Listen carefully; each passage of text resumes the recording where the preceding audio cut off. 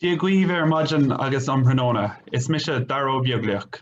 Tá áhas gach duine a echo, Tá míle fóilte roiig go léir go dtí an criniú seo. Good morning, afternoon, and evening to everyone. I hope you enjoyed that bit of Irish there. That's our way of welcoming you to today's event, the first ever Interpreting Insights conference courtesy of TRANSLIT. My name is Dara Small, and I'm the PR manager at TRANSLIT. I'll be your host for the day. I come from Galway and I'm in the Limerick office here today. I'm delighted to be with you all and hope you enjoy what we have lined up.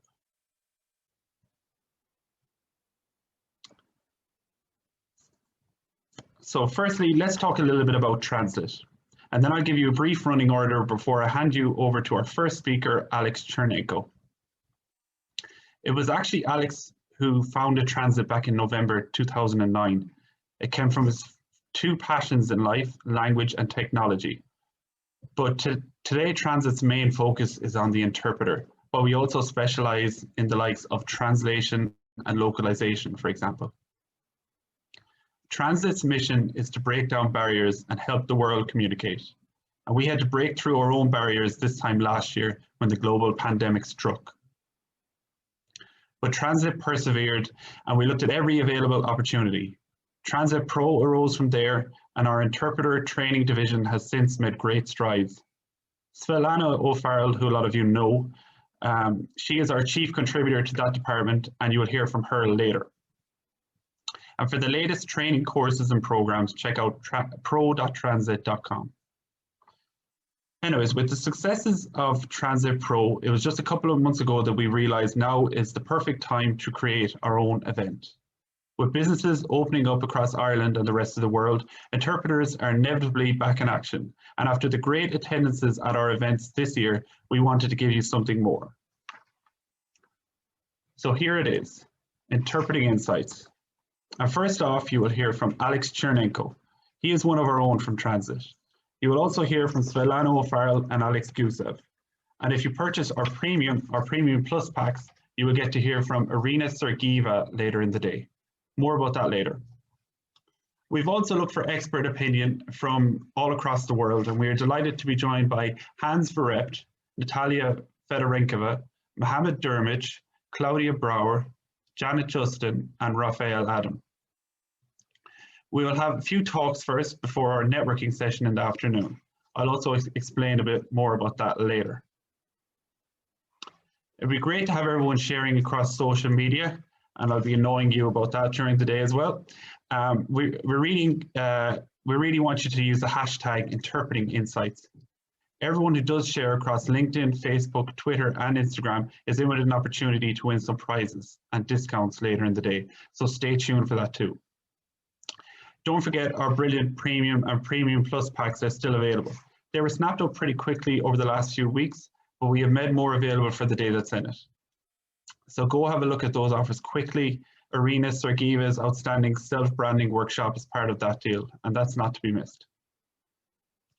We're nearly ready to go here now. If you have any questions, please put them in the chat section, and we will get to as many of those as we can. If they're not addressed by each speaker as they go, we will endeavour to get to them in the Q&A session later in the day. We will be taking a break later on, and if you're joining us on Zoom, you can join us on the same link again after that. But if you're watching on the various social media channels, please check out the link that we will have updated on our social channels. But without further ado, we have Alex Chernenko. As I said, Alex is the founder and CEO of TRANSLIT. He arrived in Ireland from the Ukraine in 2003, and since then he has worked with all of the major language companies. He has 2 decades of experience as an interpreter and language professional, and used to speak 6 languages. He will be talking to you today about the future of events, along with live and remote interpreting. Just one moment now. Well, good morning, good afternoon, ladies and gentlemen. You're very welcome to our first conference. And we are ready to start. I would like to make a quick apology to all of those who couldn't join the social media stream, our technician is figuring out the web streaming. As with the first event, I thank you for your patience, and we will be definitely sharing the recording afterwards to those who signed up, and those who couldn't join, we will be releasing the recording to anyone without charging it. So initially we said we will be sending the recording for additional cost, but just because we had technical issues, we will be releasing the recording to anyone who could join and enjoy the live event. So that's something we're going to do just to compensate for a little bit of the technical issues with the live streams. So Dara, I think we are ready to start. Yeah, Alex, I actually have a couple of questions for you first off. Why did you get into interpreting the first time ever? Well, interpreting is something that amused me since I was young, and interpreting is a very important career. I believe interpreters are changing the world through the language services, helping people understand each other, whether it's just two people talking or whether it is two country leaders talking to each other. So interpreters have a lot of responsibility and actually power to promote understanding, not just between people, but between nations. Yeah, and I suppose you kind of answered my question already before I asked it, but why are interpreters so important? Yeah, well, that's to continue my previous comment. Interpreters are playing a paramount role between people communicating. We are actually the transmitters of communicators, and interpreters can influence in a positive way or in a negative way. So it's a lot of responsibility, and at the same time, it's a lot of power that interpreters have. Yeah, and what do you want people to take away from this conference here today? Well, if you remember, in April last year, when the pandemic struck, we set up TRANSLIT Pro as an experiment to see, while everybody was sent home on lockdowns, just to try to actually share a bit of knowledge and upskill the interpreters who lost some of their projects when the lockdowns happened. A year later, we already have 1,000 of attendees, and our kind of mission to help interpreters to succeed continues today. So Interpreting Insights is a continuation of one of our mission and value to help other interpreters to succeed in this fast changing world. So we hope that the learning experiences, the speakers, the knowledge could be shared, promoted, and it will help interpreters to do a better job at the end of the day. Yeah, that's brilliant. Alex, can you just tell us now about your own talk? I'll let you take the floor. Thank you. Yeah, well, I'll be screen sharing. And I hope you could see my screen. If you could just put a little plus sign so that I saw a lot of comments already in the chat. So please post your questions. Please share your comments in the chat and also in social media if you can. And we hope that our streams will be working. So today I'm going to talk about the future of events. Live and remote interpreting. It's fully packed with interesting content. I hope we are not going to run out of time.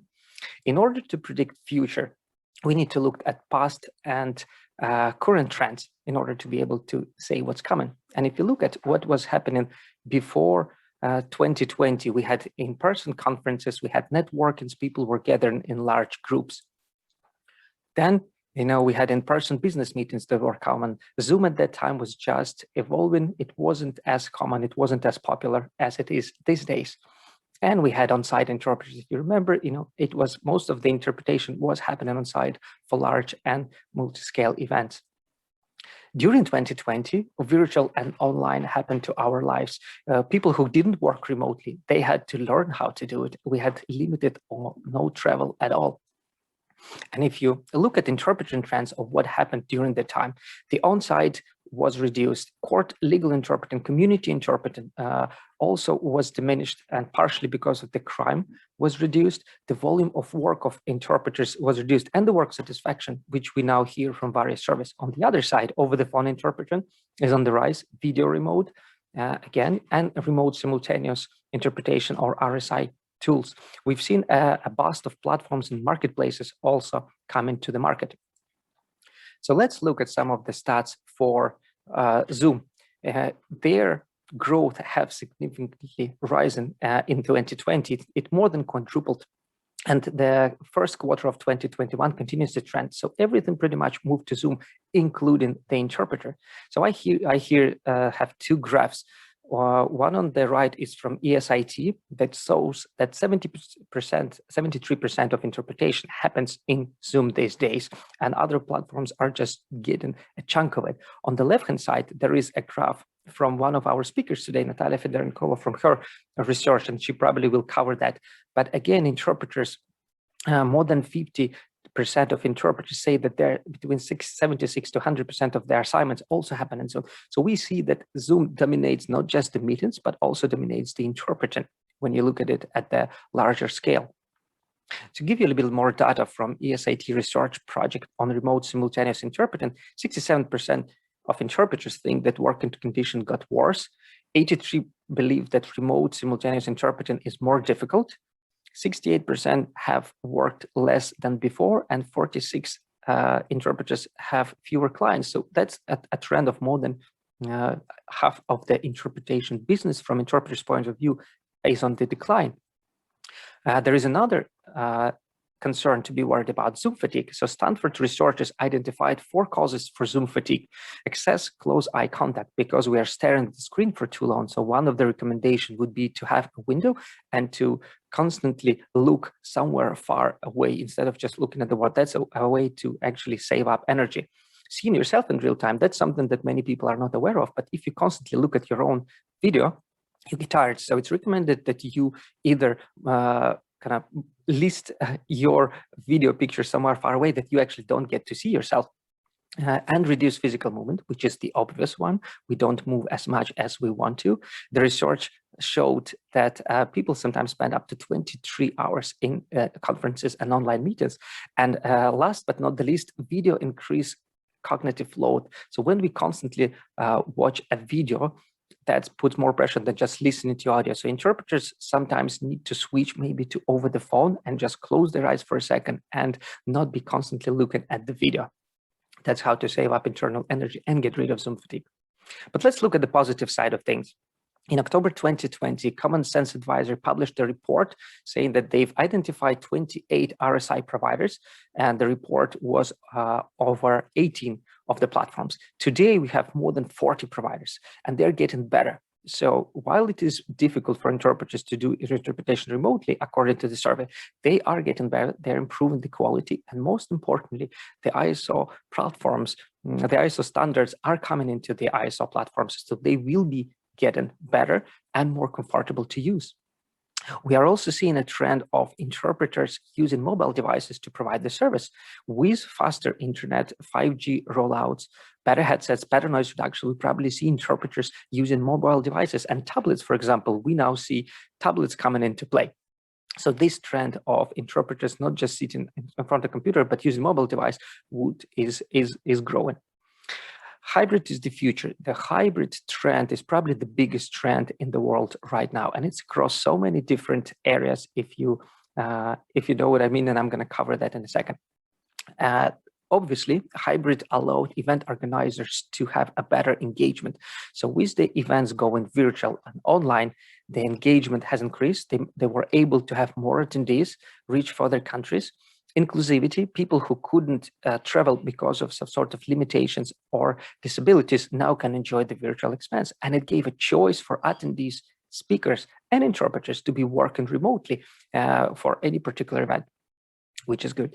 This was my first experience back in March last year. I was invited to speak at a conference, and I was the only speaker who couldn't travel because my flights got canceled. So the organizers put up this huge screen, and I was the only speaker streaming remotely. So that was my first hybrid experience. Maybe the photo is not great, but now this is a norm. You know, speakers could be joining and streaming remotely to a conference and events. And we're going to see more of that hybrid experience where some speakers will be on the stage, some speakers will be based remotely. It hasn't been done that often before.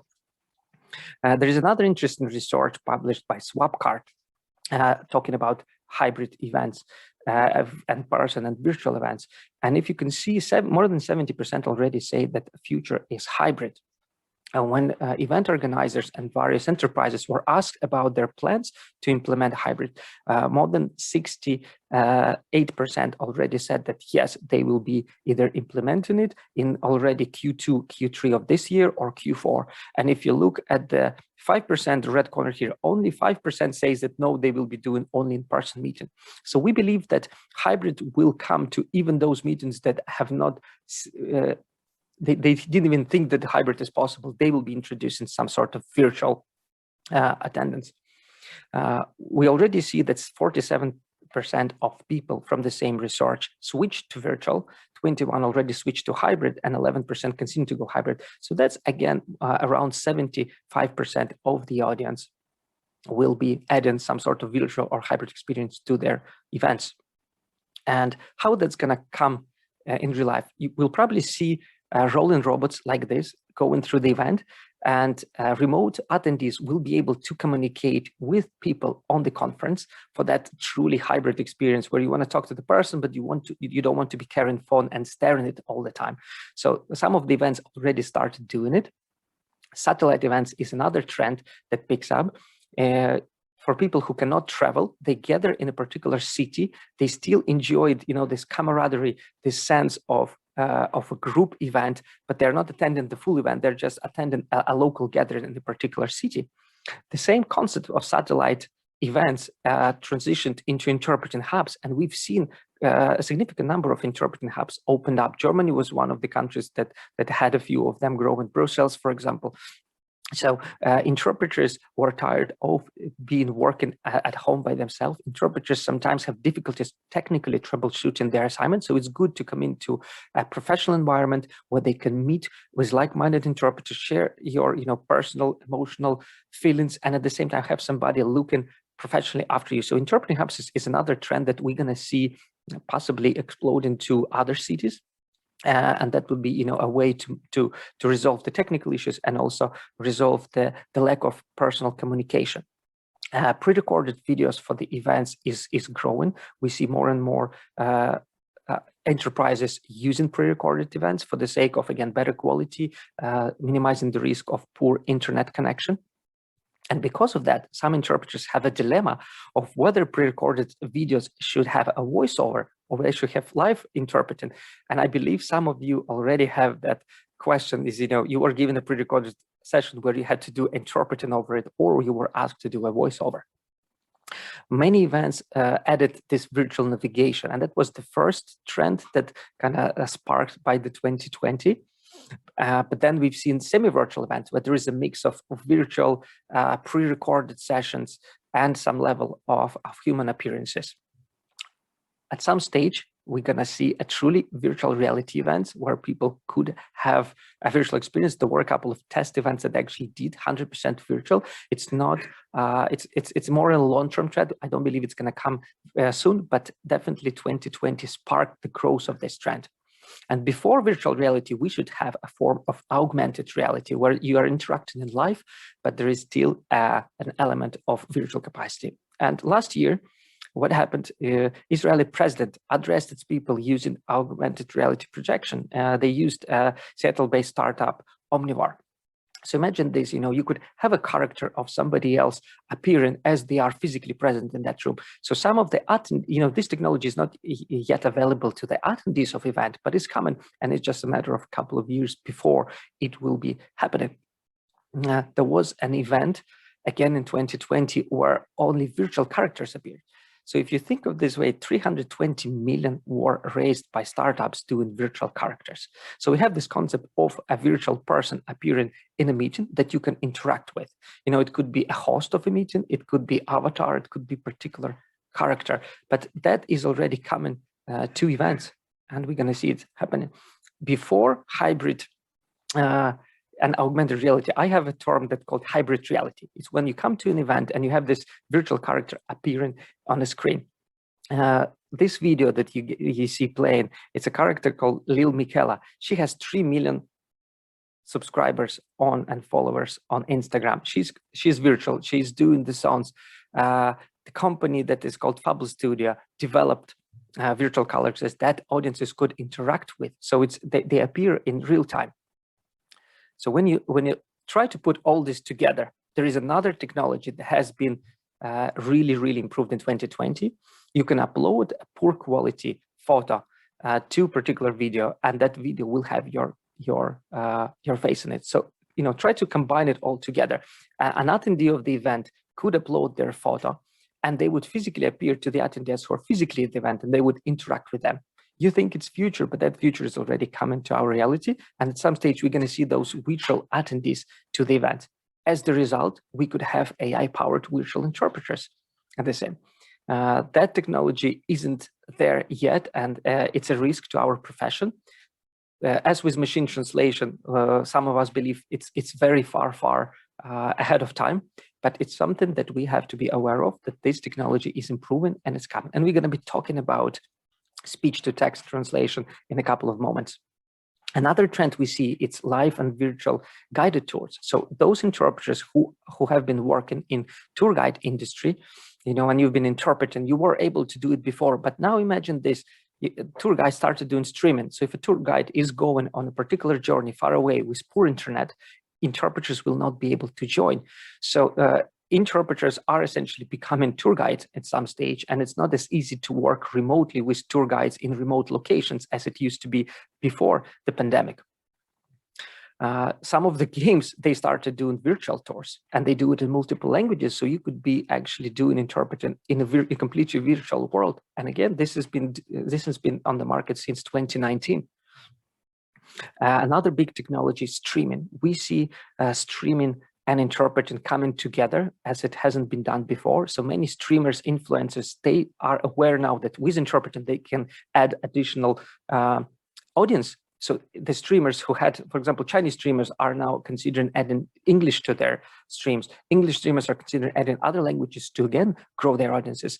Taobao, which is one of the Alibaba group, they use live streaming to promote farmers and help them survive during the pandemic. It was a really successful project, and it's definitely going to here to stay. So we're going to see more and more interpreters being added to live streaming, but live streaming support do not currently support multilingual streaming, and they are improving that technology. If you look at the stats from most popular streaming service Twitch, you see that already more than half of the usage is actually non-English. And we're going to see that trend even more, that Twitch already is more than 50% non-English. We also see a very interesting trend, and we were at TRANSLIT, we were approached by a client who asked us if we could provide interpreting to gaming, but it's not really, an interpreting, it's more of a live commentary in other language. So consider this, a popular gamer is playing a game, and somebody else, instead of just interpreting, is adding their own twist. So it's some sort of creative interpreting commentary or live foreign commentary, whatever way you want to give it. But we see that already a trend as emerging. So some of you who enjoy gaming, you may be stepping in and looking into this industry, which is something new and something on the rise. And I put up this slide with a new word that I was trying to create myself. We know that there is a transcreation for translation, but what about interpreting? Will we call it intercreation or creatorpreting? I would like you to vote in the chats if you like any of those words, but it's something we're going to see with those commentaries, live streaming, restreaming that is not necessarily interpreted, but more of putting interpreters on twist, on energy, and changing the content a bit while keeping the sauce. So it's not interpreting in a classic way, but it's some sort of creative interpreting. So if you can vote for one of these words or suggest your own, it would be fun. Live captioning, that's another trend that is now coming to interpreting world, especially automated live captioning. The speech to text, we're going to cover it in a second. But imagine this, there is already a debate in interpreting community whether simultaneous interpreters should see live caption while they're interpreting. Some of you say that it's confusing and could distract because listening and reading at the same time is not possible. But some interpreters are saying that actually live caption could help in case if you got distracted or you lost a little bit of focus, that once you see the text, you can catch up. So we're going to see RSI platforms adding live captioning to their interpreter booths virtually to help interpreters do a better job. Foreign subtitles. This has been, again, a big trend in 2020. There was a foreign movie that got 4 Academy Awards, including Best Picture Oscar. that movie hasn't been dubbed, it just had subtitles. So now we see some event organizers, they're dropping interpreting services for the sake of foreign subtitles. Which means that interpreters are losing some of their jobs, but at the same time, it allows translators to get a chunk of the industry. But we see some of the events are using live caption and foreign subtitles instead of live interpreting, and this is a trend that is growing. Amazon Prime Video researchers just released the technology that is achieving 89% of accuracy, finding errors in subtitles. So live captioning, subtitles, machine translations already getting at 85–90% of the quality score, which again puts a risk to some of our profession. Dubbing is not really interpreting service, but some of the interpreters work also in dubbing or narrating in other languages, and Netflix invested a lot into dubbing service, especially in other languages. Some of the dubbers actually became popular, and they almost became stars because of that. But there is another risk. Speech synthesis is getting so good that in some cases, there will be no need to narrate it. There will be no need to that. The speech synthesis is getting so good that it's indistinguishable to say whether it's was generated by a computer or what's a real human voice. There was a research done in 2019 already where a person could not distinguish between computer-generated words and a real person. So again, we're going to see some of the dubbers, some of the narrators, some of the interpreters who are in this industry losing part of their job because computer is just generating such good voice at particular pace, at particular speed, sounding really, really natural. So that's a risk again to our profession. The text-to-speech is already at a very good shape. These devices, we haven't seen a lot of pick up of the mobile devices as probably would expect it. So the speech to text or the automated interpreting is still at the early rise. But on the right-hand side, we are seeing these devices for on-demand services, and they've been growing at a good rate. For example, company Lingolet or Buslingo doing on-demand services. Those devices already costing only $10. And they've been used in hospitals, they've been used in police environment. Many of us and the interpreting community is wondering, how accurate is speech to text? When is it is expected to get better?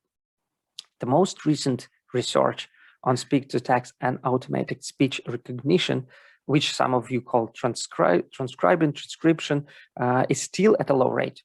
It's between 73 to 84% correct rate, which makes still 15 to 18% of the error rate. So the speech-to-text technology is still learning. It gets better, but it's not there yet. And it will be a couple of years before it can do a job at a level that it could be trusted, important meeting, for example.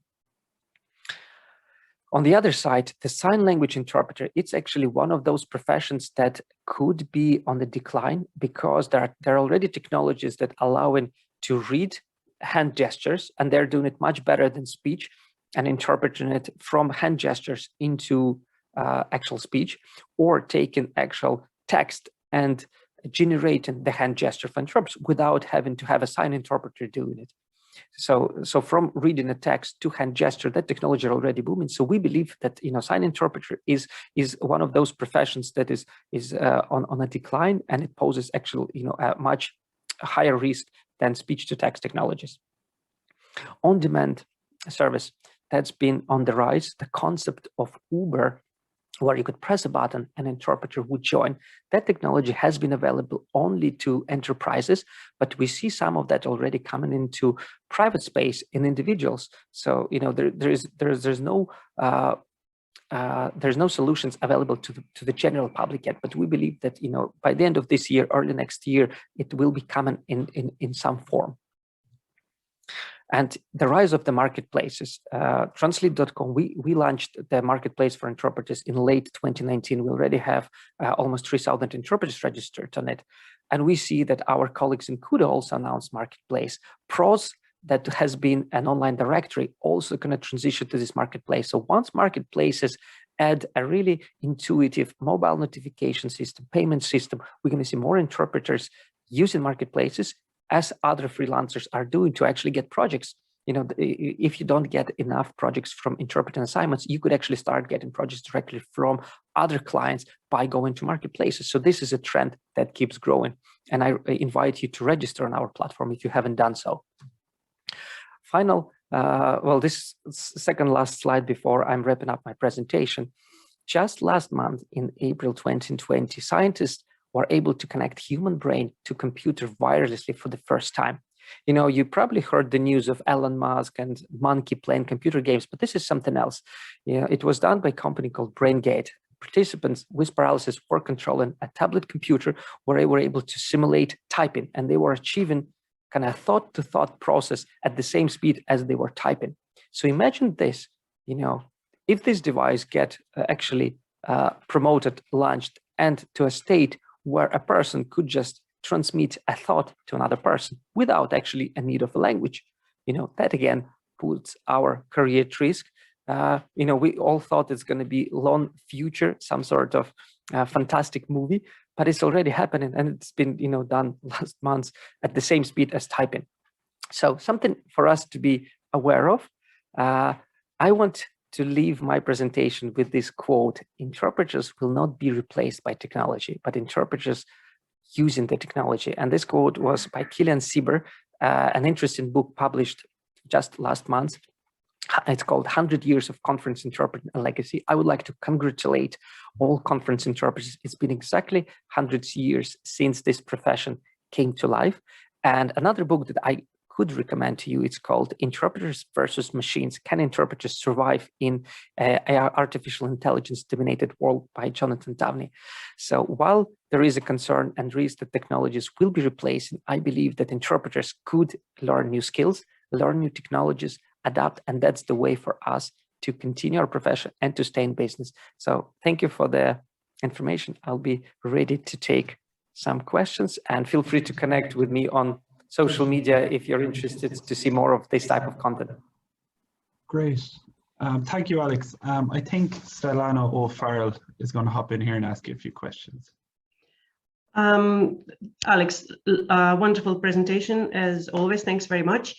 And I see that some of our participants actually have their hands raised. So maybe if you have a question for this presentation, you could put it into chat. But there's a couple of questions that we already received. I'll just ask you one or two of them.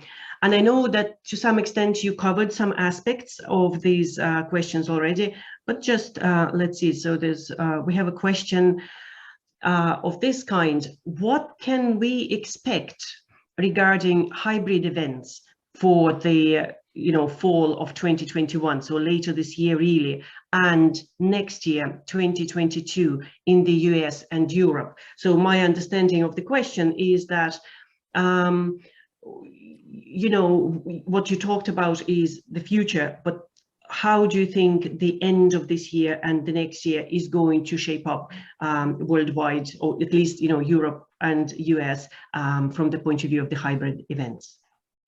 Well, this is a very broad question. I'll try to give you some of the things that I haven't covered in the presentation. So a hybrid event is actually an opportunity for interpreters, because what event organizers are doing, they're putting separate content, more content and more parallel speeches. So there could be interactions happen at the same time. There could be networking sessions, and there is a content that some people watch on stage and some content that people watch remotely online. So that means that some of the event organizers will actually hire additional interpreters to cover this additional content. So from interpreting point of view, hybrid events is actually given more jobs to us, because we could be involved in a business meeting or networking session that involves, for example, foreign delegates, while there is somebody else doing remote simultaneous interpreting of a stage talk, and a third pair of interpreters is doing, for example, a voiceover of a pre-recorded event or another live talk. So we are expecting more content, more event organizers putting their head together, creating these virtual experiences, allowing multi-streamed sessions at the same time. So from our point of view, that's an opportunity we should be getting from one event. Now more interpreters would be engaged on a particular event. Mm-hmm. Okay, very good. And The other question is more specific, I suppose, is from the interpreter who works with Brazilian Portuguese. We are asked, do you think there's a market for Brazilian Portuguese in RSI in Europe? And I suppose the wider question is, do you see any particular sort of languages becoming more required from the RSI point of view within the European market on interpreting? It's a hard question to answer, but just is there any opinion you could give us from your own experience? Yeah, if we look at Latin America, that's the industry that had, and you know, to kind of mention one of our colleagues from other industry, they've seen, you know, when Pusling Gokudo launched in kind of US, and then it picked up in Latin America and especially kind of Mexico. So we see now a demand for RSI. So kind of business meetings actually started coming from that region at a much higher pace. But it's been kind of more on the consecutive side of things. Now we see also an increased interest from that region for RSI services. So definitely, kind of, we'll say the western part, the Latin Americas, the South Americas, coming into RSI demand. Brazilian Portuguese language, absolutely yes. China does their own thing, so it's difficult to kind of go towards the east side. But again, there are many already RSI providers in China that are growing. Europe has always been a little bit behind. You know, the OPI technology, RSI was existing in USA for a long time. Then Australia kind of adapted, and Europe is always coming after some time. So we're gonna see maybe again kind of action from Europe, but coming a little bit, of course, except Brussels. I mean, we have European Commission, European Parliament. They are at the far front of RSI, but they're the only ones. If you look at individual countries, they're a little bit behind OPI, VRI, and RSI technologies. But Europe will be catching up with the US definitely. Very good. There's one more question, but I really think that you have answered this question in a number of different aspects already. Is how do you see the future of the interpreting industry? But you know, I suppose you've covered a lot of that. If there's anything else you wanted to add, I suppose you could. Well, I want to reiterate, the interpreters have to get technically knowledgeable. That's what needs to happen. It's now the time to go out of comfort zone. And interpreting, to be honest, it's usually, you know, the humanitarian subject. People, I don't want to offend anybody, but you know, when you look at interpreters, they're usually more creative persons and maybe less technical. Again, I'm not. It's just a general observation. If you take 100 interpreters, they would rather interpret and not worry about technical side of things, technology, computers, programming, all of that. But now interpreters have to step into the technical side of work. They have to self-educate. So my advice to everybody, whether you like it or not, if you would like to be successful in this industry, in this business, you have to improve your technical skills. That's the, you know, so the future for interpreters is you have to be using technology. If you otherwise, if you don't want to be replaced by technology, just, you know, again, to reiterate that my last slide on that quote. Yeah, I think it's really true. And I think some of us interpreters have been sitting on a fence to some extent over the past year, wondering, is this going to just go away? Are we ever going to get back to normal as things used to be? But I think at this point, there's not going to be any going back to how it used to be. And definitely, you know, going ahead with all the technical issues and all the technical applications, like we just have to do that. Okay, I don't have any specific questions. Actually, hold on a second. We have one more question here.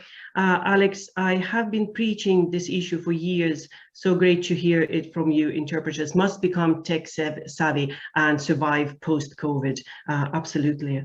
Yeah. Well, I think we're in time for the next speaker. So I would be happy to take any questions afterwards. Again, connect with us on social media. We would like to continue the conversation, and let's enjoy the rest of the conference and give the floor to our wonderful speakers.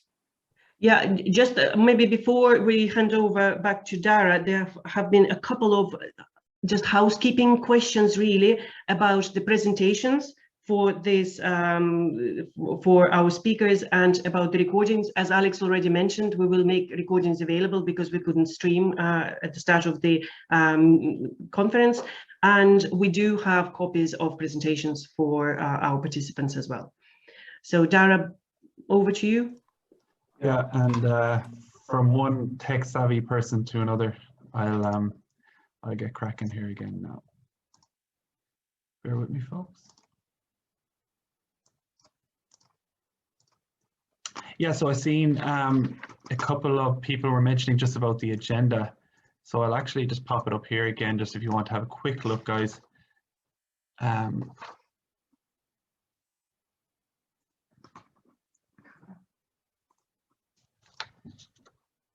Yes, and I also provided a link in the chat to all the attendees with the URL for the website where we have the full agenda as well.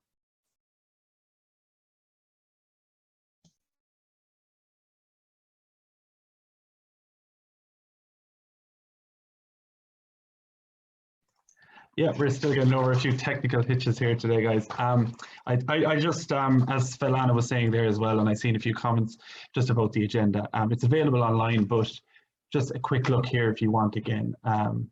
This is what we're going to have during our morning session.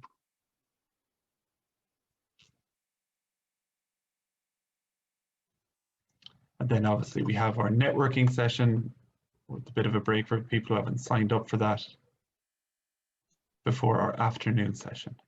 Yeah, and Dara, just another question here. Do people, just coming in the chat, do people have to log in and out?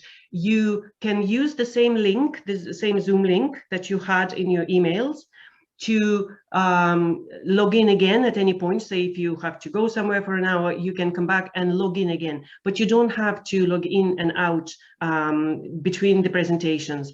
There will be, after the morning session, we will stop the conference because we will have a networking session, and after that you will have to rejoin again using the previous link. Great, thank you, Svetlana, brilliant.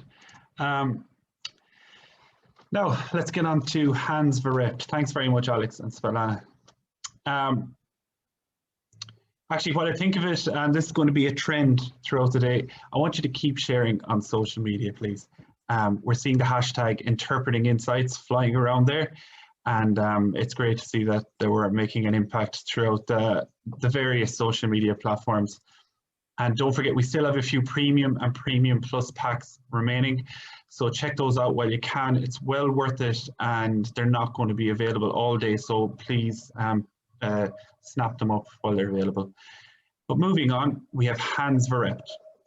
He'll be giving his thoughts on medical interpreting today. The reason he's using the topic of medical interpreting is to provide a context. All over the world, interpreting is practiced in different ways in different countries. And just because an interpreter works one way in Ireland and a completely different way in, let's say, South America, doesn't make either interpreter wrong. Hans will provide the context and the lessons all interpreters can learn from. Hans Verrept is the head of Intercultural Mediation and Policy Support Unit of the Belgian Federal Public Service for Health. He studied philology and social and cultural anthropology and has conducted research in the area of intercultural mediation in healthcare, cultural competence, and traditional healthcare systems at the universities of Antwerp and Brussels. Hans has worked with the Council of Europe, International Medical Interpreters Association, and the WHO. You're up there now, Hans. Thank you very much. Hello, everyone. I'll try to share my screen, but I cannot do it because just someone... 1 second there now, Hans. Yeah. All right. Now it should be possible. Yeah, I think it is. Okay. I'll share this one and then go to the presentation mode. Yeah. Okay. Thank you very much for the introduction. Hello, everyone. So I've been asked to do a short talk about diverse approaches to medical interpreting, lessons for all interpreters. Now, my background is in what we call in Belgium intercultural mediation in healthcare and medical interpreting. So I'm much more familiar with this than with any other sector. So this is something we should keep in mind. I would like to start maybe with a brief anecdote. So I think about 25 years ago, I was at a conference in New York, and there was a lady who was an interpreter working for Bellevue Hospital, which is one of the oldest hospitals in New York, who was the head of the interpreting service there. And she started the presentation with saying, interpreting is interpreting is interpreting. And I was wondering, why did I travel so far from Belgium to hear this message? And I was surprised to see that people reacted quite violent, I wouldn't say violently, but aggressively, some of them. They said, this is not true, this is absolute nonsense. Interpreting is different in different contexts. And for me, it was, in a way, the first confrontation, very much, very important confrontation with the diversity in interpreting in general, but also in medical interpreting. So I'm now in charge of a group of video remote intercultural mediators who interpret in healthcare. So we have a lot of experience with that. And one of the things that we have, and I've been in, I think, 21 countries where I've done presentations, from Japan to Australia to the US to South Africa. And one thing that has always struck me is that medical interpreting is a diverse profession. What the interpreters do in one country is sometimes frowned upon in another one, and even between different projects in one country, there may be important differences. So this is something I would like to go into. And why? Because I think that what we are going to witness the coming years is an enormous globalization of interpreting. And I think this will offer many opportunities for many interpreters. I think what COVID, with all the bad things that came out of it, but one of the good things is that video conferencing has become much more something nearly everybody does. Many people do it to stay in touch with family. What I've witnessed in Belgian hospitals is that hospitals would distribute tablets to patients who could not talk to their family, for instance, because they were going to be put in a coma. They would have a last talk with their family using video conferencing. And I also witnessed that the initial resistance we had in Belgium against any form of video remote interpreting in healthcare diminished enormously, because people are more familiar with video conferencing tools, and where there was no alternative, and they found out that it was working well. Now, another thing that is related, I think, is that the video conference technology will make it possible to interpret without boundaries. I think that's an important step. I see that, for instance, Dutch companies come to Belgium. Some English companies have tried to get a foothold in Belgium in healthcare. Australian interpreter services have come to Belgium. So basically, it will be possible using video conference technology for anyone to interpret anywhere. And I think in particular, if you speak English, you're in a good situation. So this is an opportunity, I think. I know that in some countries, they would like to rely on Australian interpreters at night, because they only, in Australia, it will be the day and it will be cheaper, etc., etc. So I think we'll witness important globalization. Now, the interpreter is of course, a very special, as an interpreter, you have a very special role. And I often take this picture because I think it's relevant for any interpreter working in service provision or in healthcare. This is a painting by a Flemish painter, Dirk Bouts, of the 15th century. And it's a saint who's being quoted, a nice European tradition we used to have. And I think somehow this is what is happening with on-site interpreters sometimes, because they are under pressure from all sides. Healthcare providers and healthcare institutions have their idea about what an interpreter should be doing. The patient has his or her ID, the patient's community, the family. Of course, you as an interpreter yourself, you have emotions and deeply held religious or other convictions that make you feel that you should be doing certain things or not be doing certain things. There's, of course, the role of the agency you might be working for. There's the role of professional organizations that may have developed standards, and I guess most of you adhere to a set of standards, the ontological codes, etc. So there may be very many different forces pulling on you. And I think in particular in an on-site setting, this may be very difficult, but as we will see, it may also play a role, be important to take into account when you are working remotely. what I would like to add is what strikes me in the literature on medical interpreting, but also when I travel, is that there is often a big difference, a big gap between theory and practice. I think the literature, the studies done by Claudia Angelelli or by Hassier in the US, but many others as well, they show that in many cases, medical interpreters have a code of practice, sometimes very much limiting them to a conduit role, and in practice they are doing much more. And when I talked to them, I remember a lady I was talking to in Boston Medical Center, she said, well, yes, of course I do more, I'm human after all. It's not always a good reason to do more, but we'll come back to that.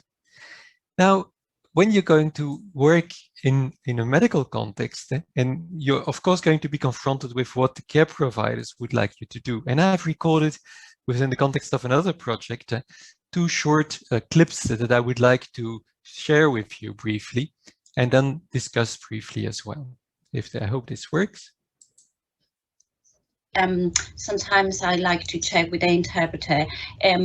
How do you feel? Do you feel like maybe I'm not being, or we are not being quite approachable, and maybe the client doesn't feel like can ask any questions, or do you think like there is any questions, or do you think like it's okay, we are given enough information? You know, that's also what can be helpful, like to have that, because you realize when it's quite important, the language. Yes. And you realize how much you lose when you are not able to communicate. Mm-hmm. And that's something like the interpreter they have the capacity to maybe to get a bit more regarding the feeling or what's the state of the patient, which we don't have. I go to the next one. Some interpreter programs, people say the interpreter should also be a culture broker, someone who's helping out the therapist or the care provider when the message of the patient cannot be understood because the care provider doesn't have the cultural framework to understand it. Mm-hmm. Has this ever happened to you, that the interpreter helped you understand what the message could mean in the cultural context? Yeah, that happens quite a lot, and I think that I didn't have bad experience with that. I think it was good, because somebody was talking about her brothers, and then the interpreter did a little note that brothers in that culture is cousins, or so. So that's good for me to know. I think that can be helpful, but the dangerous part is that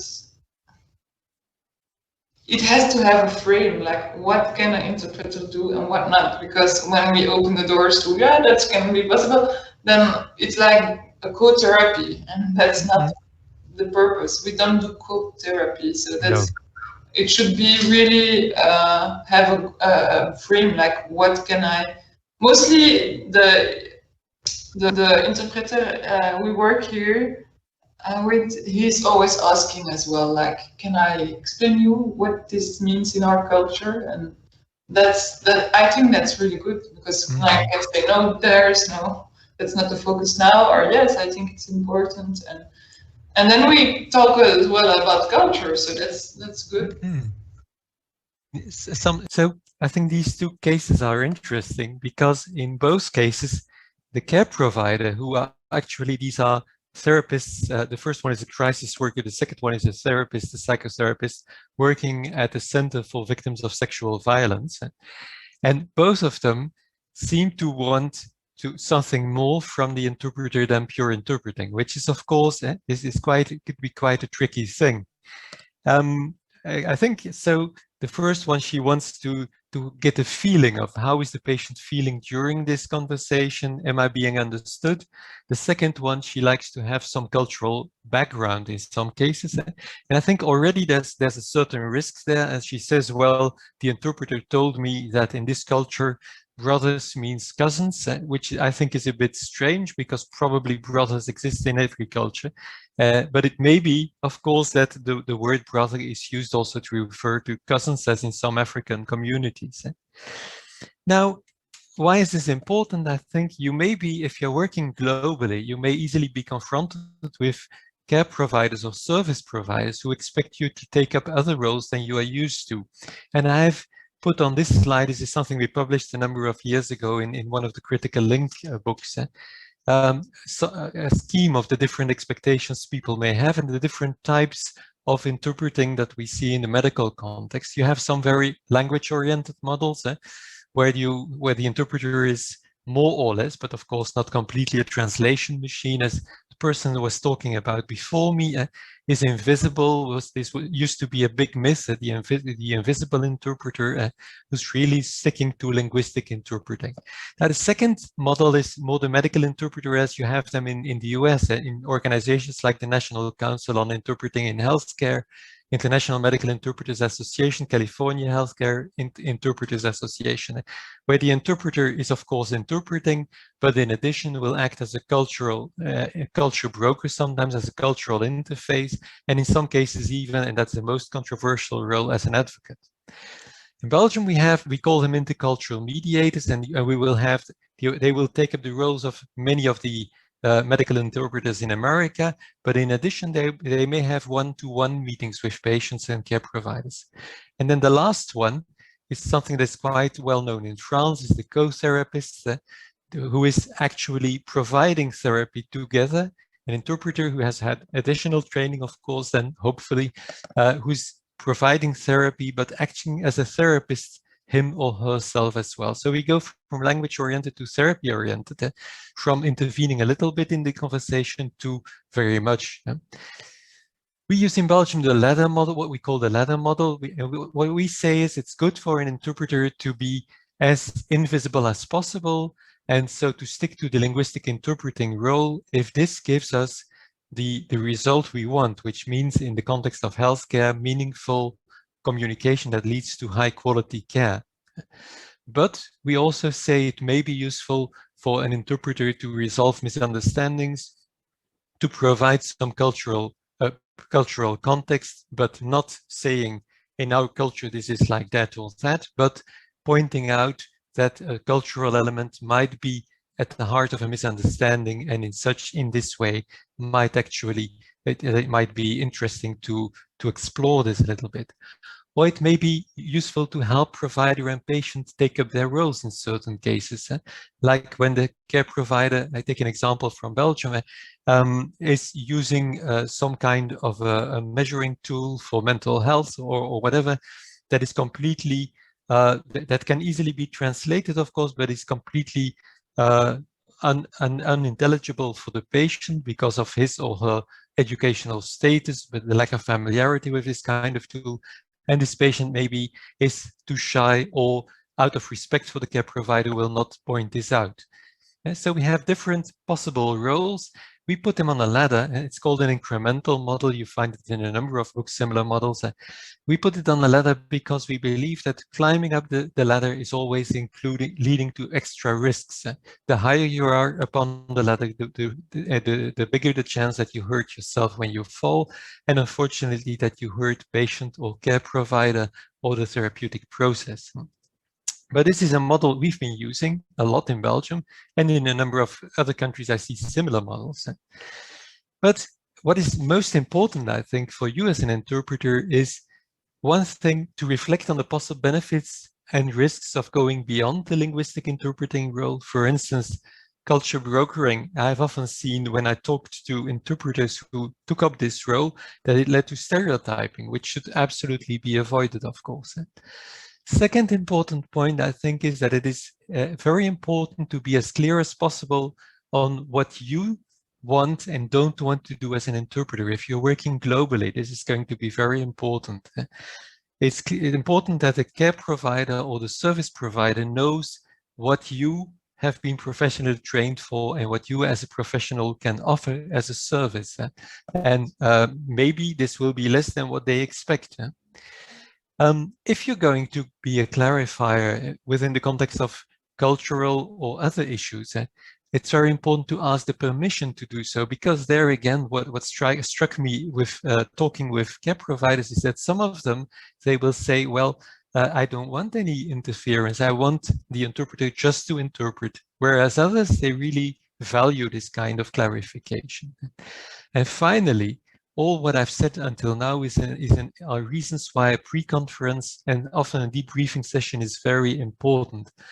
Unfortunately, what I see when video remote interpreters are being called in, that there's very rarely a pre-conference, and that people may be interpreting for a context they know nothing about at the start of the meeting, and which is very unfortunate. I've seen very tragic situations and very difficult situations for interpreters where a pre-conference would have been essential. For instance, bringing bad news to a person, saying that the person is not going to get better anymore. I even had a case where a child was going to die, and this was the interpreter had to communicate his message without having had a pre-conference, which I think is very bad. So try to have a pre-conference if possible at all. We developed a guide for intercultural mediation in healthcare, which is available in English, be it not perfect English, but you can find it on our web pages. And this guide defines the different roles and tasks interpreters or intercultural mediators can take up, and also gives some guiding principles that can help you choose which tasks to perform in a certain context. And always with the idea, let's strive for minimal intervention to avoid reducing the autonomy of care provider and patient, and also to avoid problems that might arise. And of course, we compare the model sometimes with the power steering model.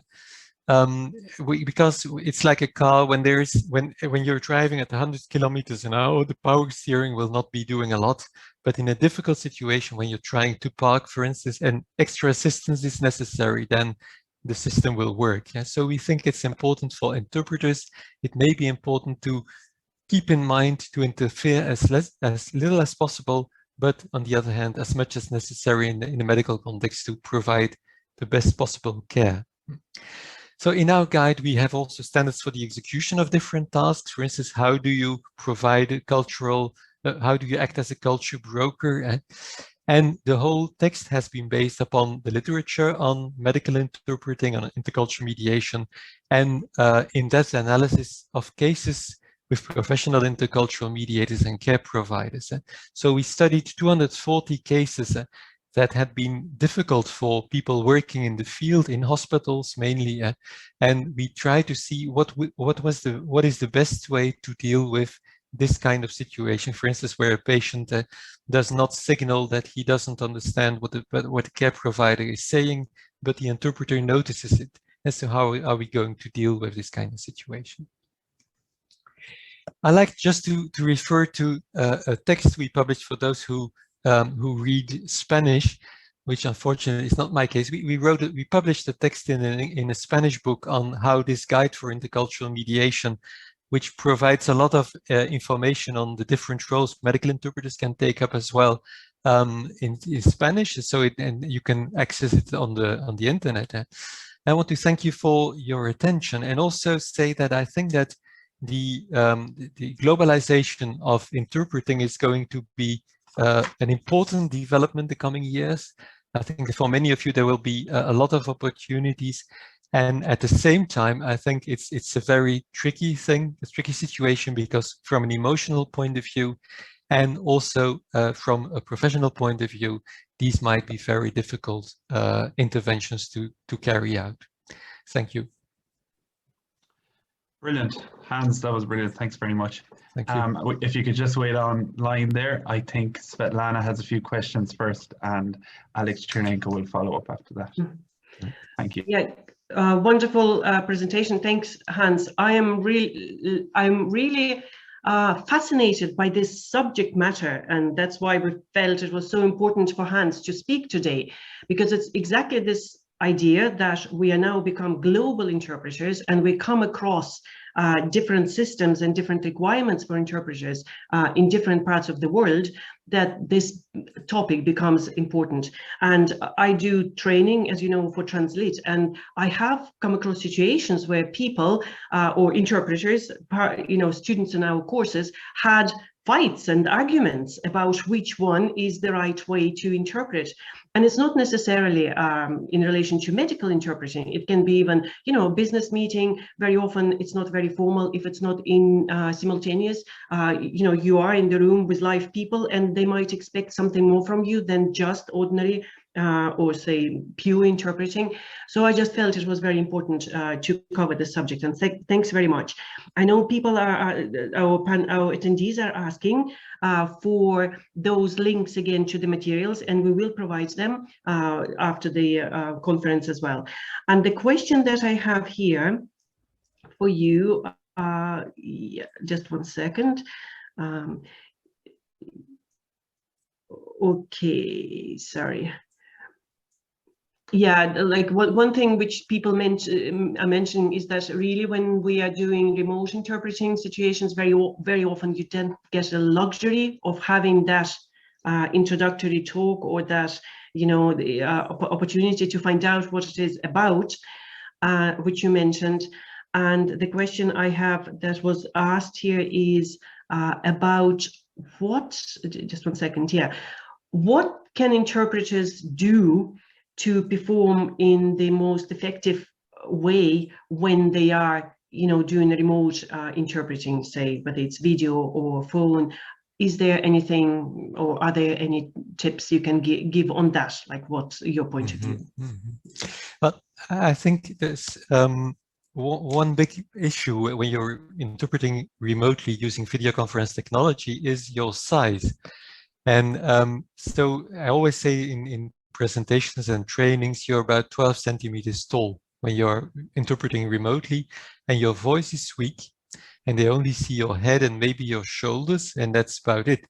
And this means that your impact on the whole conversation is going to be reduced enormously, and that's quite an issue. So, and this calls for creating your own space virtually, and this means that the introduction, where you introduce yourself and your role, is even more important than in on-site interventions. I think this is really of tremendous importance, so that people are aware that you are there. Don't forget, the other parties are sitting in a room together. Probably they have their normal size, and you are small.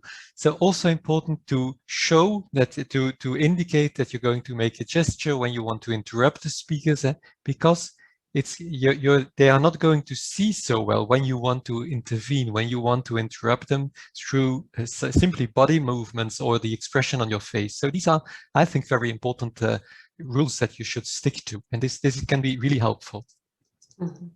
Yeah, and we actually have a presentation later this afternoon that Claudia Brauer will be doing. It's on using sort of acting techniques in interpreting, and I think there's actually you know, some connection between what Hans is talking about and Claudia's later presentation, because it just gives you some tools on how to present yourself in a way that is more sort of weighty and more, I suppose, adequate for the job that you're trying to do. There's an interesting comment I'd like to mention, and it comes from one of our attendees. And it says, many interpreters completely misunderstand their role. And I find that comment interesting, because then straight away the question is, but what is their role? Just when we look at what Hans has been talking about, isn't that somehow dependent on where you are and what you're doing to some extent? What would you say, Hans? Well, I think something you said before, or someone else said before, something that always struck me is, I would say, fights between interpreters on what they should be doing. And this is everywhere where sometimes we have done trainings, for instance, in Italy, with people we've been working with a long time, and we discussed cases, and you would immediately have a gentle fight. But people saying you can't do that, or you should do that. So this is really, I think, something we should be considering up to a certain degree, case by case, keeping in mind what is the goal of the meeting and what are the risks associated with going beyond linguistic interpreting. What harm could we do, and what benefit could we do? And in the ideal world, all care providers would be culturally competent, and all patients would know how to take up their role, but in practice this is not so. So, and I think in healthcare, this is of course a very common situation, that we have a second best solution, and this may imply going beyond linguistic interpreting in many cases is in our view. And very important that people can talk about it. So I've seen some projects and programs where the roles were so strictly defined that what people were doing was not what they should be doing according to the rules, but they didn't even want to talk about it because they thought they would be punished or lose their job. And that's, of course, a very dangerous situation. If you do things you shouldn't be doing and you can't discuss them and there's no flexibility, I think that's not a good situation. Yeah, and I suppose, you know, you give us examples of medical interpreting, and because that's where your expertise is. But I even know from my own experience, again, I was interpreting in a consecutive mode one day at a production facility audit, okay? And so my job as an interpreter was to sit there and interpret from one language to the other. And then there was this kerfuffle in the room because a particular document couldn't be found, and it was very important that the document is found, and it was just one little piece of paper amongst thousands of pages, as you know, in audits, like that's what happens. And next thing I found myself going through, you know, everybody sort of distributed those packs of papers, and as an interpreter, it wasn't my job to try and help my clients to find that piece of paper. But at the same time, I could add so much by doing this, because I could read both languages and find information much quicker. So it's not only in medical interpreting when this question comes up, you know, what should I do? What's my role and how can I help? And in the end of the day, we are there to help communication, I think. So that's the most important thing. I think you are very often the interpreter is the only one who really knows what is going on. And there are windows of opportunity to make things go well. And as someone was saying in the chat, I think also that there is this element of being human that should not be frowned upon. And I think it's one of the reasons why certainly people working in the medical context are doing this job. So let's not forget that. I mean, you're not machines, and thank God for that. Yeah, and the question is coming in, you know, where the question comes in the chat, just, you know, that interpreters, we have our expertise about languages. We're not, for example, experts in psychology, but I think you have covered that, Hans, haven't you? That really, that raises the risks, and you have to be very clear about where your own boundaries are. I suppose I'll allow Alex to step in because I'm monopolizing questions and answers for Hans. So Alex, if you want to ask anything.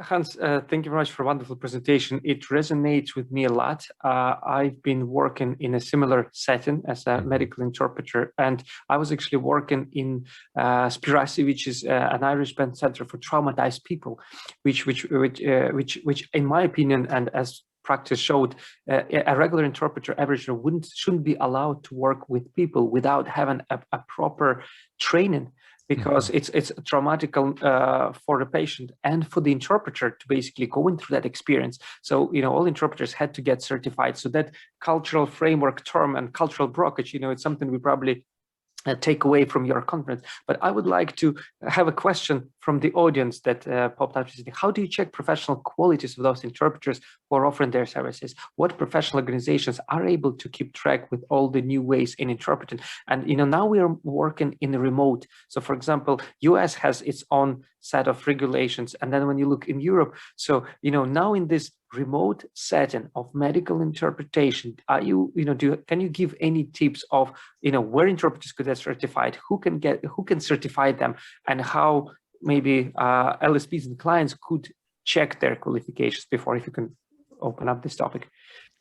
I think actually in Europe that there is not much that could. I think there's an organization, EMPSIT, that was created a number of years ago. I don't know whether it's still active, but I think that it would be very good for European, at the European level, that something was created, an organization that could certify, or that would regroup certifying organizations across Europe, ideally also outside Europe, of course, so that those care providers or service providers who want to work with an interpreter have a guarantee about the quality of the persons involved, because this is a big problem.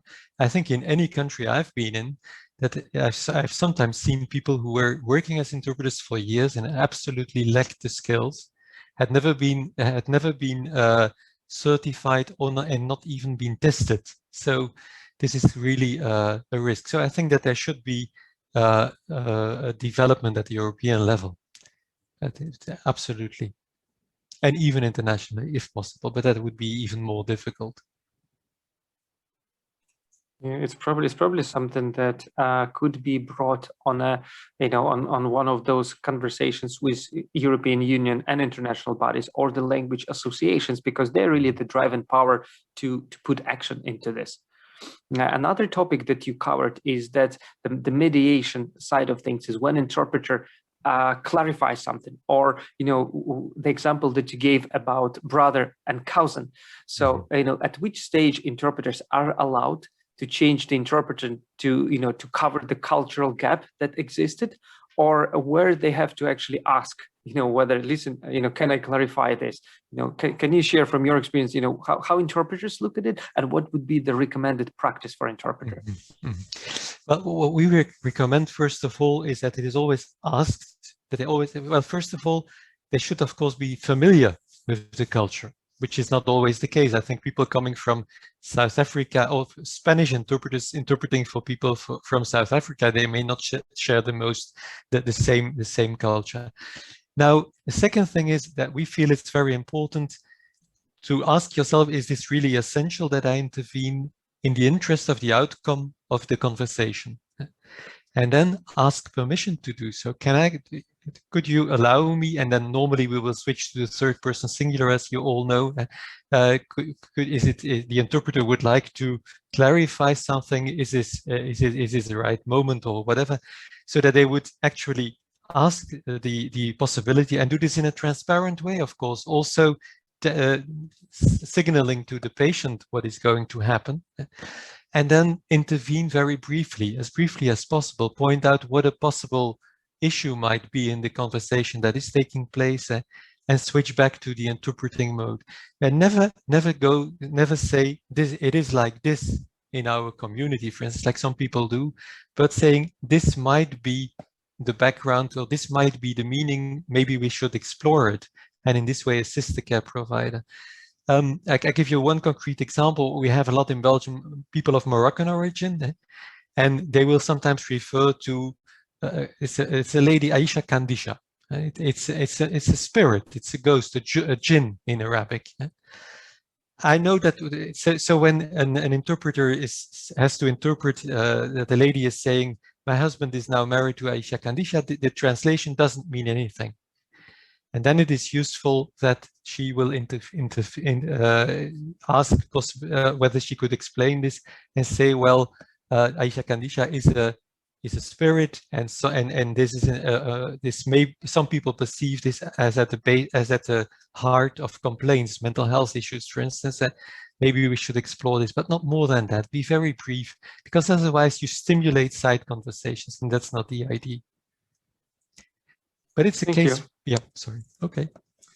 Good. Another question that I would like to ask myself, combining some of the comments that our attendees are posting, about the mediations, the psychology it's a completely different game changer for interpreter who knows languages but doesn't have an understanding of proper mediation, proper psychology. So maybe, Hans, you could recommend some courses or some books that interpreters who are interested or who are working already in the medical environment and setting, or would like to kind of get into this sector, is there any self-learning, self-education they can do now without the absence of certification, but something that they could already understand the cultural element more, the psychological element, the mediation? So maybe you could recommend some courses, some resources for our audience to go to.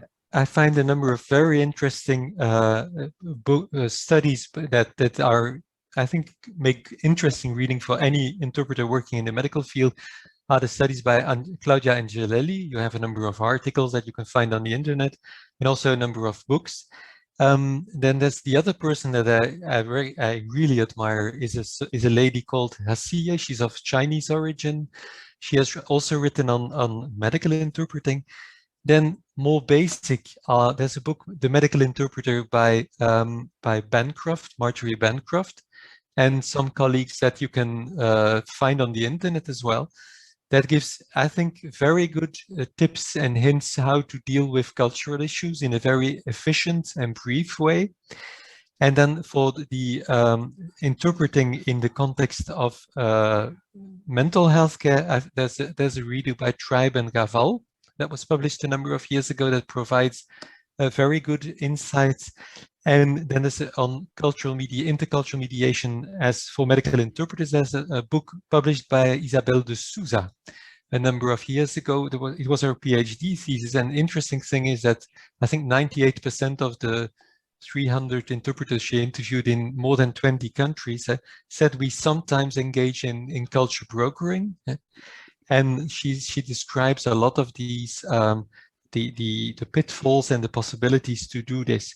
So I think these are really useful texts to read. This could be helpful. Yeah.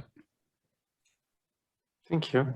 Well, we have one more question we're going to take before we wrap up for the break. Hans, would you ask about the medical condition of the patient before the assignment, just to say that you can prepare the glossary of terms, for example, or know what to expect? Would this be against GDPR? So if interpreters actually ask you, does the client has any medical conditions that I should be aware of? What is your take on that? Well, I don't know how it what GDPR would have to say about this, but what we always suggest is that before you start an intervention, is ask, is there anything I should know before we start? And this can be very, very helpful. We, as much as possible, so I think this is the zero step of preparation. Is there anything I should know before we start? The other thing is, if possible at all, in our case, but our people are salaried employees and working at the same hospital, so they have a relatively close relationship with the care providers. They will always try to know what the topic is before the start of the meeting, so that they can look up terminology, have a look on the website in their language, in the interest of the quality of the interpreting afterwards. Thank you. Hans, it's been very informative, and for those interpreters who are in the medical field or considering it, I think you learned a lot of interesting materials. The resources that you mentioned, we will write them down and maybe include it in the follow-up newsletter, because you mentioned a couple of things, and just to get the links and the spelling correct for some of the audience who weren't able to take them up. So we'll probably just send a reminder. Again, thank you very much for your comments. We're gonna, I was just told by my colleagues that we have another speaker. The break is not there yet, so I'm gonna pass the word back to Tara. Yeah, Hans, thank you. Bye-bye. Thank you very much. Hans, thanks very much. Alex, thank you too, and Svetlana. I'm gonna hop back in there now. Bear with me now, folks. Okay, so obviously people have been talking about the agenda that's been popping up every now and again. And you can check that online, obviously, but I'll pop that up throughout the conference here. So this is what we're going to have during the morning session. We've obviously heard from Alex Chernenko and Hans Verrept already. So next we have Natalia. And then we will have our networking session. And if you haven't signed up for that, that would be a break. And then that's our afternoon session. So I'll pop that up every now and again, just if you want to keep an eye on that. And of course, don't forget our hashtag. Right, and there was a few technical issues earlier on in the day. They've all been sorted out now, so no need to worry about those if you want to catch us on all the various social media channels. And you can also post your questions there as well. We're monitoring everything today. So if you do want to post something online on one of our social media channels, by all means do. I'll go back to our premium and premium plus packs right now. We still have a few of those left. There's been a big uptake again this morning, and we want to accommodate everyone, of course. So just get them as quick as you can, and we'll see if we can accommodate everyone. Next, we will hear from Natalia Fedorenkova. She is an alumnus of the Moscow State Lomonosov University, Faculty of Philology, Department of the Theory and Practice of Translation. Natalia has been a freelance conference interpreter since 2017, and she will talk to us about the lessons learned from last year from an interpreting perspective.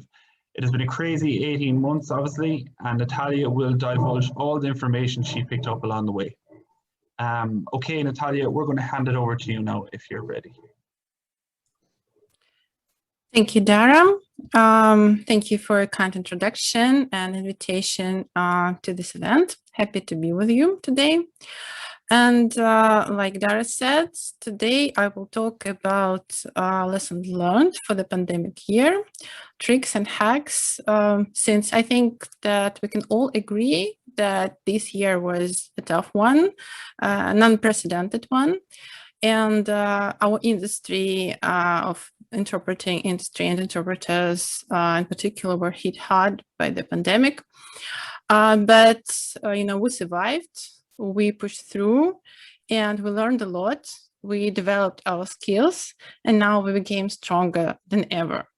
And I'm going to share some of my insights and some pieces of advice I would give maybe myself in the beginning of this year or even earlier. So how can we work online even more effectively? Now I will share my screen.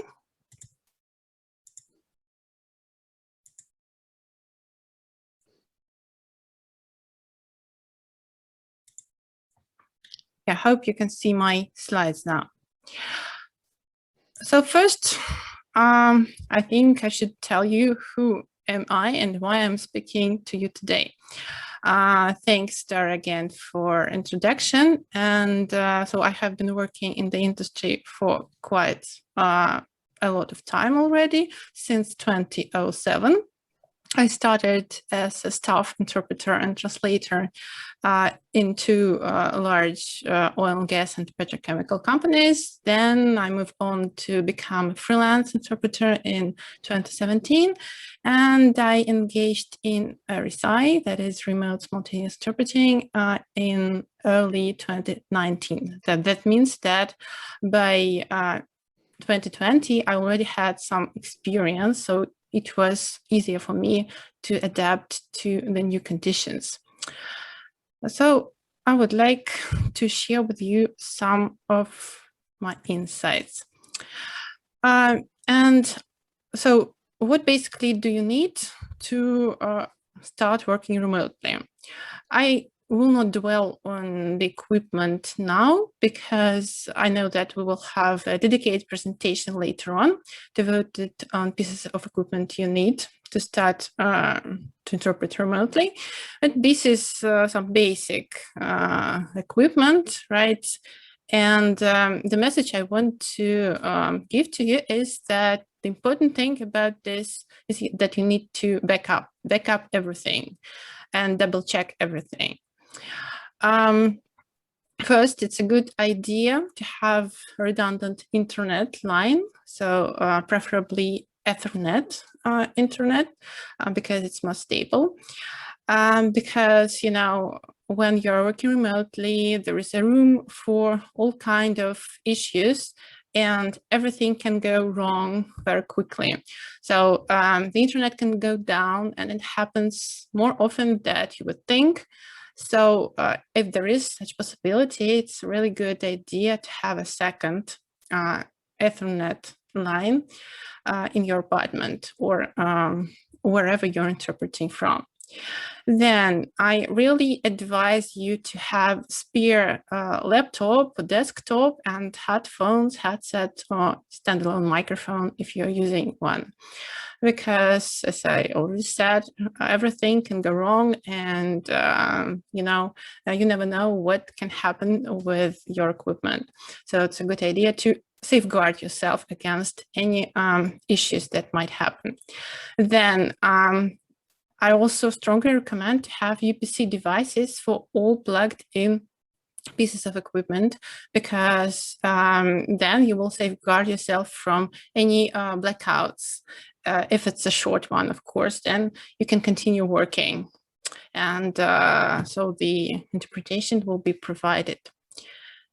then what other insights I would like to share?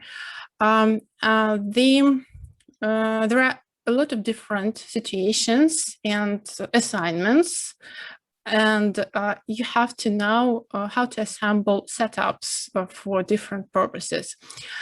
And there are, for example, consecutive interpreting assignments or simultaneous interpreting assignments. And depending on whether it's simultaneous or consecutive, you might be asked to work on camera or without camera. So you have to check with your client in advance whether they want to see you, because it will determine a lot of things. First, where you're going to assemble your setup, then what you're going to put on, you know, whether you need to dress up or not. So it's really an important issue. So I recommend to pay attention to it. Then also, depending on what RSI option you are using, you can work with or without a second device for handover. For example, if you're using an RSI platform, then you can hear your partner well there, no need for a second device. But if it's Zoom or any other solution, then I think that the majority of interpreters already tried this interpretation function in Zoom, and you know that you cannot hear your partner there. So if this is the case, then you obviously need a second device. So either it can be WhatsApp on your device or any other messenger, but you need a second piece of equipment. Then also, it's a good idea to try assembling these different setups in various locations of your apartment, depending on the time of the day. What I mean is, if you're working, for example, at night, then probably it's not a good idea to assemble it in your bedroom. So, or it will really depend on whether your children are at home or not. So that's another aspect to take into consideration. Then, as I already mentioned, there are several RSI options. So what are the criteria for choosing an RSI options? So what these basic RSI options are? First, an RSI platform, and I recommend to use it if you have many languages, if you need relay, and if it's a really large project, so you need appropriate project management. In this case, it's better to approach an RSI platform. But if it's a relatively simple project, if there are, for example, only 2 languages, no relay needed, then Zoom will do nice. And also there's the third option, to use any messenger or video conferencing system, but then you will be able to provide only one-way interpreting, because you will have only one channel. So you will listen to your speaker, for example, on Skype or WhatsApp, and then you can interpret into another video conferencing platform or messenger. Then I really would like to stress that when you're working remotely, preparation is really the key, because it can make or break your day, literally, because very often I think that those of you who already tried RSI noticed that the sound quality can be really poor. So it's usually poorer than we have when we're working on site, and very often sound breaks, and you can pick up only several words out of a sentence, and you have to, you know, fill the gaps.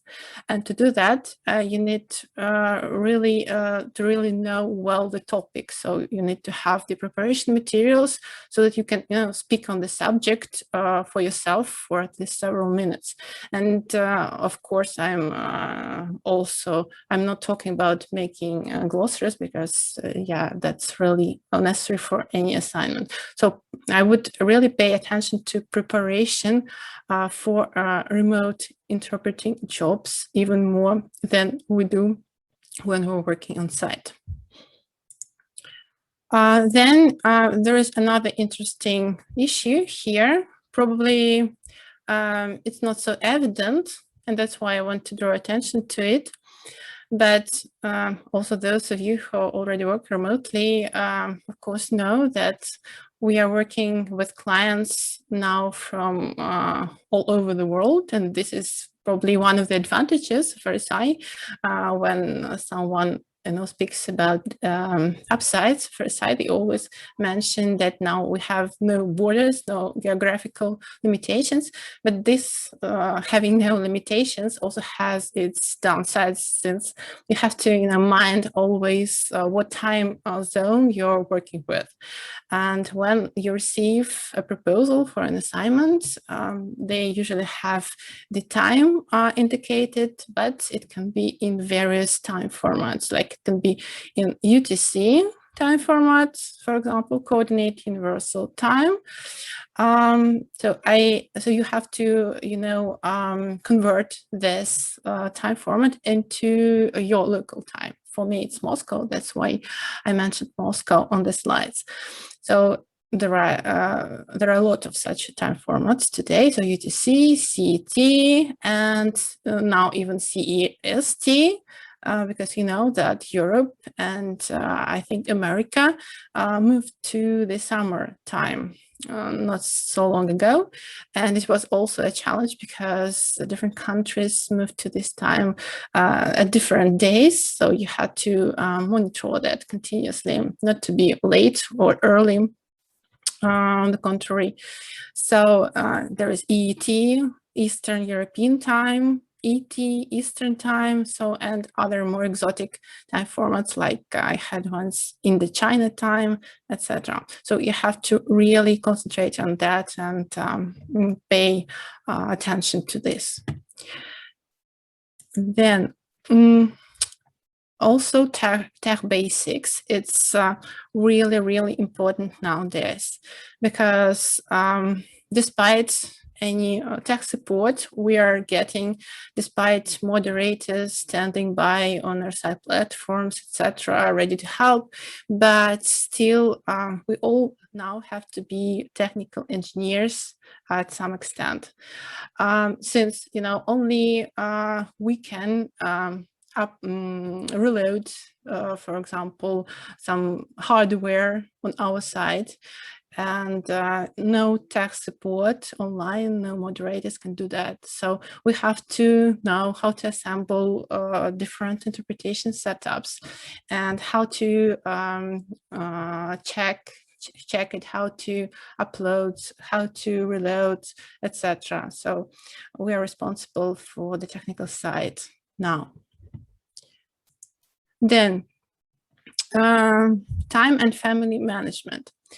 To work remotely, it's really important to organize a quiet, isolated working space for yourself. If you're working in your apartment, so you need to have a special room, and preferably with a door, and this door should have a lock. Especially if you're living not alone, if you have a family, and especially small children. So you also have to think what your family and your children will be doing during the time you're working, arrange everything, ask for help, and whoever is available should help you, including your partner, granny, nanny, anyone who can help. Teach your children and family to behave when you're busy. It's really important to think about it in advance, and to brief your family about what you're doing and when you're busy, etc. Since it's really important that you provide a quiet environment, because the microphones can really pick up even slight noises sometimes.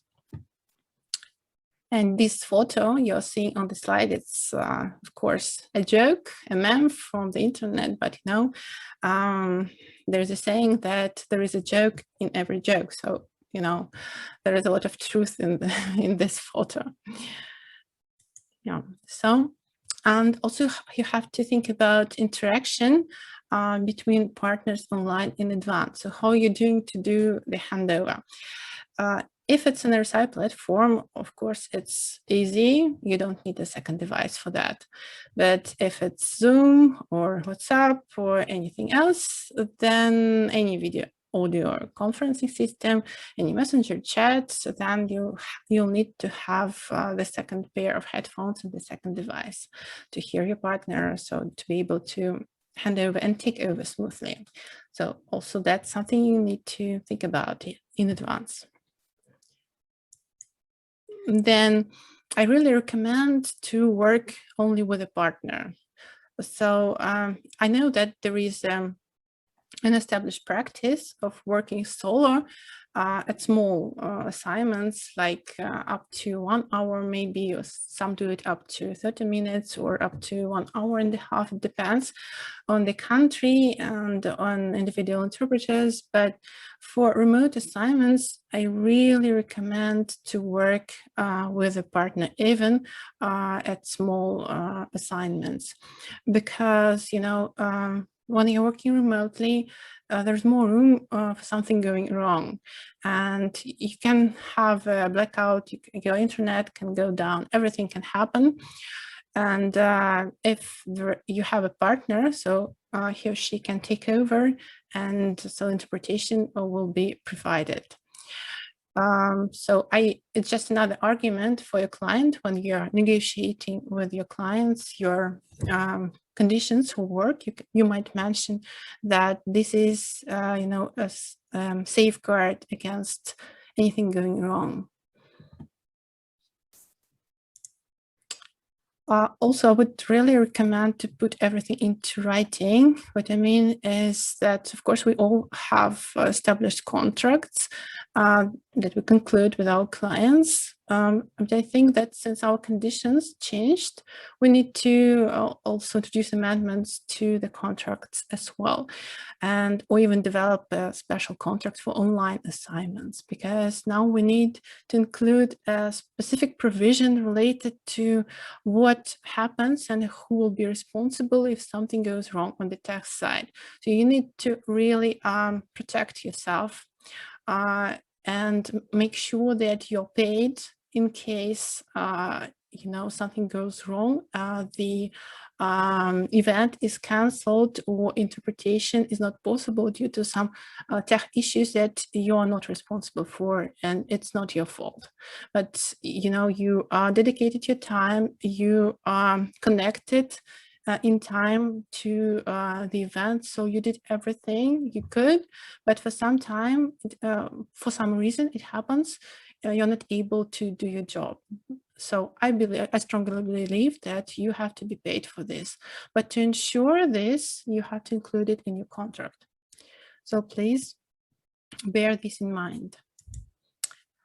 Then I also really recommend not to overdo remote interpreting, meaning that now, since we do not have to travel anywhere, we do not spend time on traveling, on getting from one place to another, we can take more than 1, 2, even 3 and more assignments per day. But it's reasonable to do that.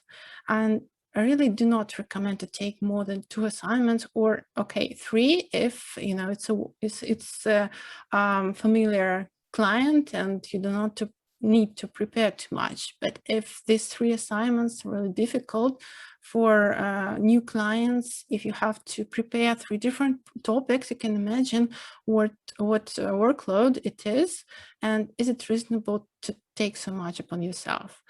So also, we know that remote interpreting leads to much more fatigue. It's more tiresome, and you have to think about your health in this case. And also, as I mentioned, you need time to prepare. And there is another risk here, because assignments tend to overlap. Sometimes the clients say that it will end, for example, at 1 p.m., but the assignment goes on. And if you have another scheduled, for example, for 2 p.m., what will you do? So it's not a really good situation to find yourself in. So you have to think about this, manage this in advance. Then very sensitive subject is, of course, pricing. And I'm lobbying here for our interpreting communities. So I really strongly recommend all the interpreters out there to stick to your standard rates. So do not give in to well-known arguments. You don't need to go anywhere.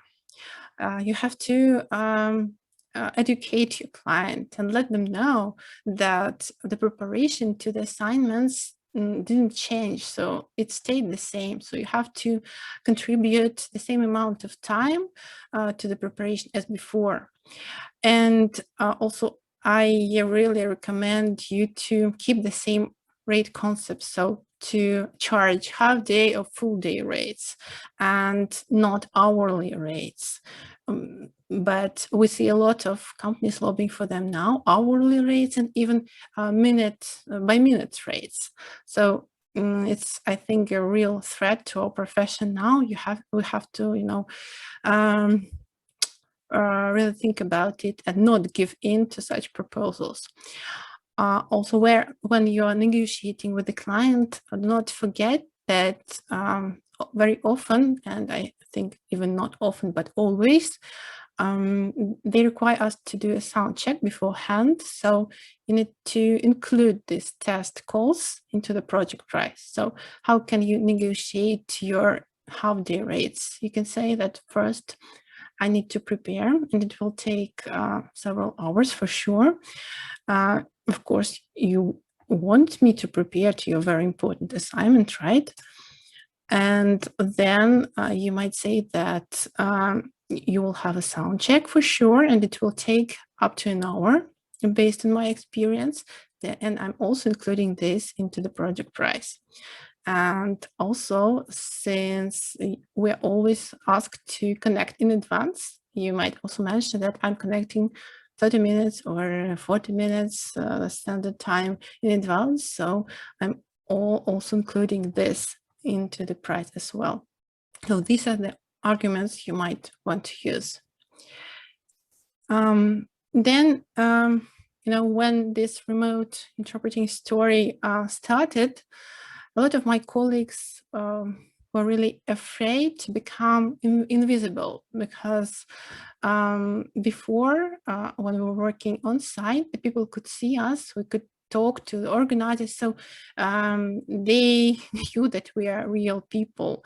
But now we are diminished to the voice people can hear, but very often if we're doing RSI, they don't see us, and some even think that we are machines. Not that it didn't happen in the past, of course, but on a larger scale now, I would say. So many colleagues were really scared of becoming only this voice, of becoming a sort of machine, a robot. But I didn't really experience that. I think that our role as interpreters really increased, and our visibility increased, because now we can provide not only interpretation, we can provide consultation services, because now a lot of clients, they are not too experienced in organizing remote online events, and they often seek help and assistance from interpreters who have more experience. So we can provide clients with a consultation on the interpreting type that would suit best, simultaneous or consecutive, technical solution, an RSI option, and we can also educate clients on required equipment. So, and this is the moment when we can really contribute to all speakers wearing mics. I think that's our the pain that all interpreters experienced for the previous year, because unfortunately not all speakers are wearing headsets even today, after a year of online events has passed. So, and also we can contract interpreters and provide project management. We can train interpreters, our colleagues, to work on a specific platform. We can check their sound and equipment, and also provide payment to our colleagues after receiving payment from the client. So there are a lot of other services we can provide to the clients. So our role, I think, has really grown. Then a couple of tips on marketing. I noticed that since the pandemic, a lot of interpreters started to promote and market themselves more, especially on social networks, since obviously we all lost some portion of our work in spring. So we were just figuring out what we can do, how we can attract more clients, etc. So here I have one tip for the interpreters. Think not how can I promote myself, but what useful can I do for my community and my clients. So you have to start from what you can do for everyone else and not from what other people can do for you. In this case, I think this marketing will work better. So you have to think, how can I make everybody's life easier? Maybe you can share some experience, you can share your insights, you can post some valuable information online, and it will be really valued. And I think it could be the best marketing you can have ever. And what about your free time, if you have one, right? So especially in spring, right when we really didn't have much to do, when we were hit hard by the pandemic, and many interpreters were thinking, okay, I'm not working now, but what useful I can do, maybe to develop my skills or to find new clients, etc.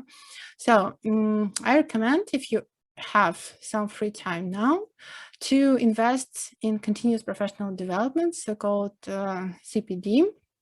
And there are a lot of courses and programs available today online, so a lot of opportunities for that. Also, I recommend to join dedicated training groups like PIPS, IBCG, AmeriVox, and I am a member of Interpreters Weekly, the group, Moscow group of interpreters. Well, we started as Moscow group, but now we are truly international already. So if you're interested, you can post your emails on the chat and I will collect them and forward them to our admin. So what we're doing, for example, in Interpreters Weekly group, we are giving feedback to each other. So once per week, we are recording interpretation of any video of our choice, and then we send the links to the video and to our interpretation, and the colleague is listening to the interpretation and gives their feedback. So every week we have a new partner who split into pairs every week. So I think it is really helpful to improve the quality.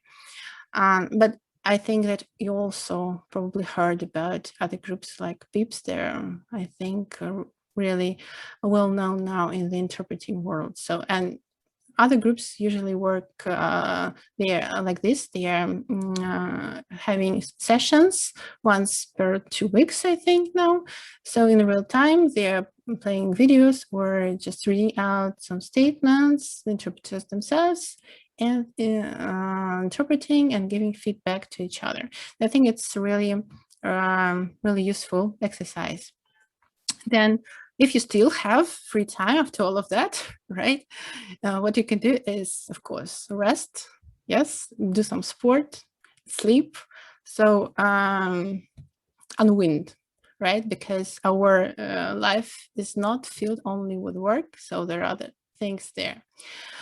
And since we already understood that remote interpreting is more tiresome than on-site interpreting, then it's more important than ever to really unwind when we can. And that's about all I wanted to share with you. So thank you, everyone, for joining. And these are my contacts, so I would be glad to communicate with you in any way via any channel if we don't have time today to answer all of the questions. So thank you. And over to you, Svetlana or Dara. Yeah, I think Svetlana and Alex might have a few questions there. Thanks, Natalia. Brilliant presentation. Okay. Thank you. I'm going to ask with one question that has come up a few times. We actually collected questions before the conference, and I think you might be the right person to answer that question. They are formulated in a different way, but the meaning is this. If you're new to interpreting, if you're just now coming into interpreting, okay, and the whole sort of scene is in such a state of flux, what do you do? Where do you go first to try and get your sort of feet on the ground, you know? And then I'm sure there'll be loads of questions from people who have already been working as interpreters for a long time, but maybe let's give some time to those who are just only starting to try and get into the game. Yeah, well, I think that now is a really hard time to start, first of all, and I don't really envy those of you who are coming to the profession now. But what you can do, right? First, as I mentioned, you can join dedicated training groups, and not only for the sake of training, you know, but for the sake of networking. You can meet some new colleagues there. Maybe then you will be invited for a project or an assignment. Also, you can what you can do. There are a lot of free conferences conducted these days, like this one, for example. And I really recommend you not to miss this opportunity. It's another possibility for you, another opportunity to network, to meet new people. So the more colleagues you're meeting, the more possibilities you have, right? And also there are a lot of courses. If you already know in what direction you want to develop, for example, you want to become a medical interpreter, or you're more into some technical areas like oil, gas, etc., whatever. So you might want to join the dedicated program, and this way you will fill your free time on the one hand. On the other hand, again, you will meet new people and network. So this could be the answers for this question, I believe. Thanks, Natalia, and over to you, Alex, now, because I know you have some more questions. Natalia, thank you for the hands-on presentation, very on topic, and we've seen some comments from the audience that it's, you know, it's sometimes we could talk about broad subjects, but when it get down to specifics, that's when it gets interesting. We have a question from Silvana from Uruguay. Could you provide any tips on how to convince our clients to use interpretation platforms? And we are talking about RSI providers, but, you know, any tips on how to convince clients? Yes, I understand where you're coming from, because RSI platforms cost a certain amount of money, right? And they are much more expensive than the same Zoom. But I think the arguments I'm using are as follows. Like I said during my presentation, usually clients don't want to do everything themselves. I mean, if they need a large team of interpreters, then they need a project manager who will coordinate all these interpreters.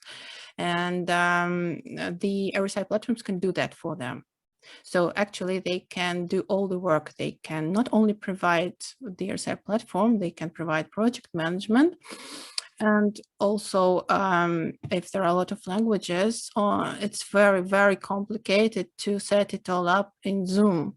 There is a large room for mistakes there. So you can imagine if you tried working on Zoom and know that partners cannot hear each other, and also, for example, Russian English interpreters would not be able to hear German English interpreters. So if we need to do relay, then it will be, you know, it will be done through another channel, the same as we use when listening to our partner. But then we need not 2 devices, but 3 devices, you see.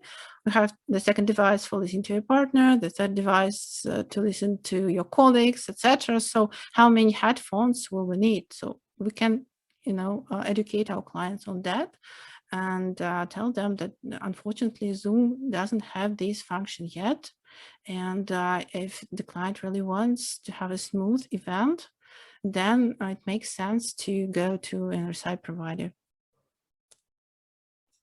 Probably just a matter of habit that the corporates are used to Zoom, and that's what we've seen in my slide before, that they keep using it, but for the interpreters it's not convenient. Well, maybe Zoom listens and add those features to some extent, or this is an argument that could be used to convince and transition clients. Another technical questions on one of your slides, when you were using abbreviation UPC, did you mean it was uninterruptible power supply, or were you talking about something else?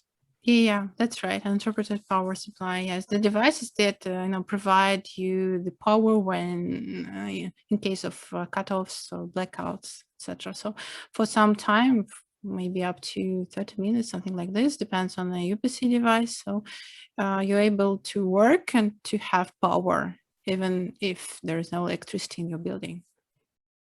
Yeah, and we are not talking about power generators. It's probably an overkill for an interpreter to use something. Yeah, it's probably too much. Expensive. It would be, of course, great, but yeah, it would probably cost too much. And also, you have to really be even not tech savvy, but a real engineer, a specialist to to buy such generator, install it, and use it. So probably it's too much. We've seen many attendees talking about the rates, and that sparked, a conversation with a few arguments about whether hourly should be allowed or not. I wanted to ask you from an overall perception, maybe a question back to the audience, and you could answer it in chat. What we've seen that European Union, and especially interpreters around IEC environment, they tend to be sticking on the full day, half day rate, and we don't see hourly coming into March of European projects, but we see this hourly concept coming more to Eastern Europe.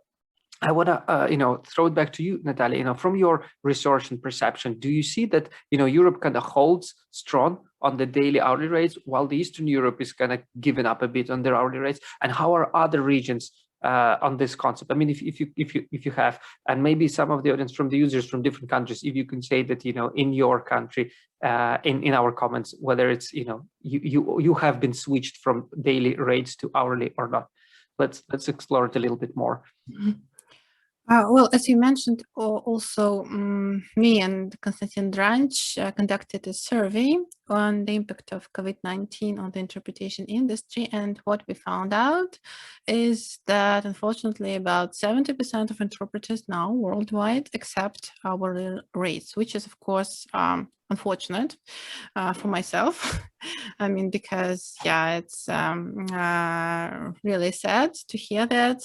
I'm trying to stick to half day and full day rates with Europe and other Western countries. But, well, maybe it will develop like in all industries. There is economy class products, there are premium class products. So what do you want to be? How do you want to position yourself, right? And of course, it is not profitable for interpreters to work on the hourly rate basis, because, like I said, yes, the main argument is that we can take more assignments now than before. So we can take, for example, 8 assignments per day, and it will be a full day rate for us, right? But as also I mentioned, it adds to the fatigue, and it's really not realistic to take so many assignments, and you have to prepare, etc., etc. So, well, I hope, and I recommend all the colleagues out there to stick to the standard industry practice, because that's, if we don't protect ourselves, who will? Thank you. We have another question from the audience, and this time is Victoria. Could you please give some examples and ideas of how to react in case of unaccepted technical problems, on your side or not on your side? Well, I often have technical issues, and in the beginning I had even more of them because I didn't have so much experience then. And you just have to deal with them every time. and most often you can resolve them. You get some help from moderators if you're working on an RSI platform, so they can connect to you remotely and check whether everything is all right with the software. Then you can you can switch off your PC, switch it on again. You can reload your router and whatever equipment you have. So there are a lot of things you can do yourself and a lot of things that you can get help with. So every time you're dealing with these issues in the best possible way, but if you cannot, do anything, then, well, it also happens. So it's life. Well, probably the first step is not to panic and just to expect that something can go wrong. And second thing is to deal with it. Yes, because when you're working remotely, the chances that something will go wrong are much, much more higher. Yeah. Natalia, we have another question here. If you are working with a new partner that you haven't met before, are there any tips or recommendations? If you've been invited to a project where you are working with somebody who you haven't met before, what would you recommend how to approach it? Actually, I work with new partners quite often because I work a lot for RSI platforms. And they usually decide themselves who will work on their projects, so they do not ask the interpreters who they want to work with. When I get a new partner, first I would, what I do, right? I contact him or her beforehand, and we agree on how we are going to do it. We agree on how many minutes we will take, when we will change, and how we're going to hand over and take over. And so whether we will use the automatic handover button on the platform or we will do it manually, these are really important issues to discuss in advance. And so after we agreed on everything, then, and usually we can, I didn't have this, any issues really with my partners, so everyone is very friendly and ready to adapt, and we always find some mutually acceptable decision, so what to do. So the tip is yes, to contact the partners in advance and discuss everything beforehand. Thank you. I'm looking at the questions in our chat, and I see mainly comments. So we still have a minute, or we could just wrap up, I guess, at this stage. Natalia, thank you very much. Yeah, I don't see any more questions from the audience. Just the questions, and the pricing is the dominating subject, which obviously is expected. So with what we may do, and I know my colleague Svetlana, she did a workshop on the pricing the other day. We may publish it in the coming days because it seems to be something that audience is interested in. So it might be something for the future webinar. Again, thank you very much for your time. I will be passing the word to Dara and continue with the rest of the conference. Thank you, Alex. Thank you, Dara. Spent a great time with you. Goodbye. Great. Thank you, Natalia. That was brilliant. I'm just going to get back going here again now. Our links are up for the afternoon session now, so if you're joining back in with us for that, and if you're not using Zoom, you can just join in via LinkedIn, Facebook, or YouTube. And I'll just keep showing you the agenda throughout the day. So this is our morning session, and then we go to our networking or the break, whichever one you're on, and then it'll go to the afternoon session there. So we have quite an extensive session in the afternoon again. And keep sharing, everyone. Hashtag interpreting insights. I'm sure you're loving seeing that slide over and over again today. But it's great to see it across all social media. We're seeing it, a lot of it now at the moment, so that's great. And it'll be worth your while come the end of the day. So next up, well, actually, first off, I'm going to flag our big offer again. Extra Premium and Premium Plus packs have been made available today. If you haven't snapped one up yet, make sure that you do. They're going quickly. We made a few available earlier in the day and they're going quickly, and hopefully we can accommodate everyone. Next, you'll hear from Muhamed Durmic. So you've heard all about what it's like when you've set yourself up as a freelance interpreter and how to be successful. But how do you get to the initial phase? This is what Muhamed will explain today. Muhamed Durmic is a senior conference interpreter, executive interpreter, and a certified court interpreter with over 25 years of experience in the field. So who better to hear from when you approach the subject of setting up as a remote interpreter? Muhamed, you can take the floor there now. Thank you very much, Derek. Well, hello, dear friends around the world. I'm very happy to be a part of this important event, and I want to wish you a welcome to one more hopefully exciteful presentation that should help you on your journey to becoming a successful remote interpreter. Today we had the chance to hear presentations that will certainly give you an insight into the current trends, market trends, trends related to our profession, also unusual circumstances that we live and work in, and ways to go global and be successful. I wanted to thank the STAR TRANSLIT team for inviting me to be a part of this event.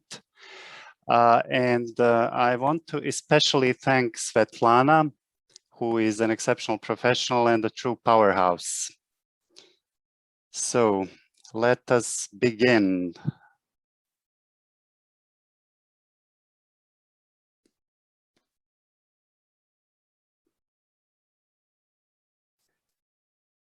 I hope you can all see my presentation. Yes, it's good. Okay, so as we have mentioned previously, the time of pandemic has brought remote simultaneous interpreting to front of everything, basically, because all of the companies, everyone in the world is shifting toward remote simultaneous interpreting. And not just that, I can tell you that a lot of my colleagues who are professional interpreters also deal a lot with other types of remote interpreting. For example, I have a friend who is not sleeping very much because he keeps waking up at night to do telephone-based interpreting for different companies around the world. So there you go, that's one option that is available on the market today due to the current trends.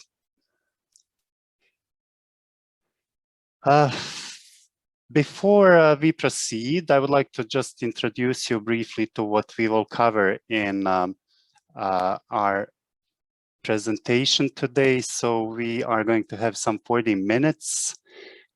In the beginning, we will speak about the ground rules, which is important because we need to see how we can behave inside the house. I will then say a few words about myself, and then we will dive into the ocean called remote interpreting. My colleague Natalia has already spoken about the pandemic and offered helpful advice. Later, Svetlana will also go more in depth about marketing your services globally.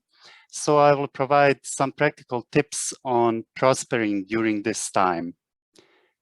We will demystify how and why of remote simultaneous interpreting and speak about the most important things you need to enter this world and become successful in it.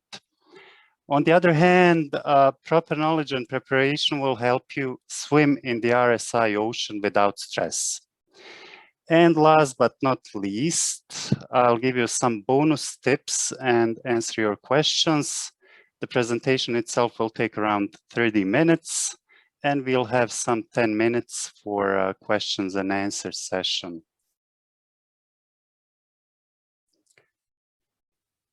So you can see a photo of me there. There's some other persons in that photo.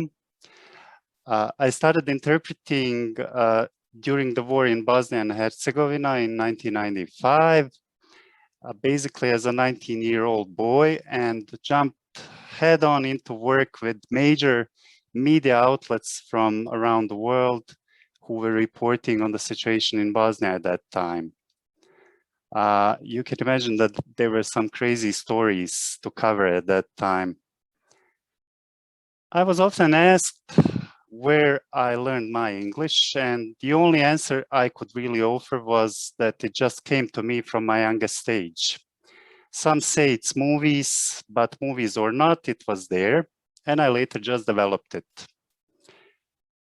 I continued working like that as a freelancer for 2 years, and then got a proper job as a language assistant with the United Nations in Bosnia.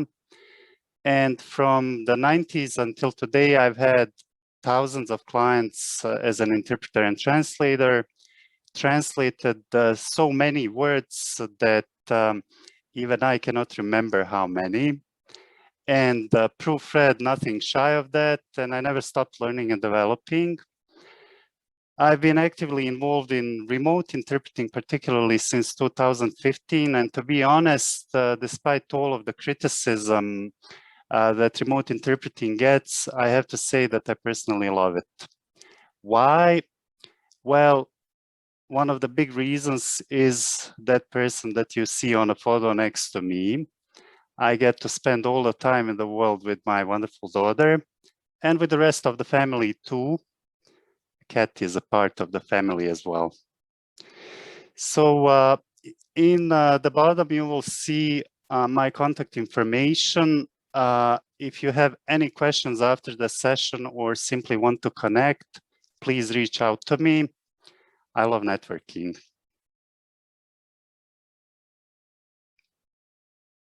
We said that we'll set some ground rules. So there are some rules that we should all stick to for the sake of order in the house. As we said, keep your microphone off if you have access to it. Please use the raise hand option to ask to speak. Please participate in this session actively by hitting the buttons we kindly request you to, and by asking any questions you might have. If an apple hits you from the tree, please feel free to put your question in the chat during the presentation. And apart from that, of course, we will have a question and answer session, and you will be able to ask your question there. Now, I said no sleeping during the presentation. If someone does fall asleep during the presentation, maybe we won't see you, but we could see a line of Zs in the chat, so beware. Okay, now what I would like you to do is to fill in a short poll which relates to the years of your interpreting experience.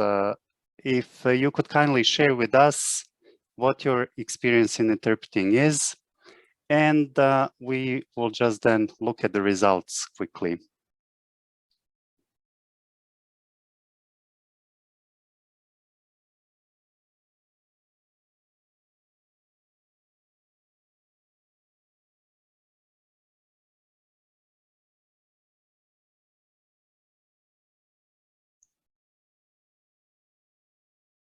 About 50% of our attendees have answered now, so we'll just give it another few seconds. Thank you, Svetlana.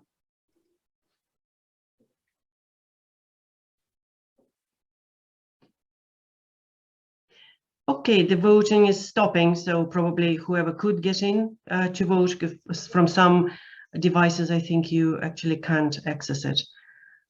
Just give it another little second. Okay, I'm going to end polling and I'm going to share the results with you.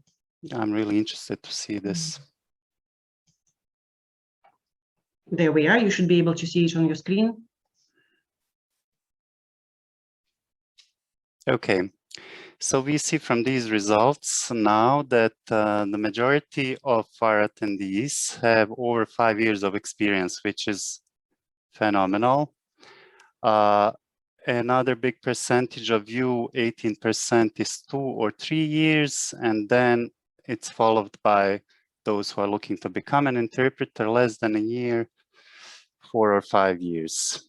Okay, well, we have a very diverse group here, which is good. So some of you will probably already have some knowledge or significant knowledge about the RSI. Thank you for that.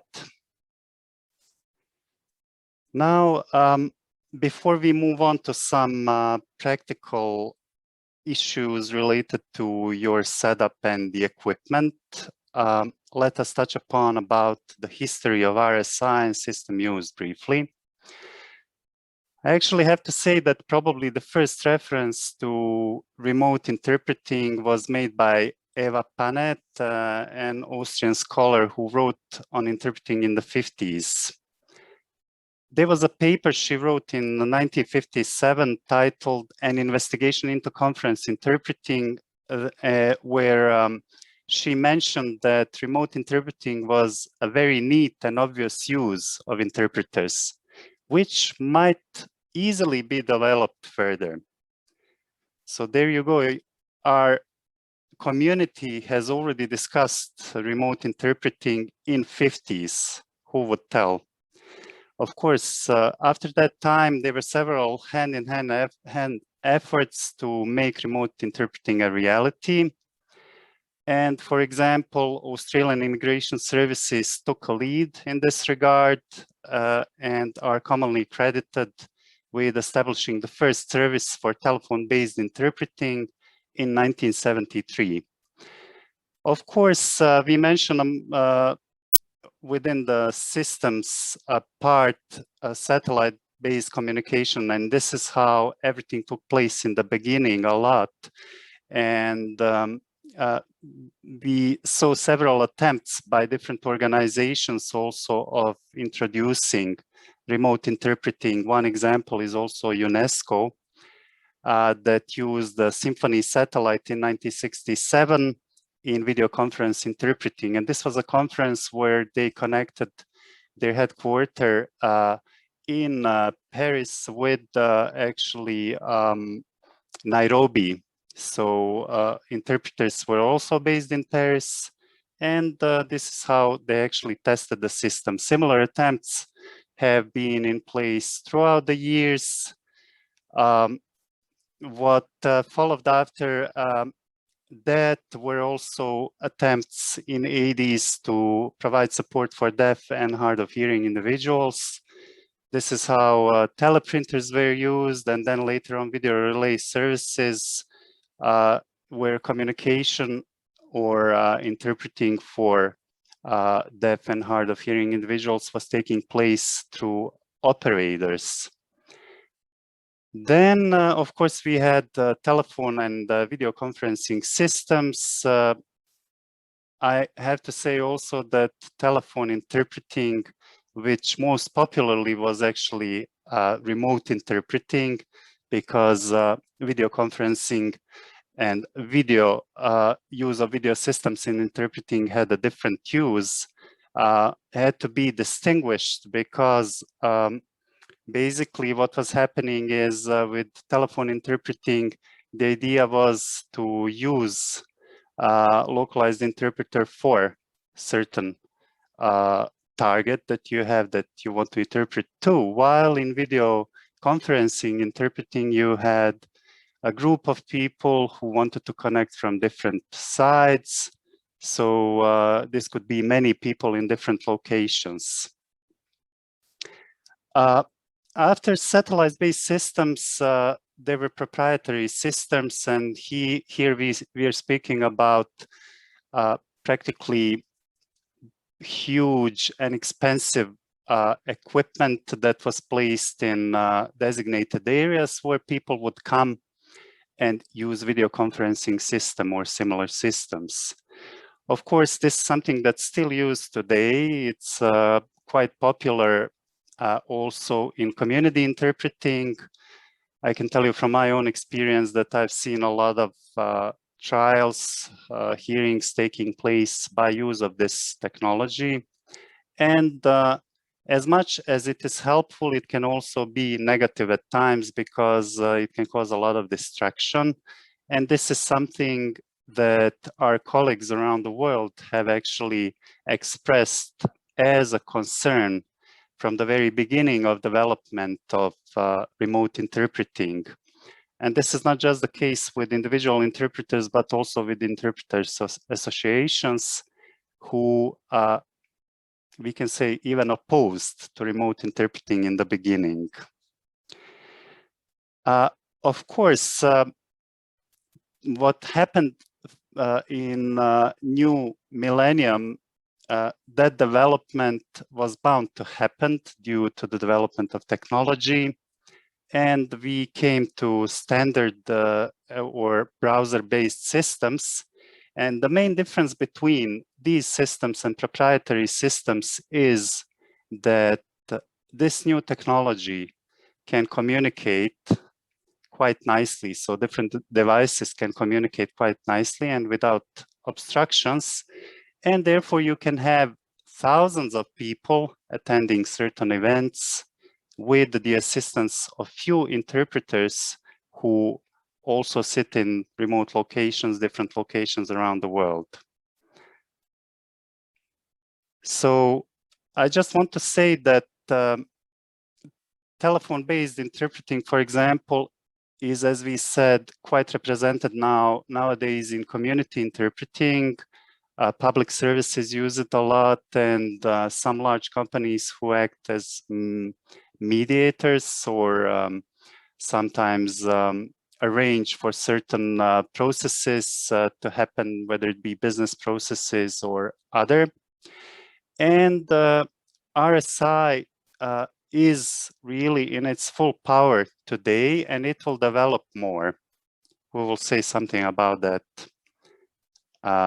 now. So Natalia already spoke about pandemic and what actually happened during the pandemic. I can tell you something about my own experience.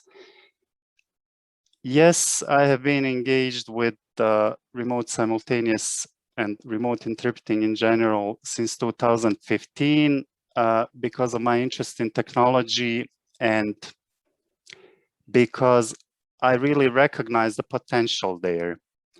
Now, what happened during the pandemic is that everything increased multifold.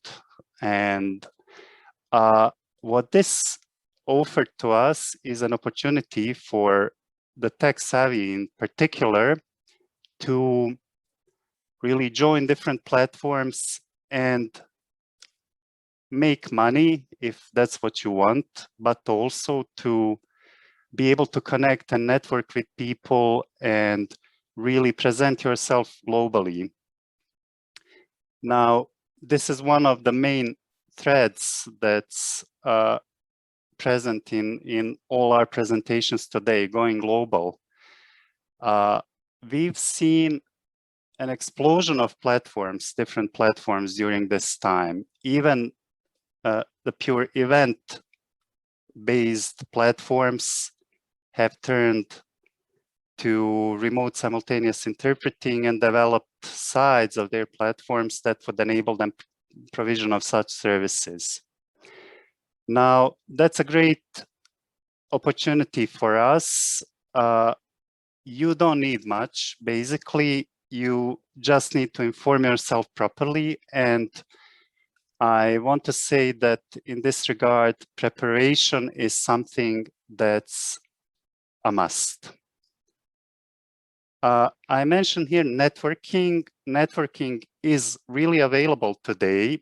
You can network with clients, with colleagues, but apart from just networking, we need to have this learner's attitude and always be prepared for continuous professional development.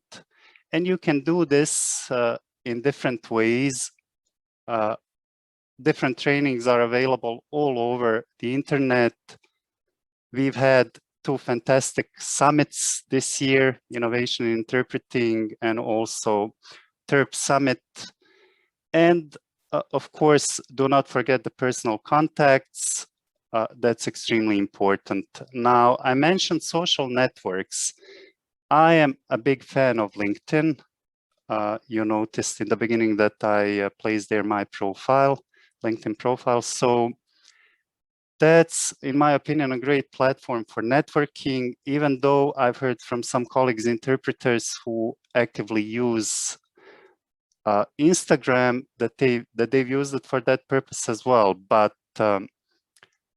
it's about the preference as well. I like LinkedIn a lot because you can make contact and you can really network, meet a lot of LSPs, people who can set you with some job. You know, it's a great platform for that. But the most important thing is you just have to decide for yourself. I've had questions from some people whether they should get into interpreting, and I think this is the great opportunity nowadays to even slide more easily into this field, because everything is available. You can quickly join some platforms and you can start working.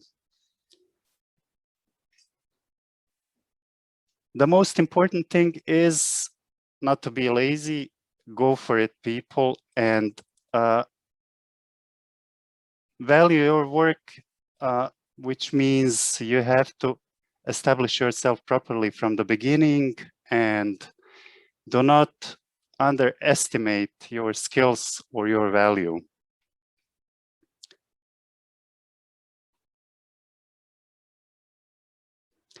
Now, the big question: why would you go RSI? Why would you start being a remote simultaneous interpreter?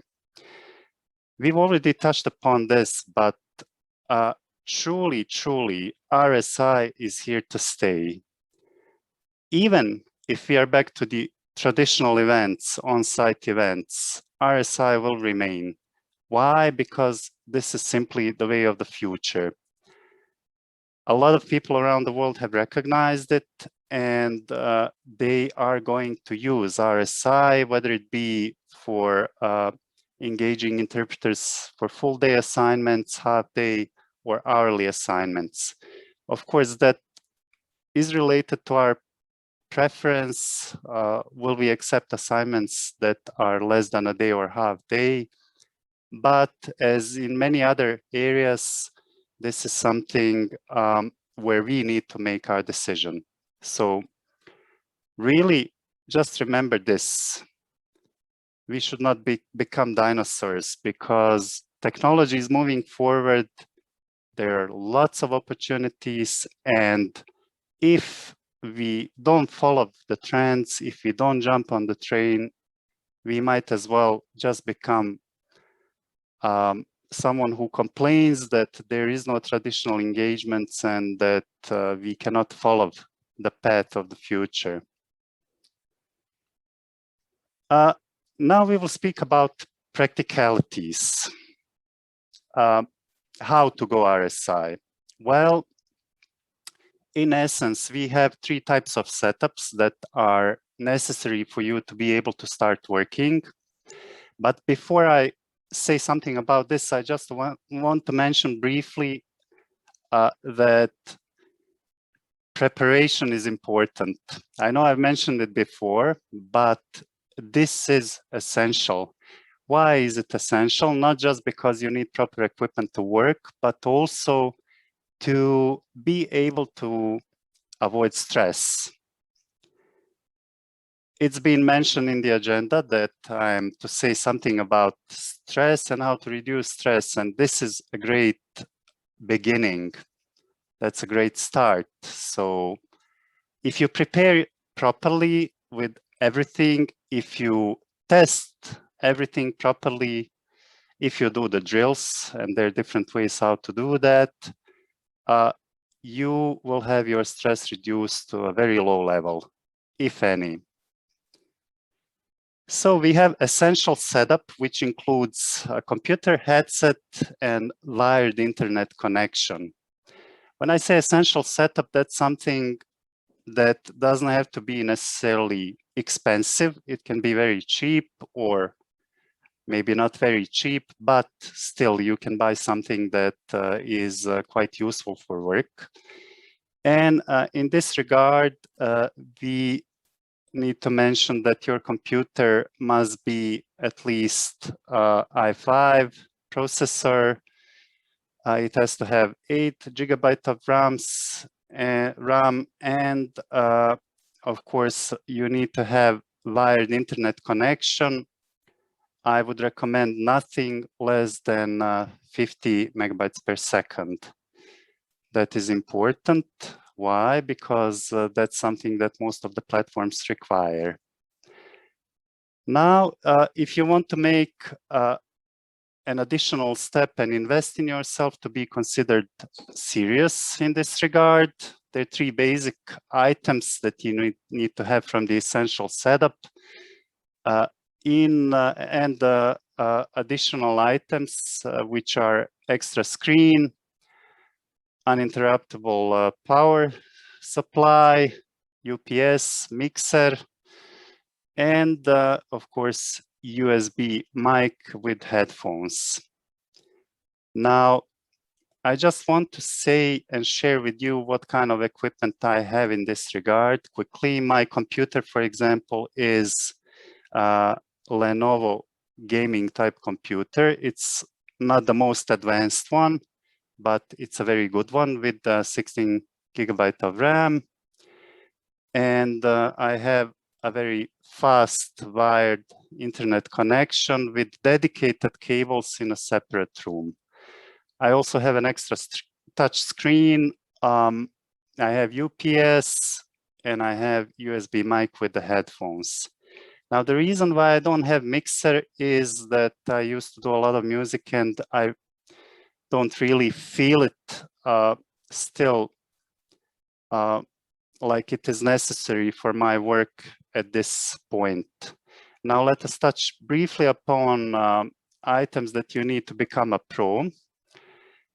So you need 3 basic items: advanced tools, then some perks such as external volume button. You can get those cheap on eBay, for example, for some 15 euro. You need adjustable smart device holder and laptop stand. Now, also optional is Lumia Cube or ring light.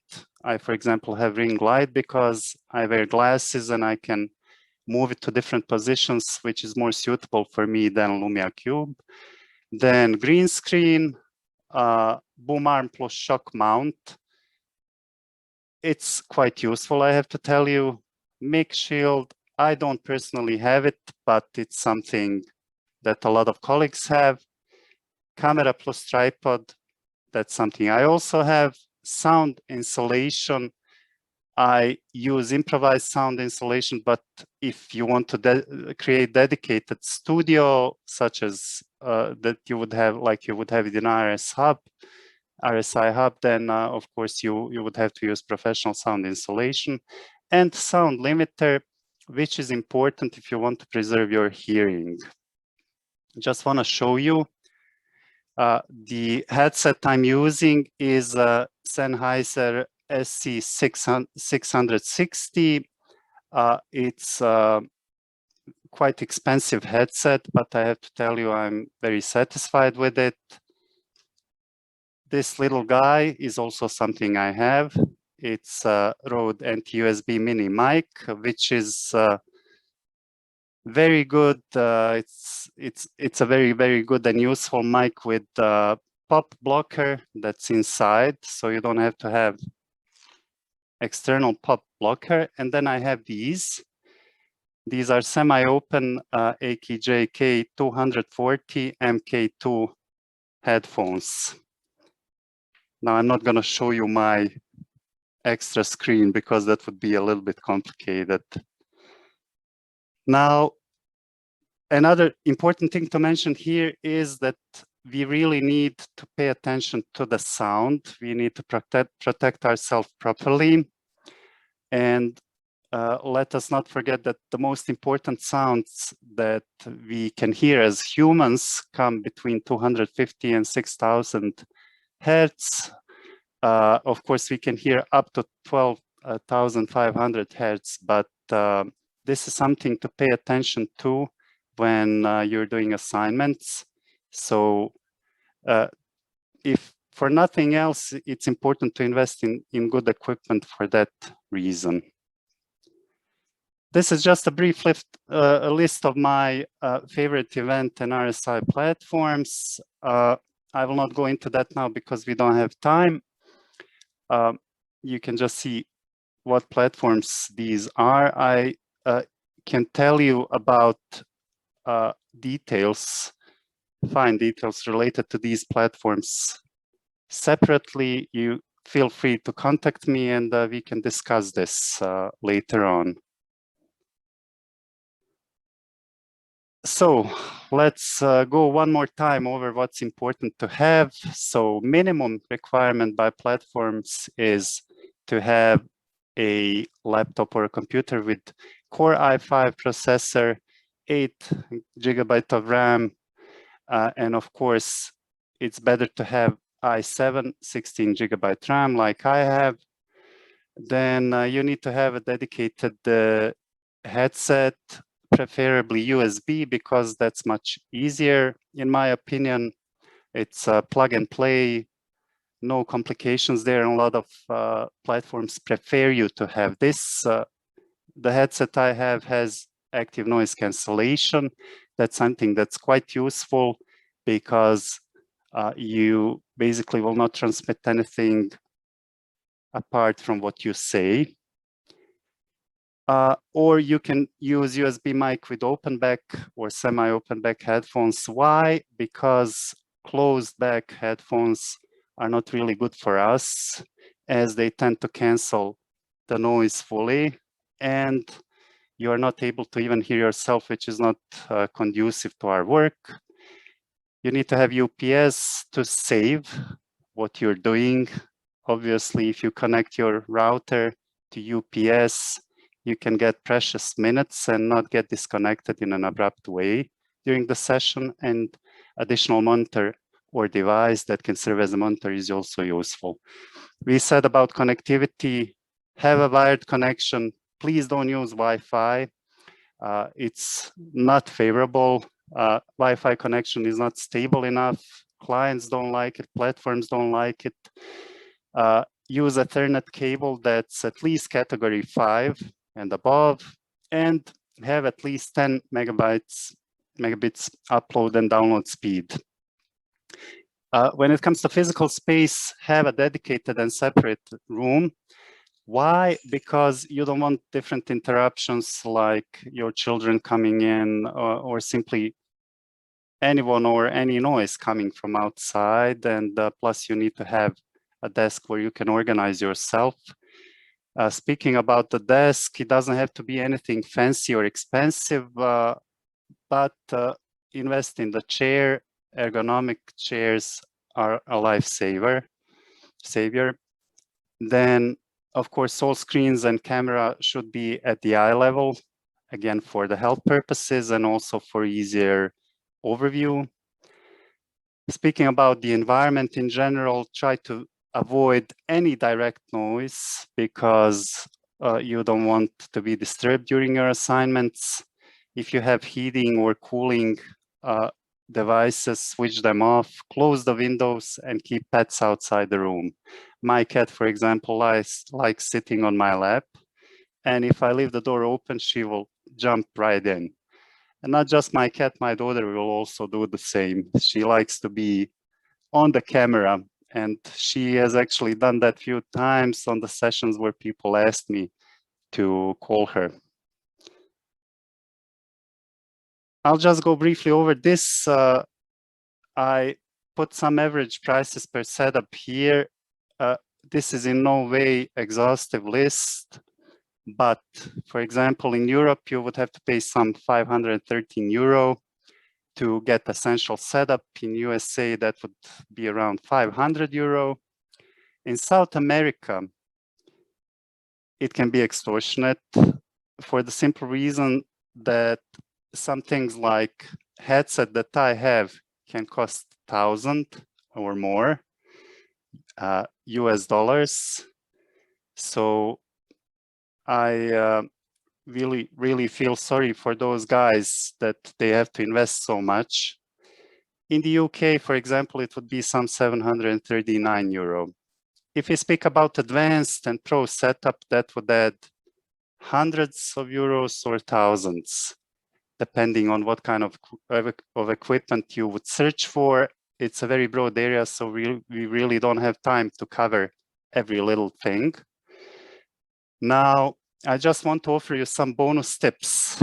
Natalia had said this already, but I'll repeat it. Always have a plan B for everything. I have, apart from this one, 4 other headsets, just to be on a safe side. I have second device, second computer with similar setup. And please remember this, always have a plan B. Also, this is something that's recommended, have a checklist. It's much easier to work in this way. Then stop all automatic updates on your device, switch off other video sharing apps. And now this is something that's a very good practice and appreciated practice by all of the platforms. Restart the computer before the assignment.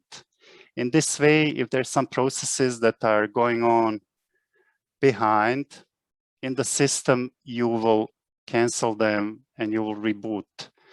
Now, also what platforms appreciate is to show up before the session for the sound check.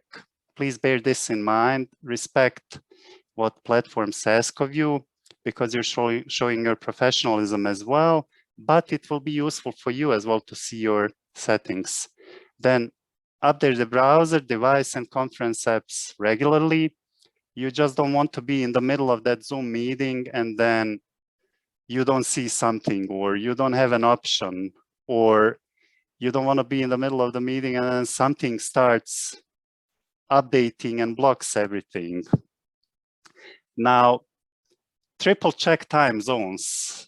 This is also important because with RSI, we are working across the world, and you simply don't know if someone, will just make a mistake or not. So better be on the safe side. And then also important is to have a good mobile plan as a redundant connection. I've had 2 situations in the past 5 months, maybe, where I had to use my cellular connection, which is 4G, so it's quite good. It was for maybe 10 minutes, but still it was very appreciated by clients. Now, we'll go through this just quickly because we really have to wrap up. There are do's and don'ts of RSI. Do's are, for example, have a checklist wire connection, 2 screens, good quality focused headset or headphones with a dedicated USB mic, updated system and apps, noise-free and furnished small room, switch off all noise-making devices. Don'ts, Wi-Fi or Bluetooth connection or equipment, big no. Closed back noise-canceling headphones, we explained why it's a no. 3G or other cellular connection, unless 4G or above, which will serve as a redundant connection. Then don't use unsupported browsers, such as Internet Explorer. It's not favored, and it simply cannot produce the results that platforms ask for. And do not use inline headphones, like earphones, like you can find on in the package that comes with, for example, your iPhone or other telephones, smartphones. I assume you'll receive this presentation, and you have useful links that I offered for you here that you can check. These are the links that can help you with some things. It took me some time and listening to a lot of presentations and so on to gather these. but please do check these lists, because you can finally find something useful for yourself that will cover different areas, such as relays, Zoom relays. You know, that's a tricky one with 2 devices. Well, if you use Whereby, for example, you don't have to use 2 devices, and so on. So please do check these links. I will not go through them now. We don't have any more time. And now I will kindly ask you to use chat and just write down what's most important for you, or what you heard in this presentation that rings a bell. Just write few main items that you remembered are the most important for RSI.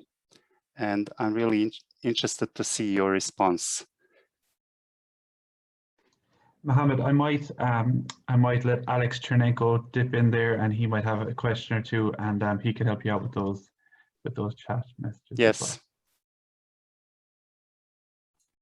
Well, Muhamed, thank you very much for a very interesting and spot-on conversation. We actually have a couple of questions, and we don't have much time, so we'll run through them. Yes.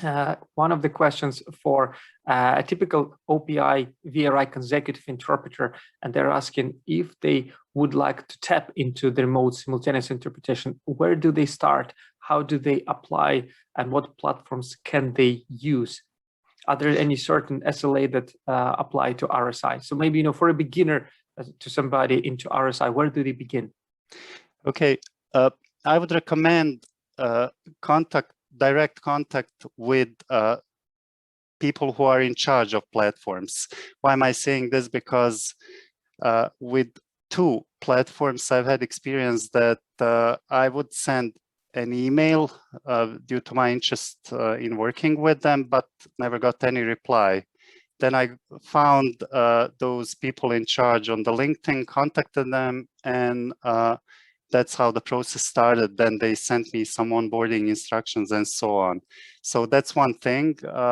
Make a personal contact. You can do the search, for example, on LinkedIn for a certain platform, and it will give you the list of most important people basically that you can contact.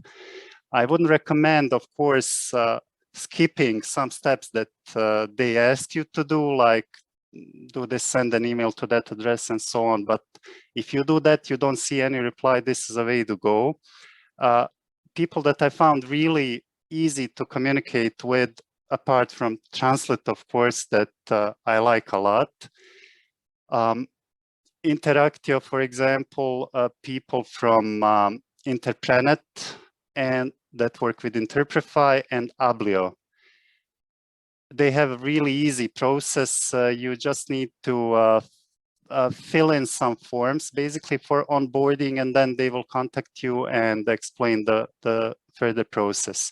Of course, there is Kudo, but Kudo is a little bit more complicated because you have to go through the whole course, then get their first badge, and then if you want to become a pro, then that's a whole different pair of shoes.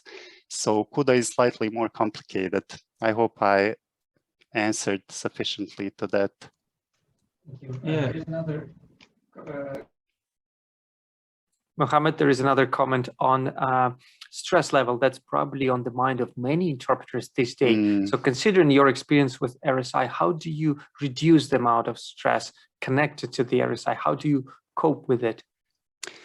First of all, we should not forget that there is a great cognitive effort that we put into this, and this is something that's nowadays called Zoom fatigue. But I have to surprise you people, back when they were testing video conferencing platforms, they experienced this fatigue as well. And this is because of the thing I mentioned. When you do remote simultaneous interpreting, you really have to focus on a lot of things. When you're in a platform, you need to see where your handover is your colleague speaking, do you need to jump in, is your connection okay? You know, there are a lot of distractions. It's not like you're in a physical booth and you just need to listen to what's going on, possibly see what's happening on the monitor, and do your interpreting. So this really causes stress as well, and you get tired much more easily. But as I mentioned, if you prepare yourself properly, and you shouldn't, of course, accept too many things on your back, because if you have back-to-back assignments every day, it's not very good. So I would even recommend, you know, even if you'll not make that much money, make a schedule that will allow you to rest, not just rest physically, but also mentally, because this is an important aspect. But in my experience, if you do the proper preparation, if your equipment is top-notch, you are confident in your ability and your equipment, that already reduces stress. Great. Muhamed, that was brilliant. Thank you very much. And thanks, Alex. Thank you both. Yeah, I'm just going to hop back in here now before we go to the break.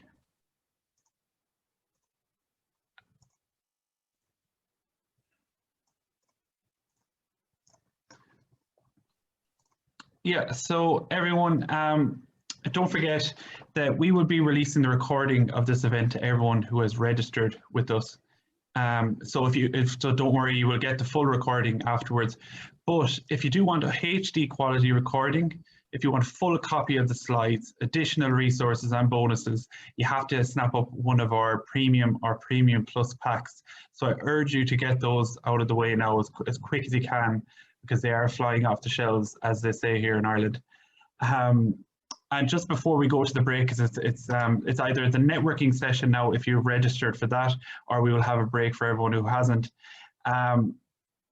You keep sharing the hashtag interpreting insights hashtag online. We're seeing lots of that across the various social media channels, and I'd also urge you to get your friends, get your colleagues involved as well.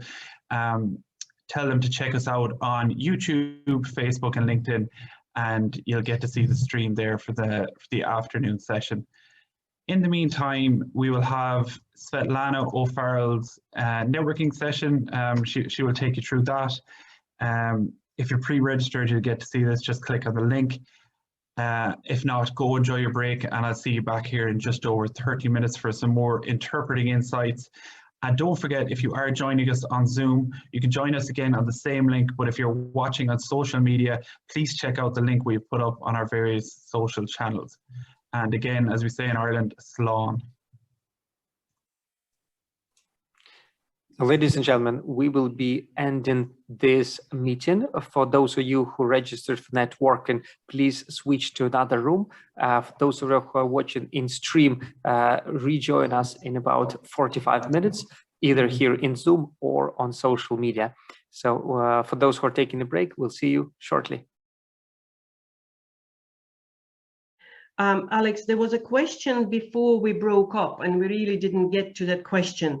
And it was all about what TRANSLIT is doing to facilitate the interpreters in sort of moving into this new wonderful world of remote interpreting. And are we, as a company, are we offering any training? Are we offering any sort of platforms, etc.? And maybe while we are waiting for the other attendees to join us, maybe you can just cover, you know, those issues or those questions. It was really, what do we do and how can we help the interpreters to get into the game of remote interpreting? Yeah, well, this is the subject of our next speakers about the remote interpreter, and Alex Gusev works with us, and he's behind the RSI. So what TRANSLIT is doing, we put up essentially a training course that interpreters could go and get familiar with our own RSI tool and get their hands on. On top of that, what we are doing for those interpreters who are interested to explore more, we could set up a free room to play in it, essentially practice with the colleagues. So we could, you know, on request, we could give out a demo room for somebody to practice in. And what we also offering for interpreters is the ability to become our partners at the end of the day. So if your client is asking for interpreting and they don't have a particular platform chosen, and you would be happy to recommend TRANSLIT, you know, that's an additional way for us to give income to interpreters, whether they will be providing interpretation in that session or somebody else, they could still resell it to somebody else. So, you know, two things is free course, practice session, practice room to do it, and opportunity to become Translate partner. That's just a couple of things to do. And I think we are ready for next speaker. Yeah, Alex, thanks very much for that. And welcome back, everyone. I hope you're refreshed and ready to go again. If you're here for the first session, you know the drill. I want you to keep sharing the hashtag interpreting insights. And if you want to pick up some of our premium and premium plus packs, there's still a few there remaining. And there's a lot of hidden extras there. You have the HD Zoom links, you have the extra resources, and the various slides from all of our speakers here today. And just a quick note as well: if you are waiting on notes at the end of the day or recordings or whatever, we'll have them with you in a few days. It obviously won't be today or tomorrow, but we have to just collate everything together first. But moving on. Today has been a resounding success. I'd like to thank Svetlana O'Farrell and Alex Chernenko in particular for making this happen. And of course, the rest of the TRANSLIT team, we've all rode in behind them. Joe and Garima have been brilliant behind the scenes here as well. And our next speaker, Alex Gusev, is another one of the TRANSLIT team, along with Irina Sergeyeva, who you can catch up with if you get our premium pack later. Our expert speakers have been brilliant so far too. So we've had Natalia, Muhamed, and Hans, of course, and some really interesting topics and issues going forward there. And we've had some great questions popping up, and you might see more of that in the Q&A session later. But moving on, we're going to move on to Alex Gusev. Alex is the Business Development Manager here at TRANSLIT. He's an RSI expert and was previously the CEO of Speakus. Today, we'll talk to you about remote interpreting and will also place a big focus on TRANSLIT RSI, something we're all really excited about here at TRANSLIT. Are you ready to go there, Alex? Yes, Dara, thank you very much for the introduction. Nice to see everybody. I hope you hear me well. Yeah. Okay, so basically, I won't take a lot of your time, and I'm not going to bother with you with the presentation. Today, I'll be mainly talking about TRANSLIT RSI and the other RSI platforms and how they are made up, I mean, in a technical way. So first of all, I need to say that there are two types of RSI solutions here on the market today.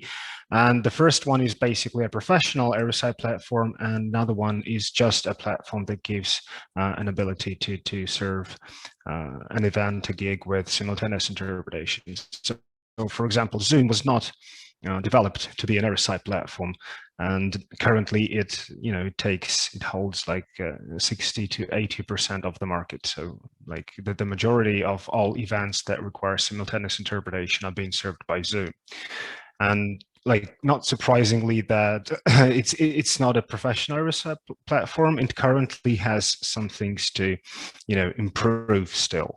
I personally believe that they will improve it sooner or later. But today, as you all know, we have to, establish additional connections in WhatsApp, Telegram, or just another Zoom call from another account for the booth mates to be able to hear themselves, because that's a problem. And the lack of relay is also a major thing, because relay is usually required for more or less, big and professional events. So what currently happens today is that, all the professional RSI providers that's been there for a number of years, I think since 2015 or 2016, they can kind of entering a new market segment, moving towards bigger and more professional events that include, streaming or breakouts, some hybrid formats, etc., etc.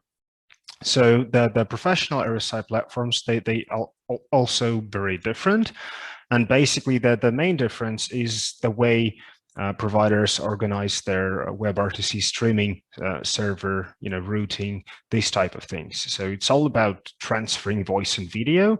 And the first way is to deploy all this server infrastructure in-house. And the second one is to use the the site provider thing.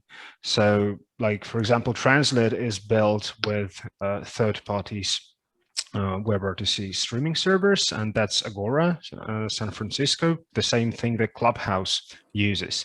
There are benefits and there are like strong and weak points in each and every way. So it actually depends on the request, on the customer, on their you know, appetite to risk and security, because there are customers that are, you know, happy to share their content with more people, and there are different customers for whom the security is a major issue. So there's always a way to find a solution. It's just, you know, it's different.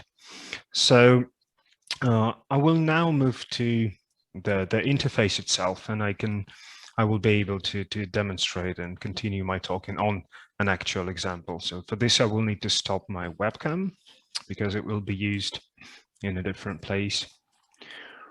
Yeah, so that's the main interface, the interpreter's interface of TRANSLIT RSI platform. And in this version, it is pretty minimalistic, especially comparing to other you know, competitors and providers, but it's just the first step. At the same time, it has everything you need here. Yeah, a little bit. Okay. Coming out. Can somebody please help me with that issue? And I'll continue in the meanwhile. So pretty much there are two event formats that TRANSLIT RSI is capable of serving. The first one is offline, so like a traditional conference where you have the venue, a van, like the speaker on the stage and the microphone. And in that case, pretty much as all other RSI platforms, we would just bring a laptop on stage, connected to the mixing console with a USB audio device, and start streaming video and audio from the stage directly to this interface. And that can be done on several levels. So the first one is like an inbuilt webcam of a microphone, and the more professional level is using a video capturing tool, etc., etc. So it really depends on the size. And for online activities, we also have two ways how to do that. So we can stream, let's say, the gig from Microsoft Teams or Cisco WebEx directly to the booth, to you, using software like OBS or Vimix. And the second way for you to get the feed is just to join the very same meeting that everybody's in. So like currently, let's say I'm an interpreter, right? And I'm serving this Zoom meeting with simultaneous interpretation. So I would be receiving the feed in this Zoom meeting. I would keep my microphone and webcam like turned off completely to stay invisible here. I would just select the active channel and go on air. So the main control buttons are pretty straightforward. So you just select an active channel, go on air. You do have an option to mute or unmute yourself manually, as on the actual physical console. And everything else here is developed to help with communication between the booth mates when you two are located in different places. So we do have an inbuilt chat here to help you share information. And there are several hotkeys for handover to make the process easier. And as probably everybody, we also have, but not Zoom, we also have in-booth video and audio connection only between the booth mates for their internal purposes, to listen to the booth mates interpretation, to send sign signals and give a better feeling of a personal presence, right? And we also do have the relay function. Here in this version, unfortunately, only one language can be a relay language per conference. We're going to release an update in the next month or two, and going to bring the platform, the solution, closer to the ISO standards that I believe have been released shortly. So pretty much that's it. And yeah, I'll stop the screen sharing and get the cam back. And yeah, I just wanted to say that for interpreters, it's it's not, you know, a usual thing to decide which platform or which solution is going to be used. So I believe you need to study, you know, all possible setups, because, for example, there is a software called Vimix, which is rather professional and has been used by, you know, AV streaming studios for a number of years. And basically what they do now is they use a combination of Vimix call connections to simulate the performance of an RSI tool. It's good for them because they know how to deal with that, but for you as interpreter, it may be, you know, hard to fit in, because it's not been developed for interpreters, and nobody thought of the UX and UI side of things. So yeah, it's just, you know, it's Zoom, it's all the professional providers, it's a combination of these features. And usually nowadays, you know, the functionality of all the solution has been mixed up, because people try to find a way with, you know, and lower the costs at the same time. So it's always a combination of software. And nowadays everybody's like, you know, obsessed with streaming. So people grab from Zoom, put to Vimix, and then on a corporate website or somewhere else. So yeah, I believe it's all just about, you know, practicing, drilling, and, you know, having a good equipment, of course. So like a USB microphone, more or less professional, good pair of headsets, or, you know, separate headphones, and of course like a cable internet connection would be great for interpreters.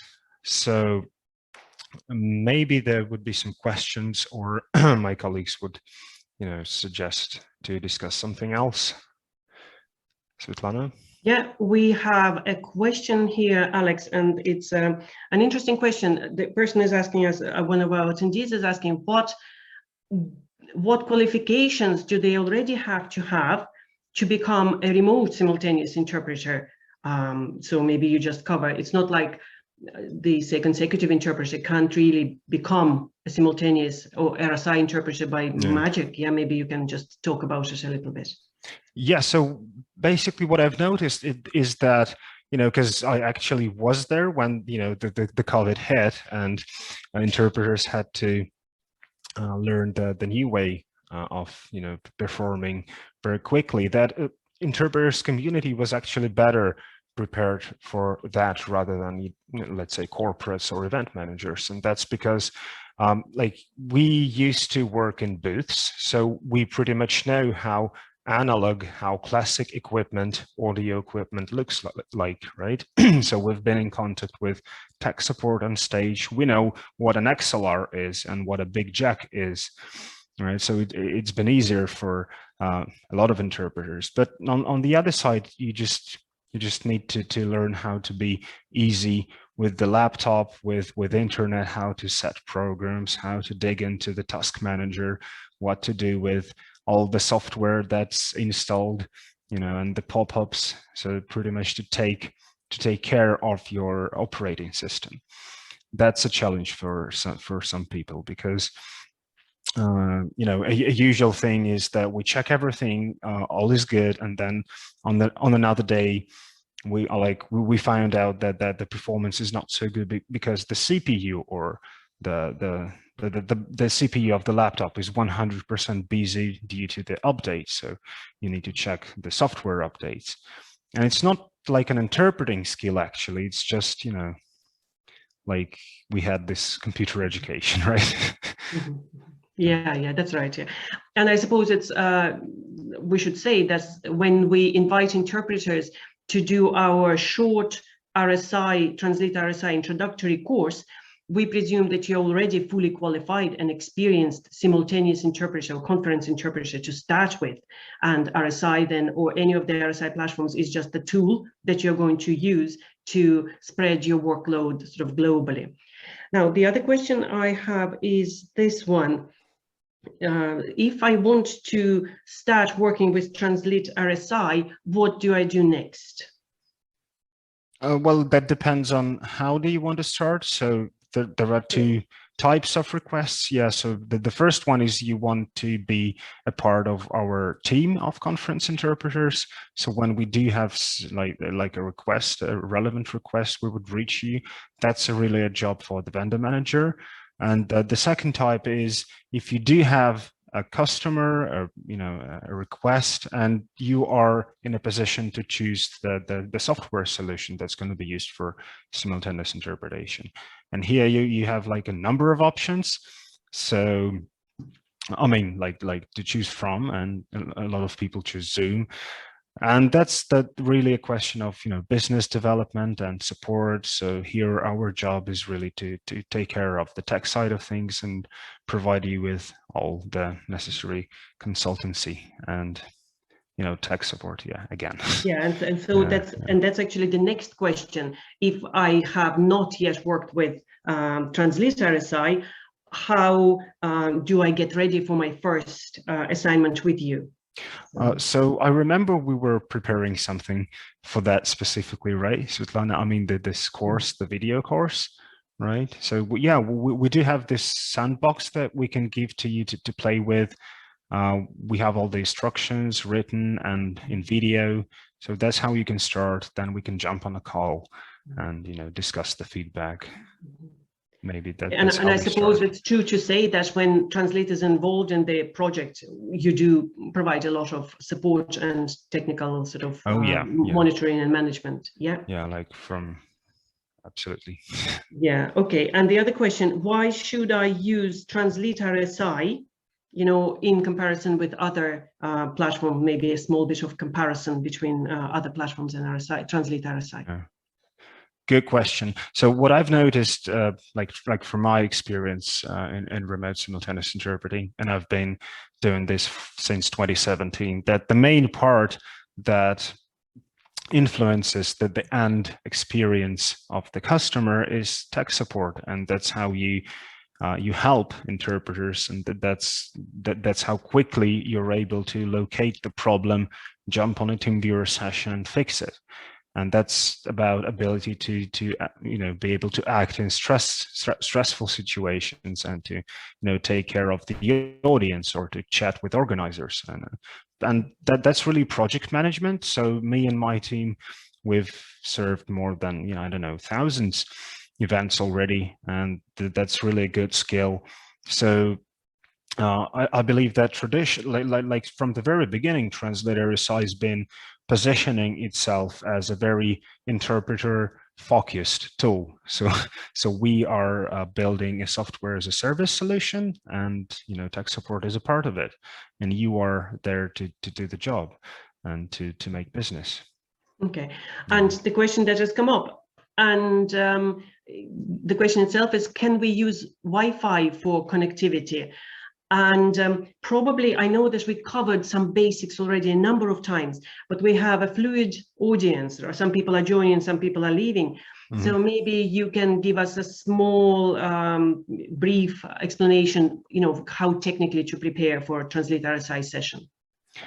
Unfortunately, Wi-Fi is not an option, and this statement is right for all RSI platforms. And the reason for that is the protocol, the data transfer protocol that's being used.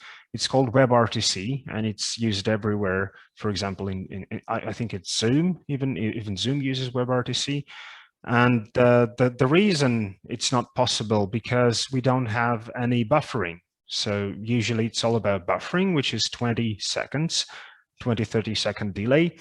So WebRTC does not have buffering, but on the other hand, it enables data transferring with less than 1 second delay. So if a data package has been lost somewhere on your side on Wi-Fi, it's been lost and people won't hear anything. So it's not about like total capacity. It's not about your hardware. It's just the nature of Wi-Fi. It loses data sometimes. And like in a normal life, we don't notice this because buffering is everywhere. But those tiny micro drops become critical when it comes to, RSI. Okay, and a very connected. Sorry, Alex, I'll let you speak. Yeah. Sorry, Svetlana, I just want to add something. We didn't cover this topic, but investing into a better Wi-Fi router could be also an option. There are some Wi-Fi routers that minimize the packet loss.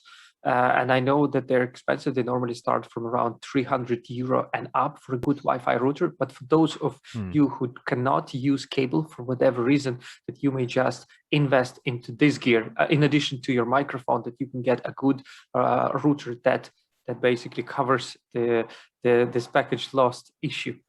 And it's something that you would have to be a little bit of a tech geek to do that. But it's definitely worth exploring, because Wi-Fi is one of the concerns when it comes to RSI, as Alex said. I know interpreters, like really professional remote interpreters, who even invested in a second optic fiber, separate optic fiber line to their place, so it's 2 Ethernet connections. Like a reserve. Yeah, that's what Muhamed was saying to us, who was talking just before the break. He was saying that he has a special line for that. Another question, and they're sort of dual question really. One was, what's the minimum requirements for the audio and video sort of quality stroke connections? And the other similar question, what's your favorite in audio and video sort of options for TRANSLIT RSI? Oh, well, we say it's like 10 megabytes upload download speed minimum. And if it's Ethernet, it will work. So to be honest, it works even on 5 download, 5 upload. But the more the better, of course. But the minimum is 10. And we do transfer voice on a 64 kilobit per second, like the bit rate. So on the other side, it's also pretty good. Okay, the question I think is also about microphone and headphones. Have you any favorites or any recommendations? Look, that one is a really hard question. Like we can talk about it for hours. Yeah, like I know that big companies promote more professional and more expensive hardware, like Blue Yeti, for example, or AKG or something like this. More like a streaming microphones and headphones. Like I can recommend a couple of cheap alternatives. So the main thing, it has to be USB, no 3.5 mini jack adapter.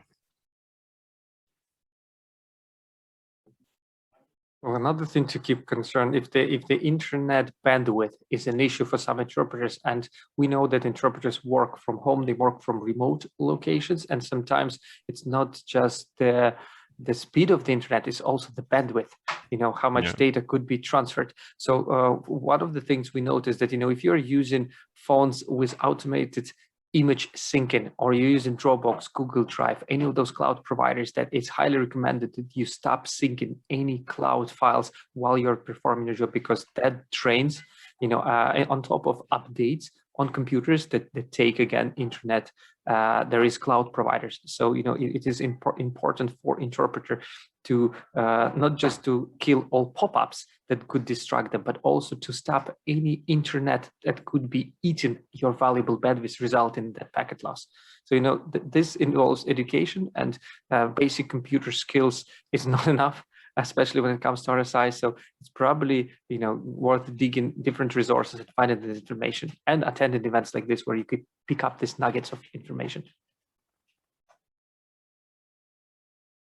Okay, very good. I just have one last question here.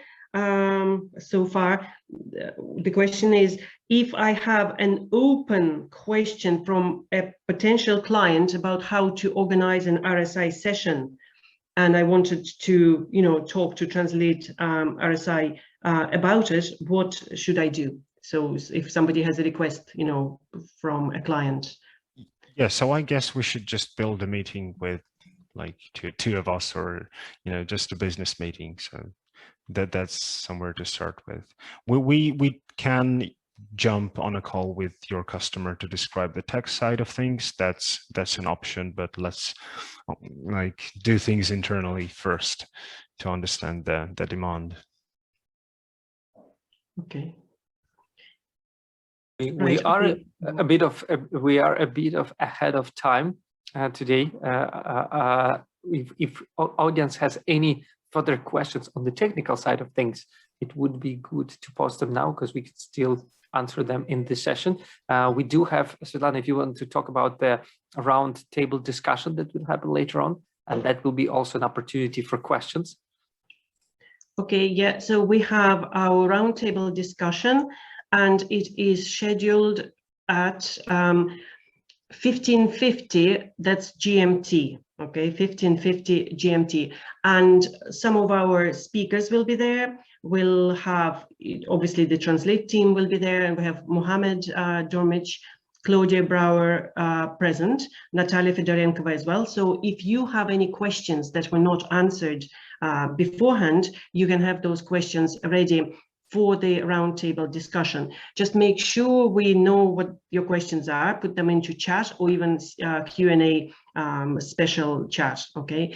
We will also have 2 new presenters for the roundtable discussion, Jeanette Justin, and she, I think, is a really the right woman to talk about the well-being of interpreters, because I remember Alex mentioned at the earliest, at one of our earlier sessions about this trauma that interpreters sometimes suffer through their work. So hopefully Jeanette will be will be able to help us on that topic. And we also will have Raphael Adams, who will talk about setting up a studio for RSI, which is, as much as I understand, it's a sort of midway solution to technical issues of RSI, and midway between your home office, and the fully operational hub, which is a complex and an expensive setup. So make sure you have questions for us for that roundtable discussion, and we will do our best to answer them. Okay. There is another question here. Right. Okay, so Alex, were you referring to turning off NAS, network assisted storage, while working, for example, to make sure your internet's performance is not affected? Thank you. That's a question to something you said earlier, Alex. That's probably to me, Alex, because we have 2 Alexes on this True, yeah. Absolutely. So when you think of it this way, cloud storage providers is one thing, but then one of your home neighbors could be watching Netflix or playing game. So think of it a little bit broader. It's not just your computer that uses internet bandwidth. It could be other computers on the same network. So turning off everything that uses bandwidth is highly recommended, especially if it's an issue for your particular network setup. So switching to internet, disabling all syncing, and then turning off everything else, even asking your family members, your colleagues, your flatmates, whoever is in the same household, not to be using applications that are using bandwidth, because you can only control your machine, but you cannot control others. And that's another area that some interpreters kind of forget about. So anything that drugs your bandwidth should be turned off, not to risk your appointment and your work. Okay, very good. And a different type of question here is, can RSI and TRANSLIT RSI platform be used for consecutive interpreting? Yes, I believe that they can be used for consecutive interpreting. It just will be less, less user-friendly as professional VRI providers, video remote interpreting providers. But yeah, and we had a couple of cases like that, more like for personal business communication, if you know what I mean. Yeah. Okay, so, and again, I suppose if that's the question, if somebody wants to use it for those purposes, they just need to get in touch with TRANSLIT. Yeah. And a project manager will deal with them on the subject, correct? Yeah. Okay, and I see another question, and that has come up already. Who to contact at TRANSLIT for interpreting video course, like for RSI course? I suppose what we will do after the conference, we will send a follow-up email to all our registered participants with the links to all the information that we have promised. Now, videos might take a couple of days to get them sorted, but there will be handouts from our speakers. And, some speakers promise some additional information, some links. So we'll get that all packaged. And we will also give you names or email addresses for people who will deal with you on all the queries you might have about RSI, Translate, or just Translate in general. Or is there any particular email we can give out straight away, Alex? Any general emails? No, I think what we're going to do after this meeting is we will be sending out the recording to all of those who registered. For those who are holders of premium tickets, we're going to send full HD recording uninterrupted, and we also will include the presentation slides that some of you have been requested on. And there is, of course, the bonuses that Dara was mentioning, that when it comes up, we have a couple of gifts that we will be giving away at the end of this conference. So we would encourage everybody to stay. We also will be rewarding some of the participants who are active on social media. So from Translate's point of view, you're gonna be able to see the recording, and especially for those who are in different time zones and they weren't able to join early enough. So essentially, you'll get the content, and depending on your ticket, you will get just the video or the video with add-ons, essentially.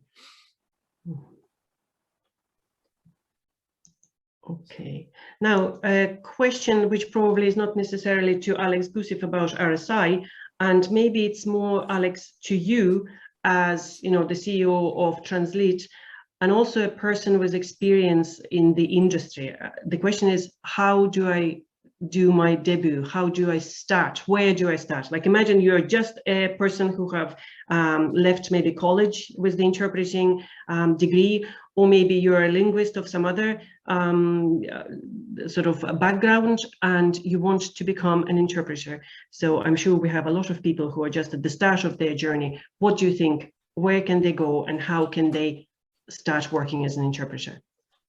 Well, the internet is a place to start, and when you look at today's opportunities, it's much easier than when we were starting our career. And I know, Svetlana, you've been in this industry for too long. Myself, it's just a little bit under 2 decades, but back then we were just using phone directories to contact companies and offering our services. Nowadays, you don't need to do it. I mean, there is language service providers, agencies, there are freelancer websites. There are online directories, like even Translators Cafe Pros, where you would publish your application. And of course, going to events as well. That's another thing that that I would strongly recommend is actually going and talking to other interpreters and joining those small networking communities, which Natalia mentioned, which Hans mentioned, and other speakers. That in every city, every country, there are online communities of interpreters that share. They look for partners. They look for different skills and levels. So just embrace the internet, be open, and essentially, it's an outbound process. It's a sales process. Send CVs the same way you're doing it. Take online courses. Go to Udemy, take up Translate course, take up Kudo course. I mean, that's what you can do. I mean, there's a bit of work involved, and actually we have a presentation after this done by Claudia Brauer, and then I have a presentation on how to sell and market yourself globally. So we'll actually cover a number of the points that Alex mentioned on, how to present yourself, how to find this new project or next project for yourself. So I think just before, I saw just a comment that came in from Victoria. Great comment, Victoria. Thank you for that. Volunteering. That's actually a part that I should have mentioned, and you kindly reminded me that volunteering is something that there are a couple of non-profit organizations. So actually, for a beginner interpreter, getting their name out there, offering free interpreting is actually a really good way to get started, because you won't be judged for having maybe not that polished skills yet, but by offering your free time to the non-profits, you are first of all doing a good thing to the community. You're doing good things for the world. It's like Translators Without Border, they're just one of them, and you could be getting interpreters. So definitely volunteering is one of the paths for beginners. So again, Victoria, thank you for putting that up. That's probably, we should have started with volunteering. Exactly. Yeah, Dara, over to you probably. If we Yeah, that was great. Thanks very much, folks. We'll move on now to Claudia Brauer, as you were saying.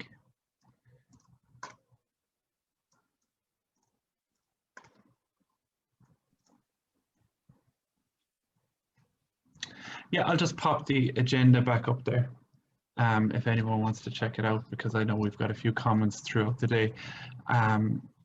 You can also check that agenda online. We've sent over the link. But there you go if you want to have a look. So we've had Alex Gusev's talk, Claudia Brauer is next, then Svetlana O'Farrell, and then we will have our roundtable discussion before Irina Sergeyeva, takes over. Anyways, what do we say about the next woman coming on board here? It's Claudia Brauer. She's a fascinating woman, and today she will be talking about Stanislavski's method acting for interpreters. This is an intriguing topic, and it's really captured the imagination in the weeks coming up to the event. Claudia Brauer is well known for designing and delivering hundreds of hours of language-neutral proprietary content for interpreters and translators. And today she will broach a really interesting topic. Welcome, Claudia. Okay, thank you so much. Can you hear me?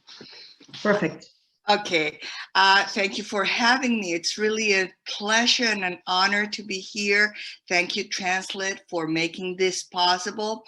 And yeah, this is a topic that I have been actually preaching for some time now, but now it's becoming more relevant than ever. So I wanted to put it out on the table, and actually as a presentation, as an entire presentation on itself. It's the first time that I do that. I usually incorporate it in other sessions, but this is the first time that I do it individually. So thank you for giving me that opportunity. So let me share my screen. Okay. Oh, why is it not? Okay. Now I think I've got it.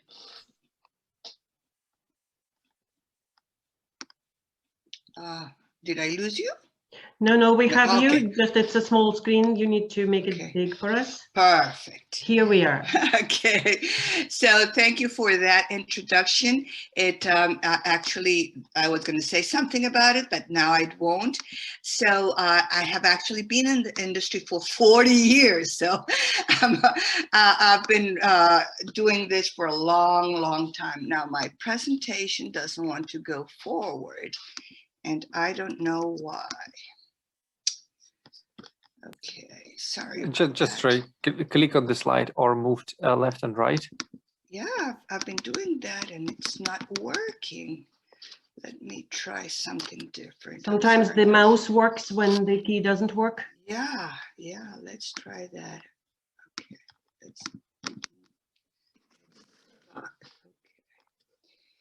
let's try and start here and see if that one. Okay, no, it's not doing anything. I'm so sorry. Okay, we'll just do it a different way. That's okay. Yeah, just maximize the screen to the full. Exactly. And that should. That's part of what we do nowadays. It's just improvise. That's part of what I want to tell you. And I have at the end something about improvisation. So we say it's Murphy's laws. If anything can go wrong, it will. So even though everything works perfect in the absolutely. So no problem. So let me tell you something. I've been 40 years translator and interpreter in Latin America and the United States, but very, very early in life, I was a trained actor. I was a method actor in South America, and then I had my children, and then I had to earn a decent living, and I was bilingual, and so I decided to go to school, and I went to translation and interpreting, and that's how I ended up here 40 years afterwards. So, but that has been good because actually all that I learned as an actor has helped me dramatically in my life as an interpreter, because there's a lot of inner work and empathy work and understanding of people that you learn as an actor, and that's what I want to talk to you. So This is more or less the topics that we're going to cover. And I do cover becoming invisible. And I know that Hans touched on that on the negative side, but I'm going to give you the positive side of it, because we're going to face invisibility from the actor's point of view, from an actor on the stage. So let's start. Sometimes I will simply be silent, because I also believe that sometimes you need to communicate with the text, just like we do sometimes with the writer. So sometimes you will not hear anything. That doesn't mean that I'm not here. I'm just letting you read. So I do believe that interpreters should take elements from this world of stage and film actors and implement them in our practice, because those activities help us get ourselves out of the way of rendering content appropriately and allows us to do our job with empathy and with compassion.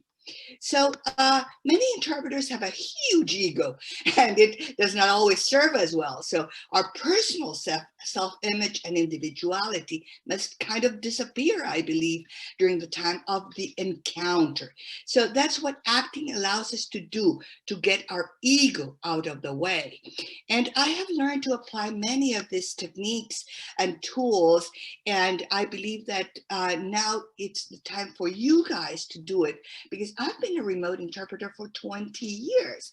So I've heard many of you say that you started in the profession. I already had 20 years and I was already doing remote interpreting. So there's a lot of lessons about being sensible and being sensitive to other people's feelings and how to read those feelings, either by phone, if you're on a telephone conference, or via video, or on a web-based platform, which is now, I think, the majority of things are on web-based platforms with video.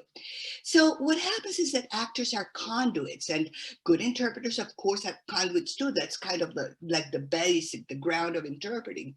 And when an actor is good, if you think of that, that person, the person actor, becomes invisible, and then the actor lends his or her voice and emotions to the character, and that's how you see it on the screen.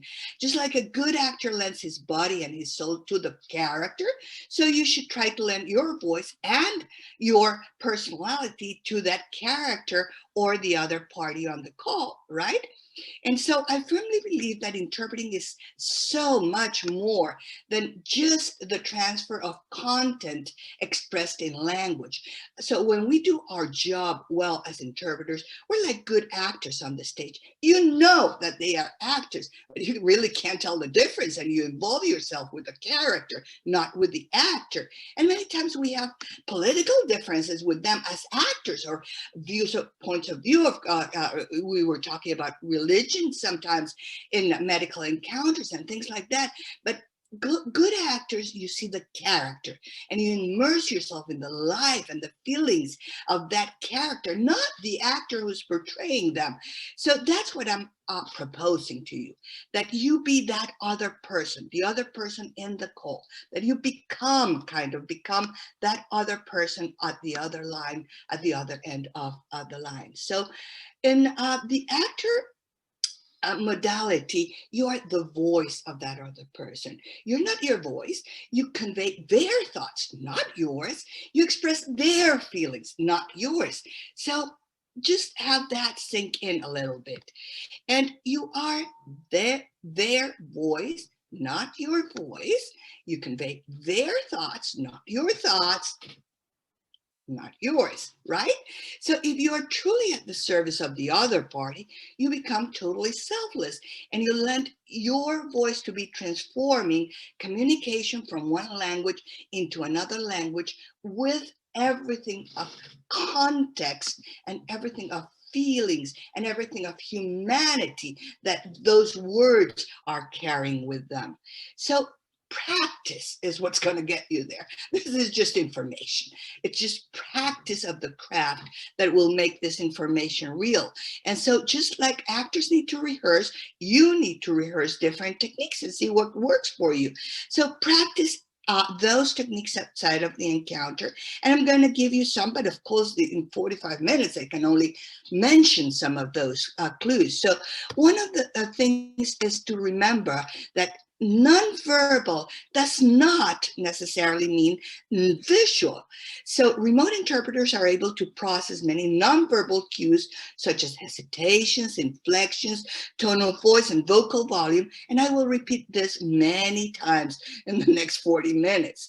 So learn to gather that information from nonverbal cues. Is the person hesitating, for example? What do their inflections of their voice tell you? What about their tone? And why is that person speaking in that volume? What does their breathing tell us about their state of mind? So all that is what you're going to be accurately and perceptive of. So create pictures in your head for those nonverbal cues by setting your attention on the things not said, on the pitch, the tone, the speed of the words, on the attitude of the person, their alertness, their rhythm. Can you sense some vacillation? Pay close attention again to the breathing. So if your remote encounter is on the phone only, or if the speaker is out of sight from your video camera, watch the speaker's face in your mind. Create that face to go along with that voice. Create pictures in your head by focusing completely on what the speaker is saying, not only the words, but the ideas that the speaker is conveying. What is he or she really trying to say? What is it that they want to accomplish? So create pictures in your head by focusing completely on what the speaker is saying underneath the words. So let's go to another topic now. We're going to talk then about the method acting. And it's considered to be the standard for successful acting nowadays. And it was refined by the New York Actors Studio, but originally it was developed by Konstantin Stanislavski, who created a set of recommendations for the actor to cultivate what he calls the art of experiencing, in contrast to the art of representation. So does that ring a bell? And this method then mobilizes the actor's conscious thoughts and will to activate other less controllable psychological processes, such as emotional experience and subconscious behavior, sympathetically and indirectly. And that should happen to interpreters trained in these acting techniques. So the actor searches for inner motives to define what the character seeks to achieve at any given moment, which is called a task. This is what we try to achieve as interpreters, to guess what our speaker seeks to achieve with those words, with that intonation, with those breathing, with what is it that they want to achieve. So with some minor exceptions, most of the content that I talk to applies both to remote interpreters on video conference calls, to remote interpreters on phone calls, to simultaneous remote interpreters, and to all others, because remote interpreters are not physically present. And this is really a relatively new phenomenon in the history of translation and interpreter. And many of you are struggling to catch up on this evolution that has taken place in our entire industry. So these concepts and methods should be practiced to become automatic. Do not try to learn them in real life encounters, because you will be overwhelmed. So nothing of what I'm saying today apply tomorrow. You have to try and practice them, because otherwise during the encounter your concentration skills have to be on you as an interpreter, and these are just more tools to use in your toolbox. So one of the defining aspects of the method acting is the magic if. So ask yourself, what if this happened to me? What if it happened to my mother?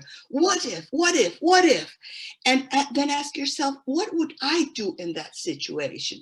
Or what would you so-and-so do in that situation? And so this is a very good way to consider the natural reactions of people in similar situations. And then the as if. So the technique is essentially an alternative to substitution, where you think as if you were the other person. You walk in their shoes as if you were there. And I'm going to be feeling as if I am hurt. And I'm going to talk as if my credit was stolen. So, you know, of course, I'm exaggerating all of this. It's just for the purposes of teaching. We're not going to do all that. But that's what's going through your mind. And believe me, your mind works something like, I don't know, 1,000 times faster than your words. So yes, you'll have time to think about all that. But once you acquire it, it's going to be a subtext of your way of working. So the next one is, what's my motivation? Consider what's the motivation for each of the person whose voices you are. So what do they say? What do they want? Some of the things are obvious and easy to explain to yourself, but others not so much. But try to determine the motivation behind the people's words and their actions. So ask yourself, what is the intention of the speaker? How are they trying to overcome the obstacles to achieve their objectives? Every call, no matter what, has an obstacle and it has an objective. And you sometimes are the mediator between that obstacle and that objective. So what's their intention? What is it that they're trying to solve? So the idea that the body itself can store memories is quite controversial, because we know that it is the brain in the hypothalamus where memories are stored. So I will therefore ask you to stop your disbelief and rely on your real body memory, on what you feel and what you sense, what you experience. We call them emotional memory and affective memory and sensory memory. And by the way, if you ever have had PTSD or met someone with PTSD, for example, you know that the three things exist together. Just saying. So I urge you to use your emotional memory, your brain and your skin and your senses. All of them have stored every emotion you have ever felt in your life. And if any human is capable of feeling a certain way, you are capable of feeling that way. You, as a human being, can have all the emotions that any human being can have. So just try to put yourself in their shoes, even if you have not had that experience in particular. So affective memory relates to allowing yourself to recall the memories of your feelings in similar situations.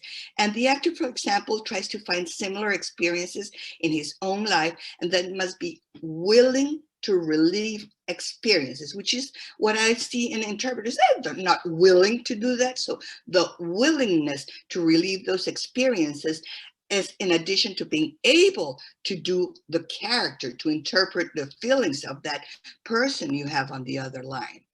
So use sensory memory, which is a recall of the physical sensations surrounding emotional experiences instead of the emotions themselves. So sense memory is an act of any of the 5 senses, remembering the sensory emotions expressed, which are stored in our subconscious.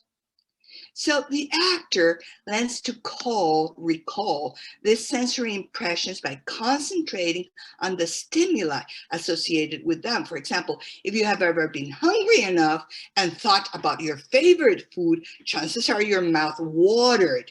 This is an example of your senses remembering the taste of food and responding according by activating your salivary glands. So actors repeat certain acts and exercises to bridge the gap between live off and on the stage. And this is one of my favorite method acting techniques, which is sensory substitution. This is the understanding of those elements in the life of the other person that you can compare to elements in your own life and substituting one sensory input by another sensory input. So our brains are continually reorganizing themselves to form new neural connections. This phenomenon is known as neuroplasticity, or the plasticity of our brain, which refers to the changing of the structure, the function, and the organization of neurons in response to new experiences. So neuroplasticity therefore specifically refers to the strengthening or weakening of nerve connections or adding new nerve cells based on experiences. And that's why you have to practice, practice, practice, practice. So why are blind individuals so good as telephone interpreters?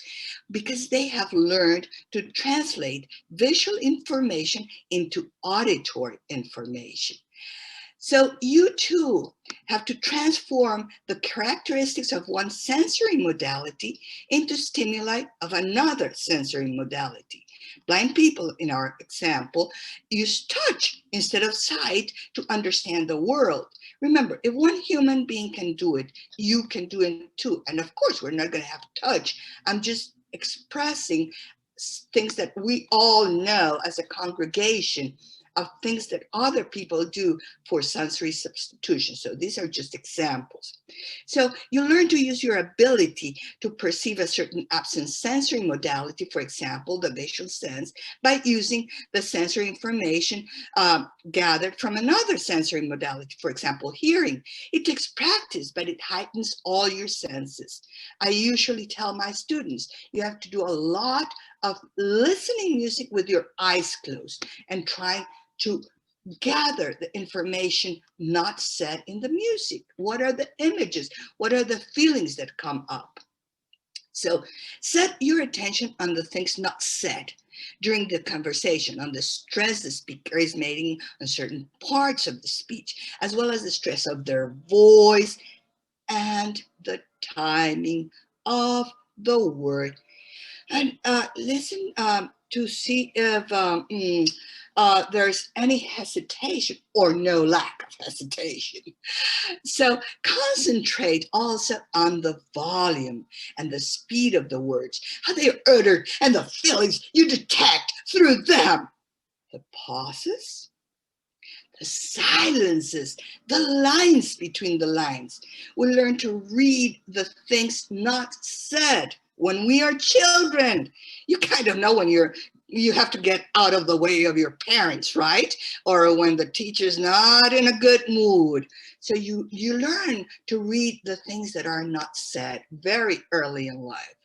So learn to gather information through non-visual clues. Remember, you're going to do all this outside of the encounter so that when you go to the encounter, you're not trying to do all at the same time.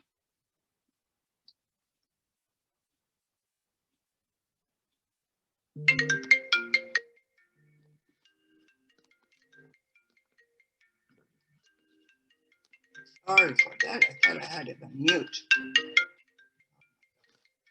What a horrible thing.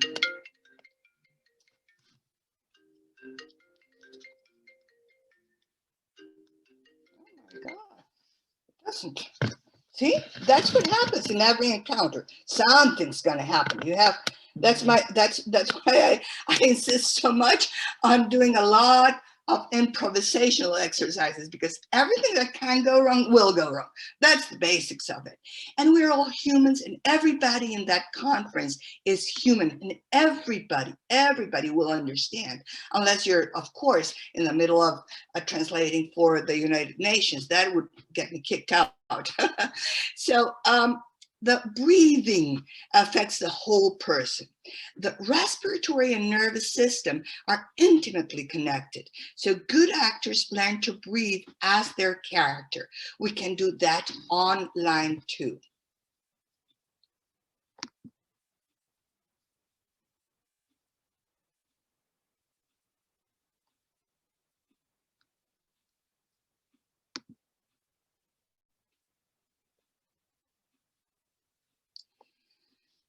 A person's breathing pattern when they speak tells you a lot about what they are feeling.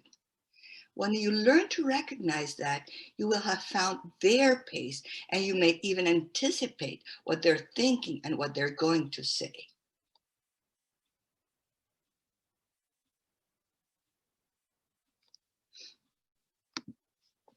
Okay, let's now go to that topic that has created a bit of disagreement about those of us who are giving this conference.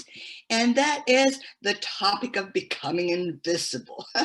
So I believe that if you do your work right and you really become a conduit of the conversation, you become the voice of each speaker and a mirror of them. So you, the interpreter, the person, become invisible, at least in my world. So consider Harry Potter and his invisibility code, which he uses in times of danger to outsmart the greatest evil. So an invisibility code is a magical garment that renders whatever it covers unseeable. This property is used to make the wearer of the coat invisible.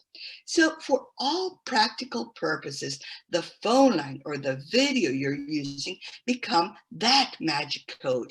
And it is the instrument that renders you invisible. And that's my proposal, that you use that as an invisibility code for yourself, for your ego.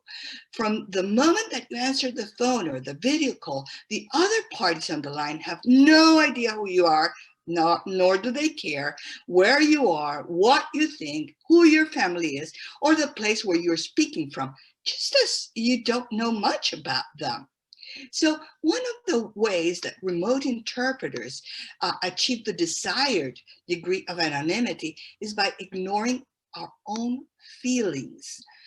Because the job of an interpreter is to be a conduit, a reflection of the speaker's words and feelings, not our own, at least in my world. So if you're truly at the service of the other party, you become totally selfless and you lend your face and voice to transfer the communication from one party to the other in the most accurate and complete manner. You're truly at the service of the other party. You become selfless and you lend your face and your voice.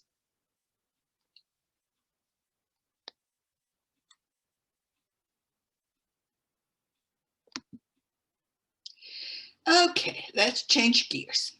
In my shoes. So what do I feel right now? No one knows us unless they have walked a mile in our shoes. And the same happens to those people in the line. That's why we practice.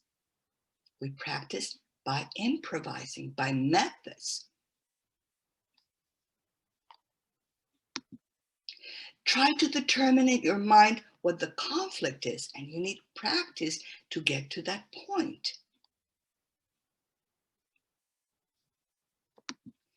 Time and place are the quintessential characteristics of being a conscious human being, to have consciously, to be aware, awake.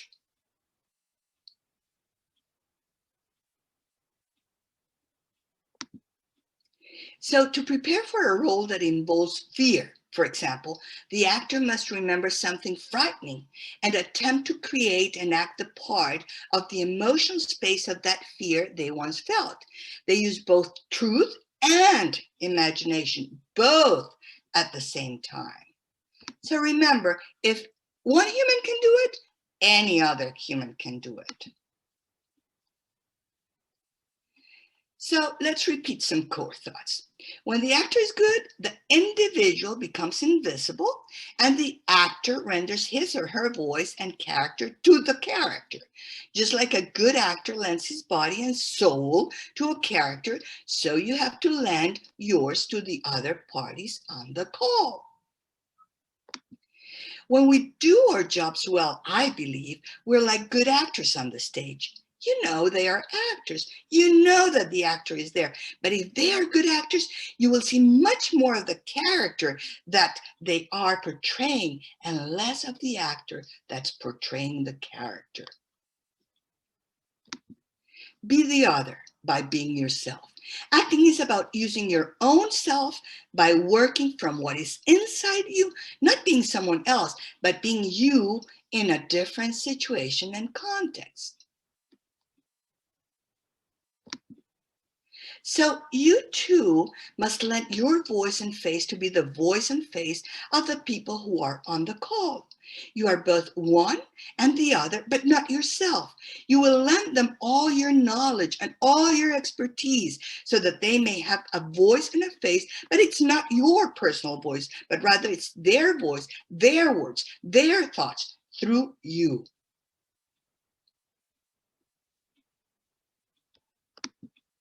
Remember that the words you're saying are not yours, but the other person's words through you in another language. Now, please, please be present, be in the moment.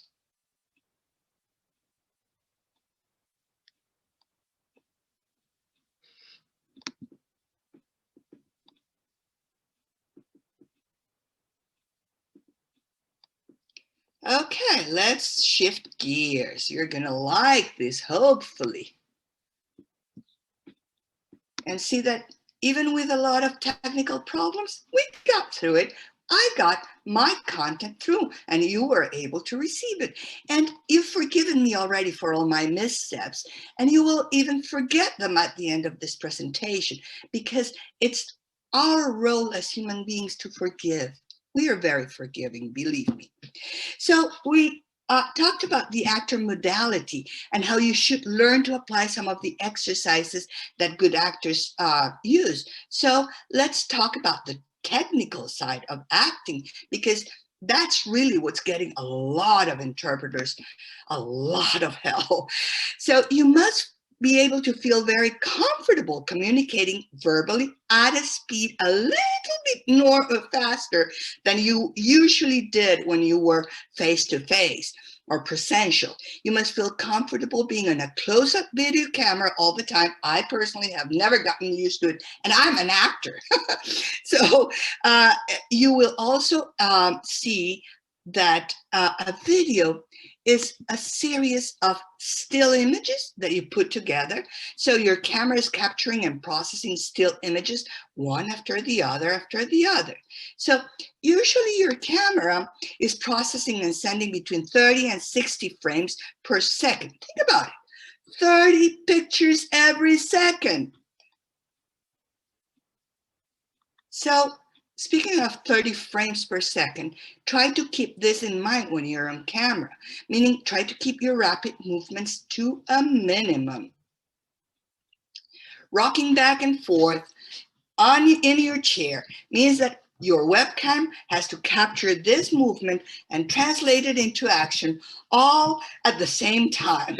So if you are the type of person that likes to talk with their hands, and yes, I am one of them, it might be time to break out the duct tape, and I did it at some point in time, and keep them down to your side. Today I can't because I'm trying to do all these things. There's a very funny video in YouTube on video etiquette that's really worth watching. And I have some excerpts for you, and then you can also watch it in YouTube. But I'm gonna just keep silent for a little bit while you watch this on the do's and don'ts.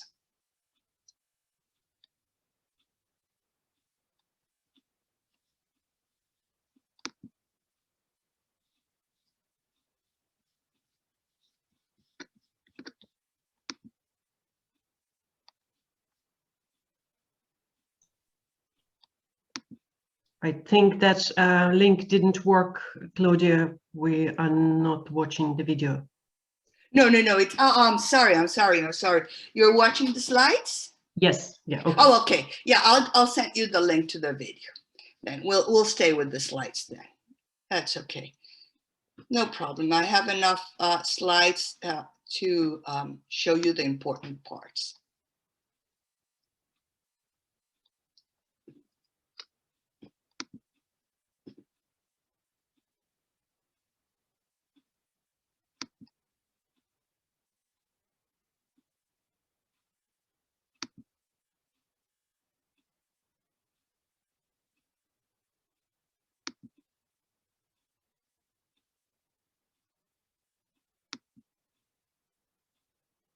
Oh, let me tell you something. Rapid movements, like today we have a very good connection, and kudos to TRANSLIT for such a good connection. I don't know, but many times we don't. So remember, try to keep your movements to a minimum so that your voice and your image goes okay. And now, do not position your camera too close or too low or too high or hooked on a different monitor. And this, for phone interpreters, is the same with their microphone, because sometimes we forget that our mic is on and that, you know, we're wrestling with something, and then, you know, a lot of noises come through. So I'm going to keep quiet so that you can read the slides. That's another video by Avaja, but I'm just going to show you the slides.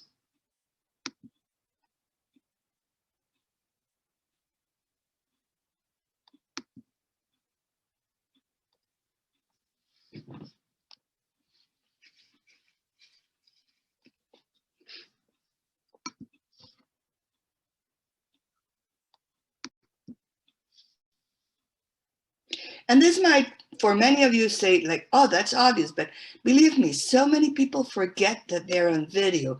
And all of this, Zoom has so many funny videos about what people do in front of the camera, and they just forget that they are on camera. So as all of you, absolutely all of you know, the most important part, or one of the most important parts, is to have a headset. Otherwise, you're just doomed. So if you're going to make an investment on something, do it on a headset. Today, I have my Apple things because I'm not an official interpreter anymore. So I gave away all my equipment to someone else. But I used to have some real sophisticated equipment, very cheap. You don't need to spend a lot of time on a lot of money, but do spend a lot of time searching for them. I do have some recommendations, but they are for certain parts of the world, so you have to be very mindful of where you are. So now let's talk about the final things that I wanted to talk to you about, which is improvisation, which is where I recommend that you start. Improvisation is a whole acting technique that you can learn. And so let me go back here.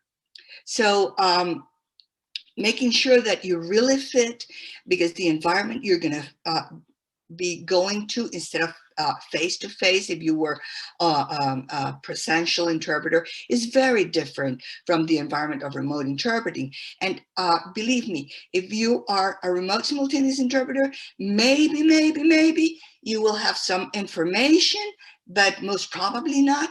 But if you're just a regular video remote interpreter or a regular telephone interpreter, you're never going to have any information. Just forget about it, because you will just receive the call and take it from there and see what you can do with it. And that is life. I'm sorry to say it. I know that many don't like me saying it, but that is what it is. That's what you have to get ready for. Now, many of you have enough clientele or in there just to have some rules and some patterns. And just like someone earlier said, there's different types of market. There's an upper level market and a lower level market. But after the pandemic, many professional interpreters are taking whatever comes their way, because you have to pay the rent. That's it. Your family has to feed. That's it. So we can talk all we want about what should be, but I talk about what is, and that's the market. So I'm just trying to train you to respond to the market, to what's going, and what's going on is not at all the good conditions. I started 40 years ago. Interpreters were like the creme de la creme. We were the most sophisticated intellectuals in the world. Nowadays, we're just another gadget in the wheel. That's it. And it's been extraordinarily difficult for most of us to get to grips with that. And many of us haven't, and many of us have. So It's not an if or when. It's what side are you going to be on and how are you going to meet that demand? If you want to continue being what you were 2 years ago, that's okay. There's no interpreting police. Where are you going to get your clients is my question. That's my only question. If you have those clients, fantastic. You're one of the few lucky ones because the rest of the community doesn't have that. So for those of us who are in the normal community, the feeder community, the everyday business people community, the everyday person who's calling their credit card with a problem, I recommend interpreting improvisation. And improvisation is something that you learn. It's a method of acting. And I'm sorry, it's a method to learn acting. So the remote modality presents more difficulties to assess cultural issues, and obviously there is an inherent difficulty in creating a natural interactive. So I actually will talk about, I actually talked about the invisibility factor for that, but remote interpreters, in addition to everything that we were doing before, now we have to deal with concerns regarding video and audio quality, and we have to get technical about it because we don't have anybody who can fix it except ourselves. Concerns regarding the stability of the connection and troubleshooting technology issues. And there was a fantastic presentation about this before the break. And all of this is in addition to the burden of the encounter, because everything that we did as interpreters is still valid. So why will you benefit from learning improvisation? For remote interpreters, preparation is not possible, especially when working as an on-demand contractor, which is most of the assignments are on-demand contractor. So once the video call is connected, there's no time to gather information and to assess the environment and the encounter. You just hit the floor running, like they say. So that's what, this is just a list of some of the things that we have now, additional to what we were doing before.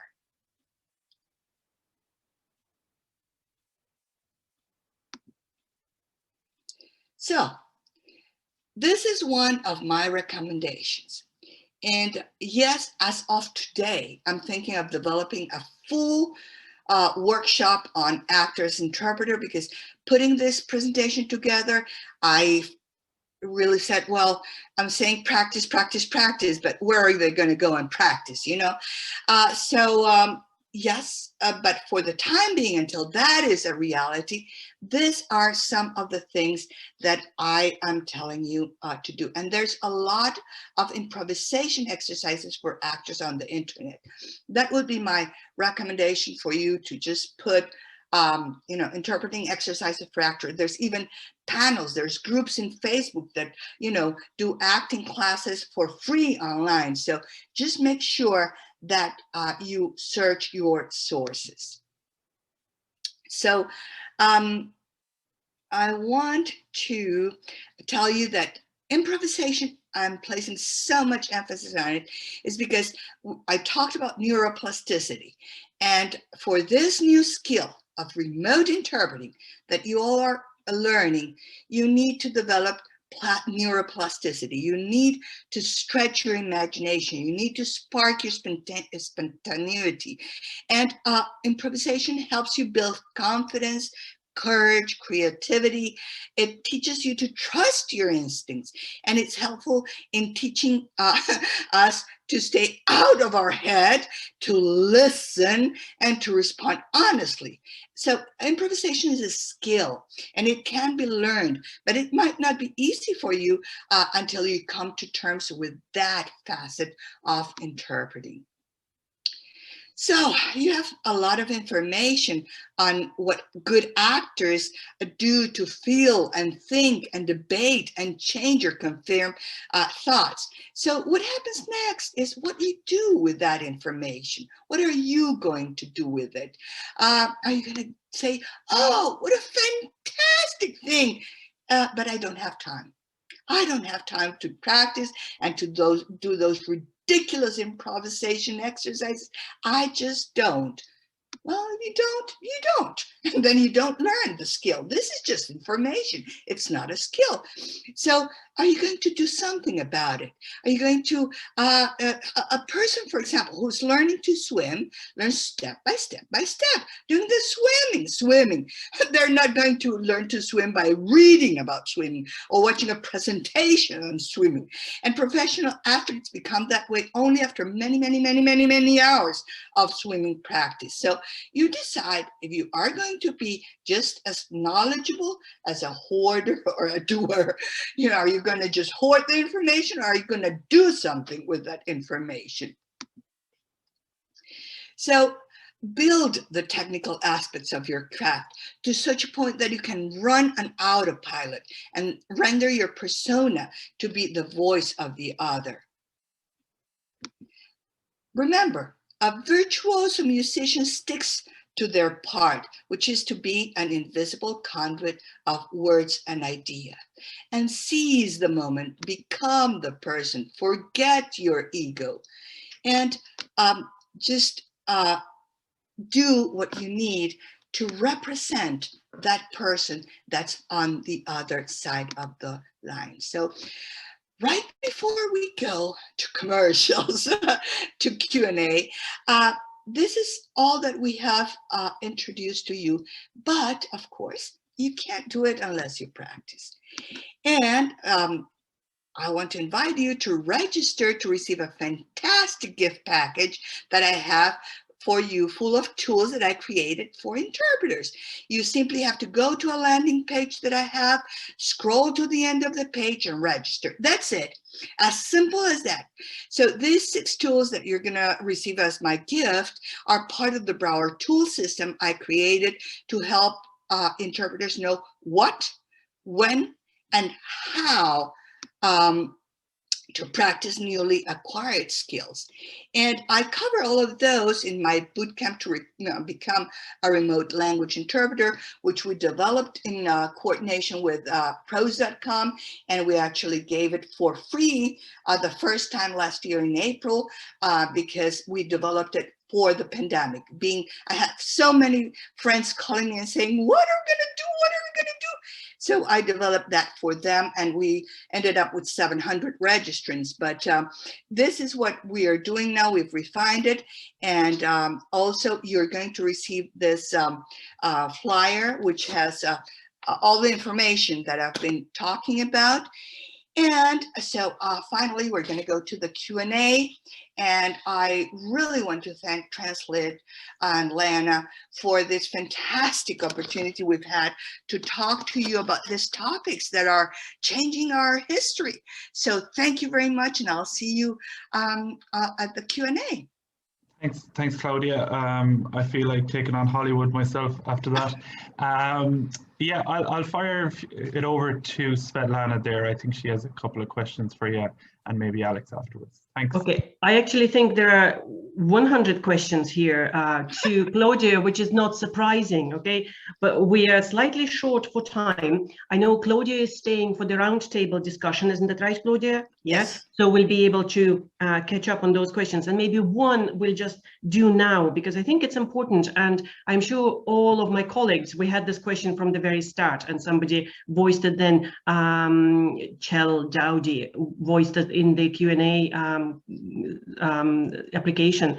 How can we minimize the risk of trauma while also trying to empathize and take on the emotions of the person for whom we are interpreting? What if we're interpreting something horrendous, you know, violence, I don't know what else you can imagine. And I'm sure, like Hans Verrept, he mentioned those scenarios this morning. So just very briefly, any hints on what do we do to actually protect ourselves from taking on the trauma?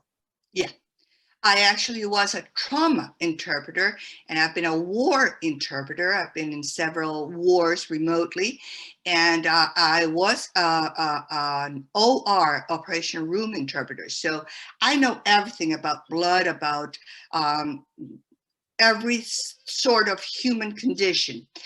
And the way that I protect myself is that I am that person during the encounter, and the encounter is done, And I've learned to do a switch. I switch it off and I go on with my life. And the next call comes in and that's another call. And it's worked for me because I have to practice it. And practice is connecting. It's exactly the same as when you get home and there's 2,500 things that went wrong and all the kids are coming with 25 different stories and the kitchen is burning. And you say, okay, give me 5, and you go into the bathroom and you disconnect. Disconnecting is my response. You have to learn to disconnect. Just like therapists do, psychiatrists do, soldiers do, anybody who's been in combat does. You have to learn to just individually get yourself out of that equation and understand that you were just acting through that period of time. That's it. Very good. Yeah, and I'm sure when we have our round table, we'll have other questions to ask you, which are coming from our attendees. And I think we also will be able maybe to hear, opinions of our colleagues as well on how do they deal with this issue, because I'm sure it's an issue for all of us. Thanks very much, Claudia. I think I'm going to pass you over to Dara now. Yeah, thank you, Claudia. Brilliant. Fascinating discussion there, and I learned lots. I hope all of you did too. Yeah, moving forward, I'll just pop the agenda on the screen again. We're halfway through our afternoon session now, and I know a lot of you were waiting for the next person up as well. I heard her described as a powerhouse earlier on. I'm not sure, was it Hans or Muhamed that called her that, but Svetlana O'Farrell is our training development manager here at TRANSLIT. She's been one of our panelists, and she is the driving force behind TRANSLIT Pro and this very conference. And I'll just pop her picture on the screen in case you don't know. And Svetlana is a certified translator and professional interpreter with 30 years experience in language services. So she's not new to this game by any means. She'll take you through marketing and selling yourself globally. And I'll hand the mic over to Svetlana. Great, thanks very much. And I like the flattering feedback and the flattering picture as well. So let me just share my screen and we'll go through my presentation and hope it'll work. Okay. So today we'll talk very briefly, really, because we have only about half an hour for the whole session. That means, maybe 20-25 minutes presentation and 5-10 minutes questions. And we will talk about how to market and how to sell yourself globally. And of course, it's a huge subject, and obviously, we won't cover all of it, but I'd just like to share with you my idea or my vision of what you can do to help yourself. And particularly taking into account the fact that we had so many questions from our attendees today on how do you actually start, what do you do at the very beginning of your career, because obviously, a lot of you who have already been working are sort of in a better position, and you have already built some stock of clients and agencies with whom you work. So let's have a look at how we can market and sell ourselves globally. And Dara, thanks for the introduction. A lot of you have met me before because I do a lot of training within TRANSLIT training department. And it's lovely to see you all here again today. So the first thing, when we're talking about selling yourself globally, we have to look at what are we selling? What is our USP, unique selling proposition? Because obviously there are hundreds and hundreds and thousands, probably millions of people who are working as interpreters. And we see interpreters of every type, starting from people with years of experience, members of the most admired professional associations throughout the world. And we see people who find themselves in the role of interpreter just because of their situation turned around in that way. Very often they are members of sort of communities that speak a different language from the majority language of the country. And just because they have the second language, they start working as a volunteer or community interpreter and then find that this is what they do full time. So all of us, however, I think have this unique selling proposition, something that we can show to our clients and that will allow us to stand out. So then when we want to sell ourselves and we want, not ourselves, obviously, when we want to sell and market our services globally, we need to try and hit that USP like a nail on the head. And this is all about self-branding. And self-branding is sort of a big word or the big phrase for really understanding what it is exactly that you're willing to provide. What is the benefit that you are giving to the client, and what is the service that you are giving to the client? And our services, and today we are, in the community of interpreters, this conference is called Interpreting Insights. So our service is the same. It's an interpreting service, and there are obviously different options, whether we do it consecutively, simultaneously, but it is really, we are facilitating communication. So apart from facilitating communication, what benefit do you provide? What else do you bring to the table? And it can be anything. And it really depends on the role you want to play. So say if you are a top-notch, say, conference interpreter, and you specialize on the conferences that are run by the financial services, and you happen to have a degree in financial services yourself, then apart from you, being the interpreter, you're also bringing in this additional knowledge, okay? Or maybe you're the interpreter who is working in community interpreting sector. Maybe you're working with the, immigrants and maybe people even who are, say, victims of people smuggling and things like that, people trafficking.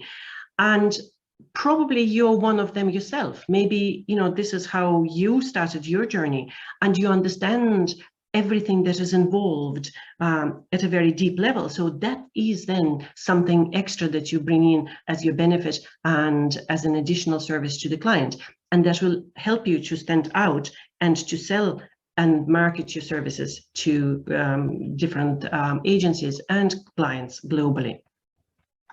We will have the self-branding workshop, as you know already, and Dara mentioned throughout the day, where Irina Sergeyeva, who is our HR manager in TRANSLIT, but she's also a professional coach and a psychologist, she will talk us through this process of defining what your self-brand, what is your own brand is, and how you find it.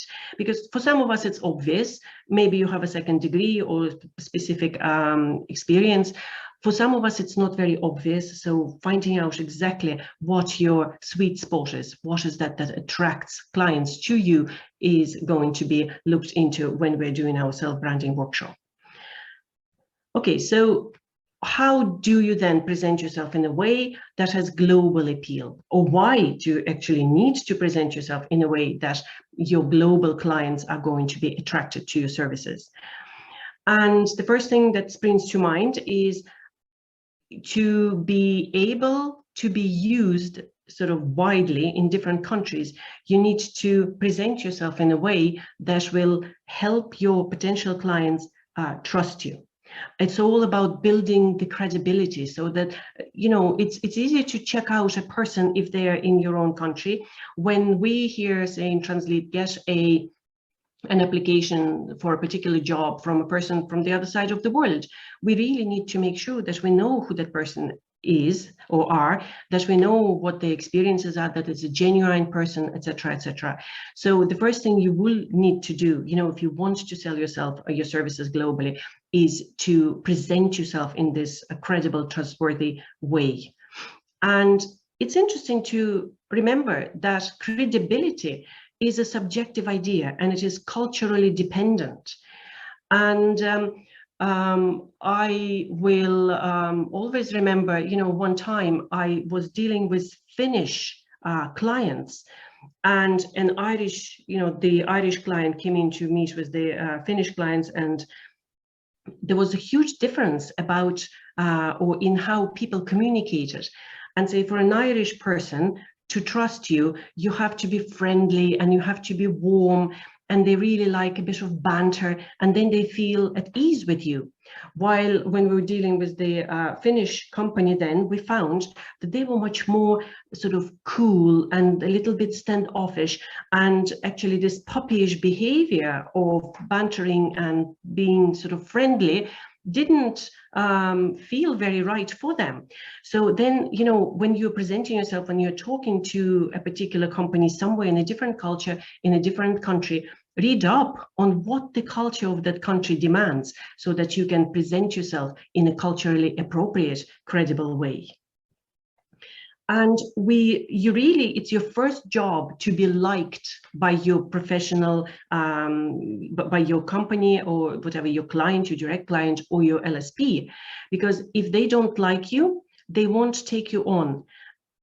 Because when you do a job for them, you literally represent them as a company. So if an interpreter is hired by TRANSLIT and is doing a job somewhere, if the job isn't done well, then TRANSLIT suffers and TRANSLIT's reputation would suffer. So first of all your clients, all your agencies would want to make sure that you actually like you, you're likable, and you're trustworthy and credible in a particular culturally sensitive way. And then obviously when you can project this global appeal, and it'll never be global, it'll never be universal, it'll be segmented, okay, depending on the cultures that you're going to target, then people will like you in a certain way, and they will give you more jobs. And it's not like we are going to pretend that we are this or that or the other person. No, you just assume different roles, like any human being. You know, we are a parent, probably we are working somewhere, maybe I'm a member of a knitting club, I'm not, you know, but you know what I mean? We play a number of different roles. So when you present yourself globally, you actually have to understand that your role in every market or in every culture will be positioned in a slightly different way. So the first impressions always matter. Whatever we say, you know, don't trust first impressions. We can't stop not relying on them. It's a psychological, deep psychological thing. So the first, normally your first contact with the company is probably a resume or a CV, as we call it here in Ireland, the curriculum vitae. So it's very important that you have it absolutely right, and it works for you. And I am always surprised, and those of you who know me, you'd know that's my real hobby horse, is the fact that we interpreters in our CV have to be totally explicit and very direct and very specific about the languages that we work with. And first of all, make sure if you're sending your CV to a company, you send it in the right language to start with.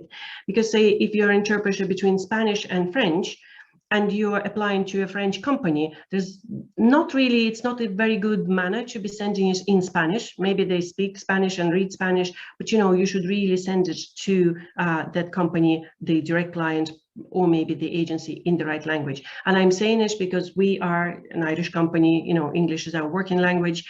And next thing we get CVs which I have to send back to people and say to them, listen, can you please send it to me in English, because that's our working language. And straight away, the credibility is lower, because I say, why does this person not understand? Did they not check around about us, like what we are and what is our language? So always make sure it's in the right language, and always make sure that you specify what your own languages are, what languages you work with, and what your level of proficiency in those languages. And if you have different combinations between what languages you work from, into which, and you know, in consecutive and simultaneous interpreting, spell that out very straightforwardly in a very exact way from the very start at the top of your CV. Okay, and that's very important for creating the right impression on your prospective employer or client. So, and language proficiency is very important. Here I have a little sort of graph about the CEFR, the European Framework for Languages, which gives a very clear definition of your language proficiency in English, starting from A1, which is just, you know, basic proficiency, to C2, which is the top professional proficiency. But I'm sure in other languages, these graphs or these systems of marking your language proficiency level, they do exist as well. So make sure you use them. And the next thing, you're trying to create a good impression with your CV. Make sure you have everything in it that is important, your education, your training. And again, do something. If you're doing it for a different country, see what's of value there. Maybe they prefer you to have a number of different academic degrees, maybe your qualifications, or maybe your experience is more important. So have a quick look. Google luckily gives us a lot of different answers to our questions, and try to take this into account and present yourself in a way that would be appealing to that culture or that country. Put in your work experiences, all relevant ones, not necessarily just only language ones, because if you have experience in a non-language sector, which would then be sort of an additional bonus when you're interpreting, that will be very important. It's really good to put in professional memberships. So you probably have your own professional membership from your own country, and that is perfect. And then if you say the same situation between a Spanish and French interpreter, maybe it makes sense for you to get professional membership with a French professional association of some kind, if that is what you're going to work with and that's sort of the path that you're going to take. So do have a look into those things. Very often to get professional membership takes a lot of time and money as well, because there's membership fees. And of course, you have to be very careful about it. If you want to work with 20 countries, you probably cannot afford 20 professional memberships. But do have a look whether it makes sense to have some international ones, or maybe some ones which are accepted widely. And send us your experiences, show us who you worked with, so that we know, how much work you've done, and we can check up on whether that is right or maybe not necessarily so. Apart from the CV, the other way you produce this impression on your clients or agencies is by your public profiles on social media. And one thing about public profiles is that they are really one size fits all. Your CV, you can adjust and amend and change slightly depending on who you are targeting, okay, and whom you're trying to involve, in communication with you about your work for them. Public profile will be sitting there and accessible from every country. So you really have to make sure then that it is quite neutral, strong but neutral, and it doesn't favor one or the other cultural influence. And there are so many different public profiles that we can look at and create these days. And I think, there is really not, a bad social media or good social media. It's really how you use it. I think that it's always better to use the social media platform that you like and that you're happy to engage with it. For a lot of us, it's like LinkedIn, but any other as well, whatever works for you, make sure that your public profile is there. And the main rule is, if you have one, do have a good one. Put in everything that you need to have, on it, so that all your information, all the credentials, your languages, again, your sort of high-level qualifications, they are all visible and all very clear. And then everything, normally every social platform will give you a number of different parts in your profile to fill in. So don't miss opportunities to show yourself off. Use as many of them as possible and put in as much relevant information as you can. And the other interesting option or interesting thing that I've noticed is the cross use of different platforms. And here we have, an interpreter who is using the Upwork reviews in his LinkedIn profile to promote himself further. And that really helps him, this person here, to build up this credibility, and it helps the clients and the agencies to see what this person is about and how they do their work. There is a secret weapon in global marketing and global selling, and it's to do with storytelling. And I'm sure you've all heard these days in marketing, whenever you try to create something new, when there is a new product created, they always people who work in marketing always create about tell us the story. So it's very powerful because human civilization is grown due to this ability of humans to tell and share stories. So try, if you're really serious about appealing to global audience, try to make sure that maybe you have some sort of apart from profile, maybe some web page in which you can describe your story. And stories are really lovely, and they make it very personable, for somebody who wants to hire your services, and they can see exactly what type of person you are. And it can be, anything. It can be maybe your journey, how you come in to this profession, or maybe it is about your current interests, but just use this value of the storytelling.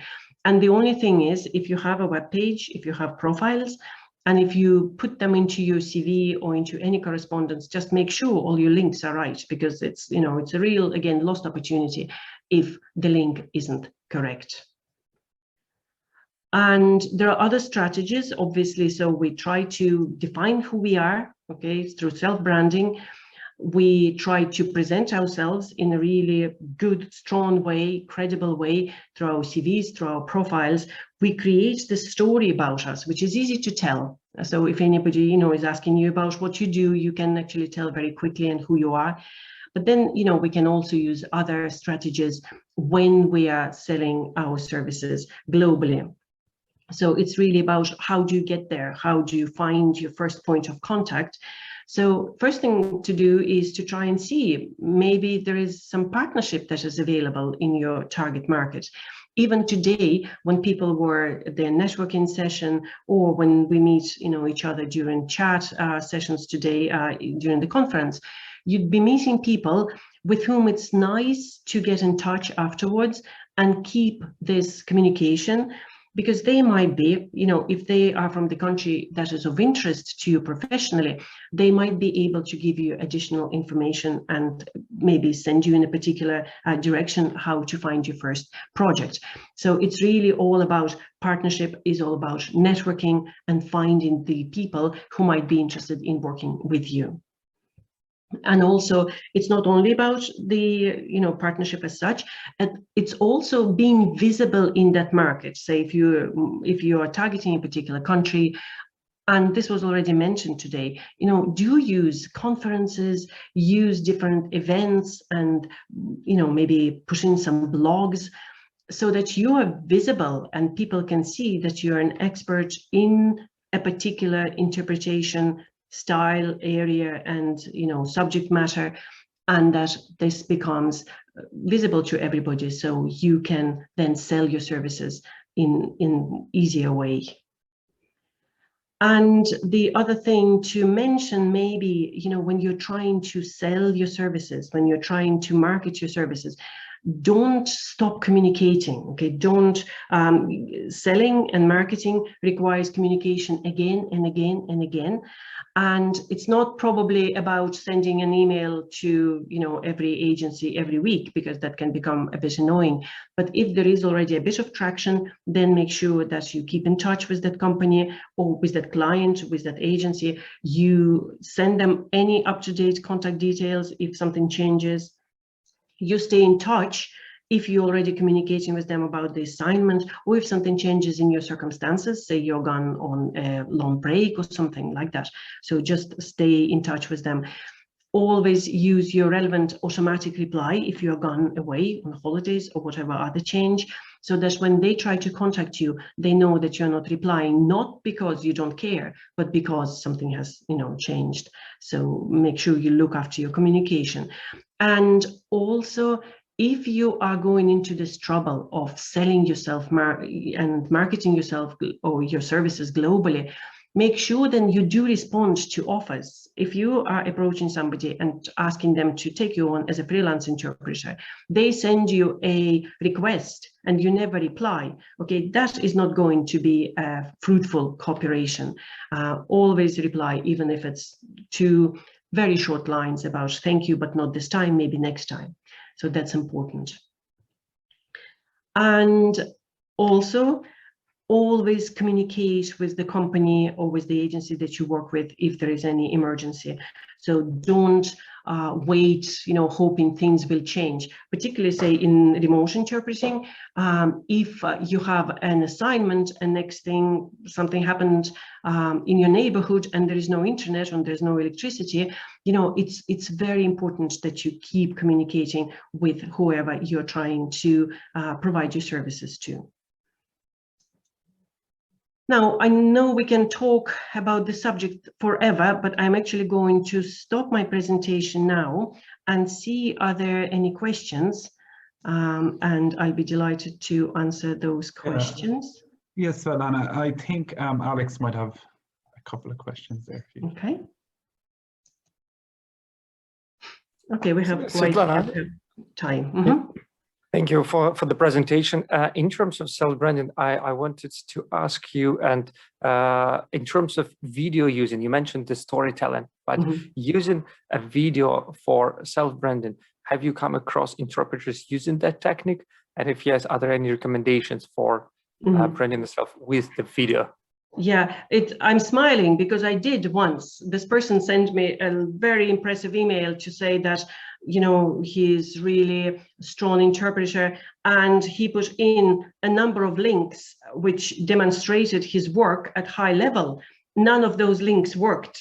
And that's how it got into my presentation, to make sure all your links are actually correct, double check them. But of course, it will be brilliant, to be able to give some sort of a video input in, when you're trying to promote yourself.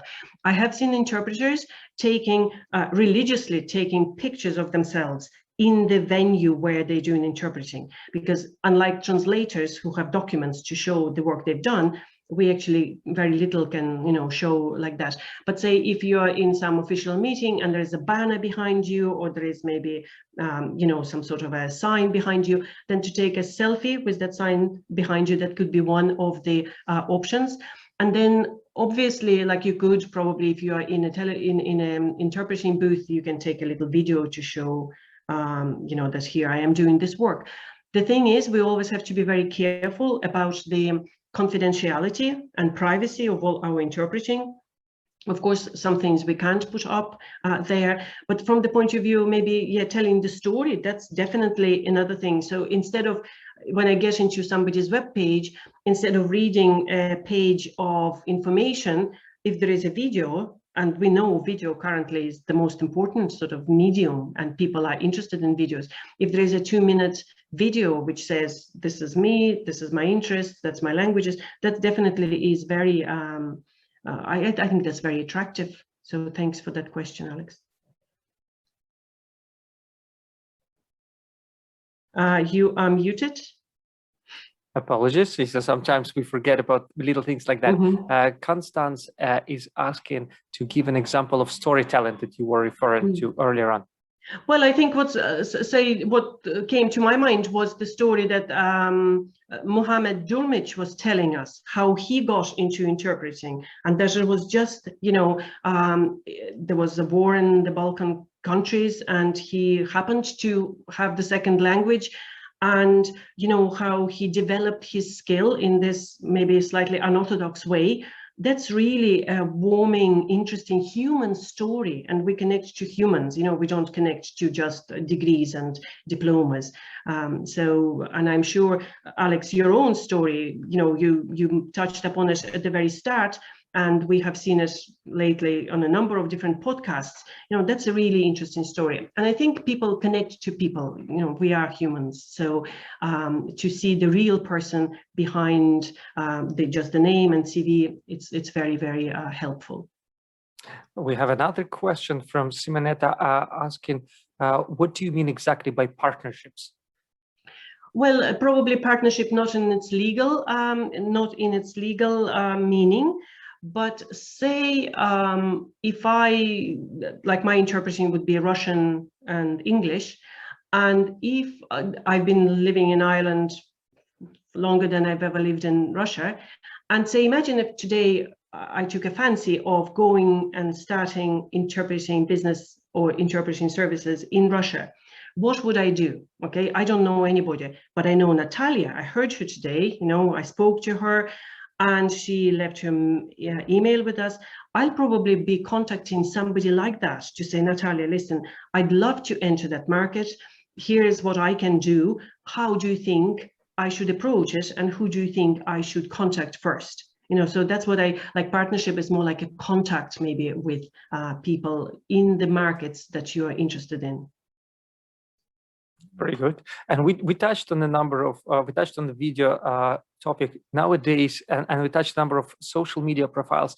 When we look at the current trends, TikTok is a big platform, and it's usually perceived as a platform for younger generation. Mm-hmm. But we see examples of solicitors using TikTok, of plumbers even doing it. Mm-hmm. Interpreters should explore new technologies, new social media networks, especially around the video. Another thing from my personal experience to translate it, we rarely get applications from interpreters sending audio files for some reason. You know, it's common for voiceover talents to record voice, but interpreters, for some reason, don't tend to be doing that often. And for interpreter, voice is the #1 tool. So in addition to the video, adding small recordings or clips of your interpreted would add value to our profile. That would allow the client to listen yourself, you know, in addition with the welcome or introductory video. So have you, you know, any recommendations in terms of, you know, adding those little things and exploring social medias outside of LinkedIn and maybe Facebook from your personal experience? Yeah. Alex, you must remember the generations gap, right? I'm looking at my children running around with all those things. To me, they're slightly alien, okay? But definitely do, you know, look into them and see, will they work for you? And it's fun to experience something new. And I'm sure it would catch the attention of the vendor manager who is looking at your profile. And I was just, as you were mentioning the voiceover, I was thinking of Claudia, and with all her actors' modulations in her voice and how she was showing us how to use your voice for interpreting purposes.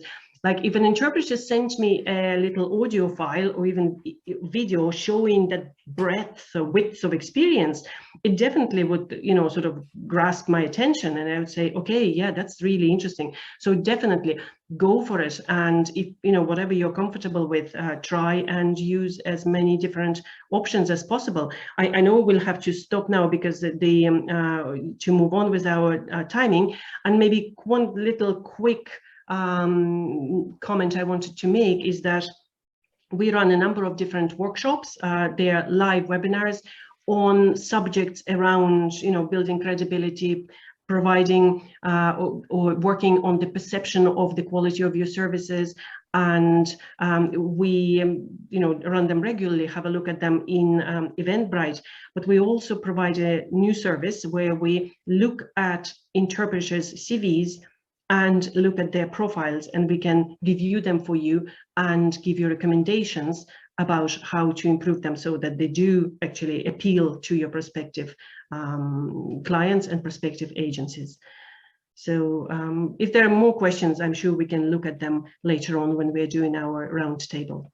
Well, just to wrap up before we hit the roundtables and invite other panelists, Valentina is asking a question: if it would be possible to get certificate of attendance for the conference. It's not something that we anticipated, but you know, Svetlana, you normally look after certificates. Is it something you may I'm sure we can, if we give a certificate for 1 hour's lecture. You know, now we have 6 probably hours of different lectures on the interpreting topics. So we definitely can look after that. So don't just expect it immediately, but I'd say once we have caught up with all the recordings and all the promises that we've made, maybe sometime during the next week, we could send you your certificate. Maybe make sure to send us a specific request, and you can address it to me, talent@translate.ie, or even talent@translate.com, which Alex mentioned beforehand, or whatever email you have with our communication pre-conference, and we will look after that. Yeah. And another thing to add, that certificates is good as for as much as the value of that certificate.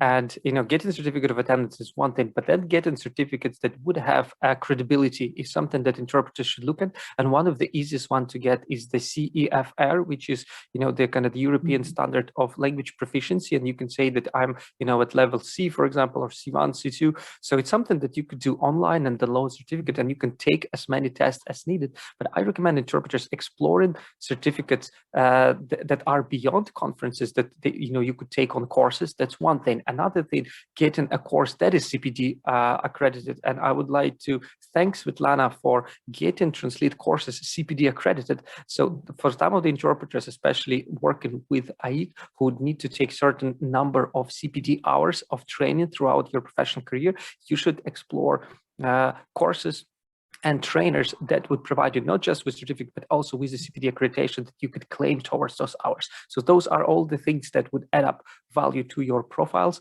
to your skills, and of course, to your brand at the end of the day. Wonderful, wonderful.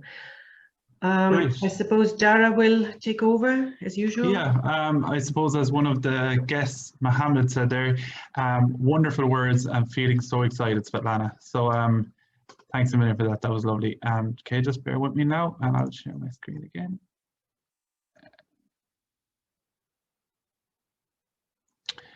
Next up, we have our roundtable. Yeah, and I don't know, can you see me on screen? I've thrown on my green TRANSLIT hoodie. So that's some shameless self-promotion there. Yeah, I'll just pop on our agenda there, folks. We're coming to the end of our day here, but we still have our wonderful roundtable discussion. So stay tuned for that. And later on, of course, Irina Sergeeva, if you have purchased one of our premium packs, you'll be able to catch that brilliant workshop. So yeah, actually as well, you can also go to Eventbrite now and you will be able to get Irina's talk for just €10 on Eventbrite. So please do that if you want. It's just something that's become available in the last few minutes. So by all means do. Now we have our roundtable discussion. We'll have Alex Chernenko, Muhamed Durmic, Claudia Brauer, Natalia Fedorenkova, and Svetlana O'Farrell. They've all talked already today, but they're going to talk again. But we have two extra guests now. So we have Janet Justin. She is the founder and president of Justin Associations for Interpreters and Translators, Inc. And we also have Raphael Adam. He is a conference interpreter who is passionate about helping his colleagues to work remotely in a way that allows for flexibility while maintaining high professional standards. So I'll hand it over to you and you can take the floor there now, guys. Thanks very much. I think we could maybe start with a little presentation from Jeanette, because we have touched upon this issue of trauma in interpreting, of the well-being of the interpreter. We talked about it on a number of different occasions throughout the conference, and maybe we could just see what does Janine can offer for that, and maybe after that we could hear about the studio approach to hubs from Raphael. Would that work? Now, have we, hold on, I'm trying to see, have we, okay. Okay, I see Raphael is here, yeah? I think Jeanette is not here at the moment. We can ask him to unmute. Okay. So, Raphael, maybe before we take up on those questions that are still hanging over us, maybe we'll just introduce a new, slightly new look into how we can organize our remote interpreting work, okay? And just maybe a few words about how you're working and what you suggest could be a good idea for the interpreters. Sorry, I had a little interruption. Could you repeat that, please? Yeah, I'm just, would you be able to tell us about your work and the approach that you are sort of promoting and experiencing in working from a studio, like as a yes, sure. One? So okay. I'll go ahead. I'll start with my presentation. Yeah. Perfect. Okay. Great. Well, I'm going to go ahead and what I'm going to present to you people right now is our 5 lessons, the 5 lessons we have learned when we created our interpreting studios. And I'm going to go ahead and start my presentation, share my screen. Just give me a quick, hold on.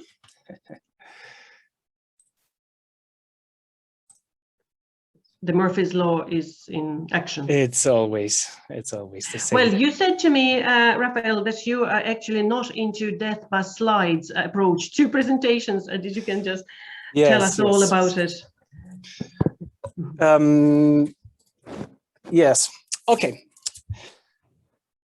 But I wanted to show it. You can see it right now, right? Okay, this is our studio. I'm going to start quickly by defining what we understand by an interpreting studio. It's a professional environment, as you can see here. It's not a booth, it's a room in an office setting. Obviously, we have improved the acoustics of the room. We have a server rack, so several PCs there, and we have redundant equipment, obviously redundant internet connections, just to set a bit the frame what we are working with. So we have a gigabit connection, a 100 MB, and an LTE connection. And we have solid AV equipment, which is important for me in my experience, because it's really nice to have, you know, hardware buttons and switches. And we have a mixer, so basically the signal comes in from our connections into our servers, into our computers, sorry, and we can use 3 parallel computers, so we can switch seamlessly between the computers. The signal goes onto the monitors, etc., into the console and back to the mixer again. So we are pretty free to switch and route the signal where we want it. That way, the interpreter working from here can work from the console and really don't need to focus on any platform-related operations, so to say. So you can really do your switching on hardware buttons. That is really important.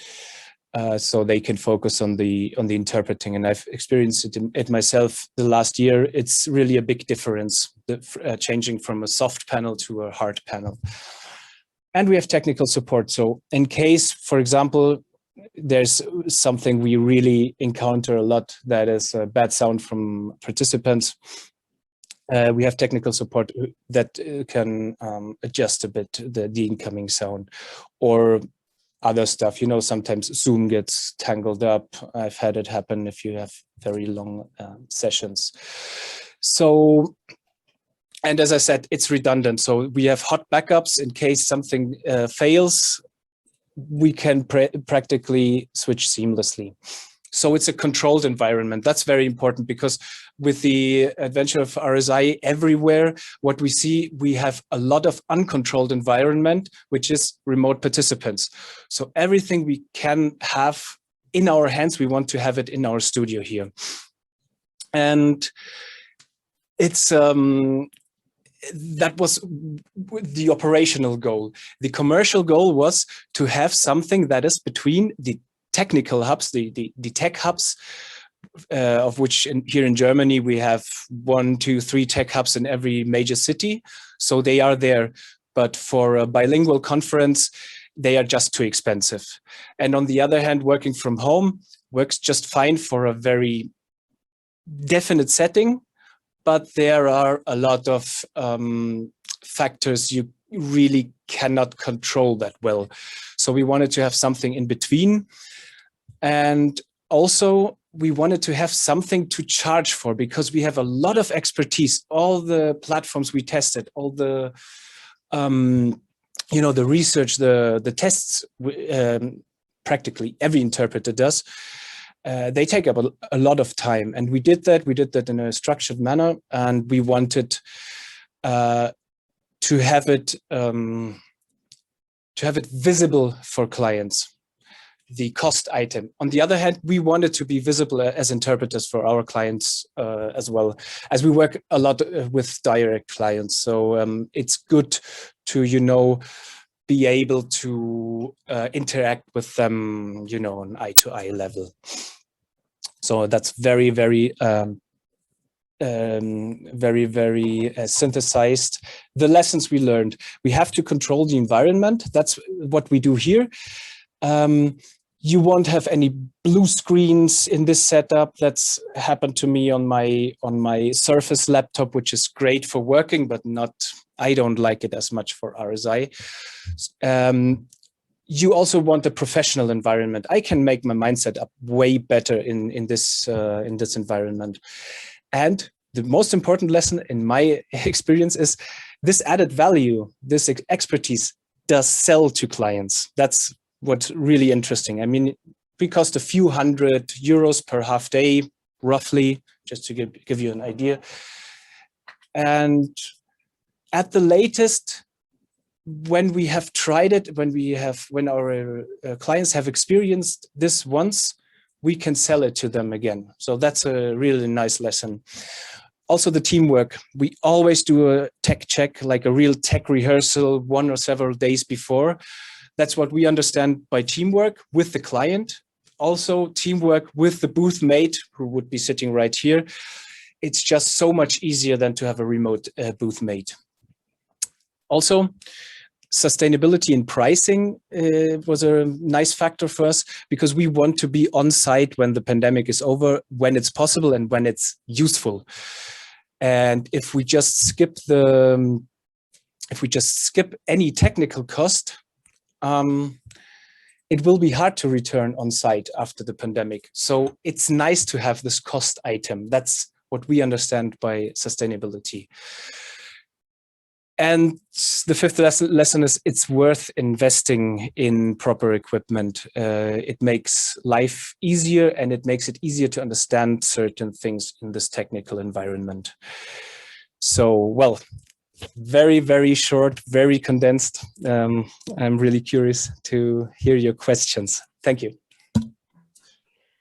Well, I wonder, maybe Natalia or Muhamed, you know, who were talking to us about how they approach the remote interpreting, maybe they could give us some sort of feedback. How would they view the maybe pluses and minuses of working from a studio rather than working just through one of the RSI platforms? Yeah, first, I would like to compliment, Raphael, your studio. It looks really professional. And I'm sure that when clients see these photos, they are more willing to pay the rate you're asking them. And I really wanted to ask you a question. Are you renting out the studio to other interpreters, or are you using it only for your own purposes? We had designed it for our own purposes, because we work a lot in bilateral settings, which this studio is very good for, not so good for bigger settings with relay. But yes, we do rent it out to colleagues. And also with colleagues in the beginning, it has been challenging to convince them of the working conditions we offer here, because obviously a lot of people just love working from home, which I totally understand. Yeah. But we do rent it out, yes. Yeah, and the reason I was asking is that we do not have any tech hubs in Russia yet. And I think we're not going to have them in the foreseeable future, because colleagues are saying that it's not, you know, profitable to set up such a hub, because, right, like you said, no one wants to pay for it at the end of the day. I mean, interpreters. So, but of course, it would be nice to have something like this, because yes, I am the one who likes to work from home, for example, right? And I organize my setup as I like it. Yeah, so I'm happy about it. But still, you know, there are times when I wish I could go somewhere, because, for example, when I work at night and I have a family, small kids, and it's not really comfortable for them when I'm, you know, speaking loudly during the night, something like this. So it would be really nice to have such studio in our location. So hope maybe someday. I guess Germany is leading the world of the hubs. with as you mentioned, Raphael, a number of them opened up in other cities in Germany. We want to see that happening across Europe, and probably somebody will take an initiative. But you know, maybe we could learn, and Germany would lead the way. Jeanette, can we get some of your thoughts on the technical side of that setup? I think Jeanette is not the technical person. Are you, Jeanette? It's more about the well-being of interpreters and how to deal with all those issues that we came up with during the day today about the trauma for interpreters and, you know, stress that interpreters are experiencing. So do we want to have we one or two more technical questions before we move on to that? I think we could jump around. Let's jump around. Yeah. Okay. Yeah. Okay. If I may jump in, guys, I would actually have a question for Raphael. What would be an approximate cost to set up a studio like that? Because Natalia said that this is not come to light in Russia yet, and the same thing is with my country. We don't have any hubs. And I have to say I'm very interested in that from the side that if you speak about stress, you can be relieved of stress if you have everything arranged for you as an interpreter. You basically just show up, equipment is already checked, practically, you know, you will get the support, and it's much easier to work from a place like that, even though, of course, I prefer working from home because of many advantages, a lot of time and so on. And I have my family nearby. So do you have any idea that you could give, like, how much would it cost to set up something like that? Doesn't have to be super high tech, but you know. Sure. I mean, it's really difficult to say because, for example, the room costs are different everywhere. You can say it's in the 4 digits of euros or dollars. You have to calculate that. You have to have at least 2, way better to have 3 PCs, dedicated PCs with no data on them. You need a lot of cables and this kind of equipment, all the periphery equipment. So I'd say it's in the mid 4 digits area. But what's interesting for this, the technical support is actually a big item of cost in the operations, and that depends hugely on where you are. But you're absolutely right. The stress factor. That's why I am stressing, or I'm loving the teamwork that much. It's really way less stress if you just do a physical handover. There's no handover button. It's just like a booth. Okay. Right, maybe we can move on because we have loads of different questions to cover. Get back to the idea of trying to help interpreters to deal with all this current stress that is coming up, and not only the stress related to the RSI, but also just, stress of working in hard environments or maybe emotionally charged situations and things like that. And Jeanette, maybe we'll let you to talk about the work that you are doing in your country and how you are approaching that, and maybe some advice to the interpreters who are currently finding themselves under a lot of stress, which is common to all of us. I think like the past 12 months have been very unusual, but just, maybe if you tell us a few words about yourself. Yes, thank you. Good morning. It's still morning here. It's 9:03 here in Southern California. So thank you for having me. I love everything that I've seen. Thank you for all your knowledge and all your input. I have been an interpreter for approximately 30 years. I love it. I've worked in the medical industry. I've worked in the legal area, immigration, and way in the beginning, I did insurance and utilities and things like that. And I've also done translations, mainly legal translations. In all those 30 years, I've noticed that there's a lot of times, especially in the medical industry, that you do your interpretation, and there's, like we were talking about earlier, trauma interpreting. and it's very difficult. It wasn't very easy for me when I was doing it to just put myself aside. I wasn't able to do it. So I found myself having to take time off, go for a walk, or talk to someone so that I could deal with the emotions that I was dealing with at the time. I remember I had a situation where, like someone mentioned before, I think it was Hans that mentioned it, that he had to tell someone that their child was about to die. And it's a terrible thing to have to say to a mother. And myself having children, it even hit harder. And so I had to take about half an hour off to deal with my own emotions as to what I had to tell that mother, what that family was going to go through, and what I was feeling as a mother as well. So and I've learned to deal with that as time has passed more and more. But one of the main things that I find are helpful is companies like yours that takes the time to educate interpreters and that cares enough to say, look, these are the tools available for you to deal with these stressors, to deal with this change. And building relationships with companies such as yours is vital for interpreters because we spend most of our day at work. So it's important that at work we feel supported. So that would be one of the first things that I would say. Make sure that you work with a company that supports you and provides you with the tools that you need to deal with the stressors. The next thing would be to surround yourself with people who you're willing to go to and say, you know, I'm feeling overwhelmed. I cannot continue with another call, or I cannot go on another session. I can't take another job right now.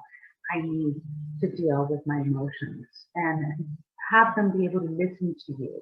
If you don't have that, the next option would be to go online and vent to someone that knows how you feel, that has been in that position. And that is one of the things that that I've done through my association.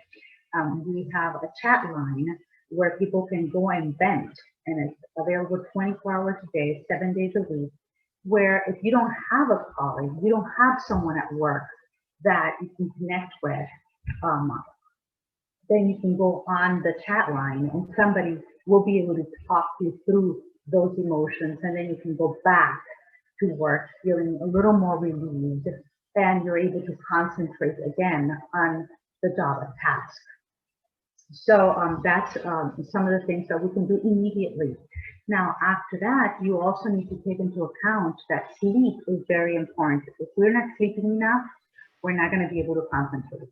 We're not going to be able to remain calm. We're more on the edge if we haven't slept well, if we haven't eaten well, if all we're running on is coffee or tea or whatever it is that we used to run on. We're going to be a little more edgy, and we're not going to be able to concentrate. We're going to be less patient, and that's going to come across in our tone of voice. So all these things are important when we're trying to deal with the stress that we have.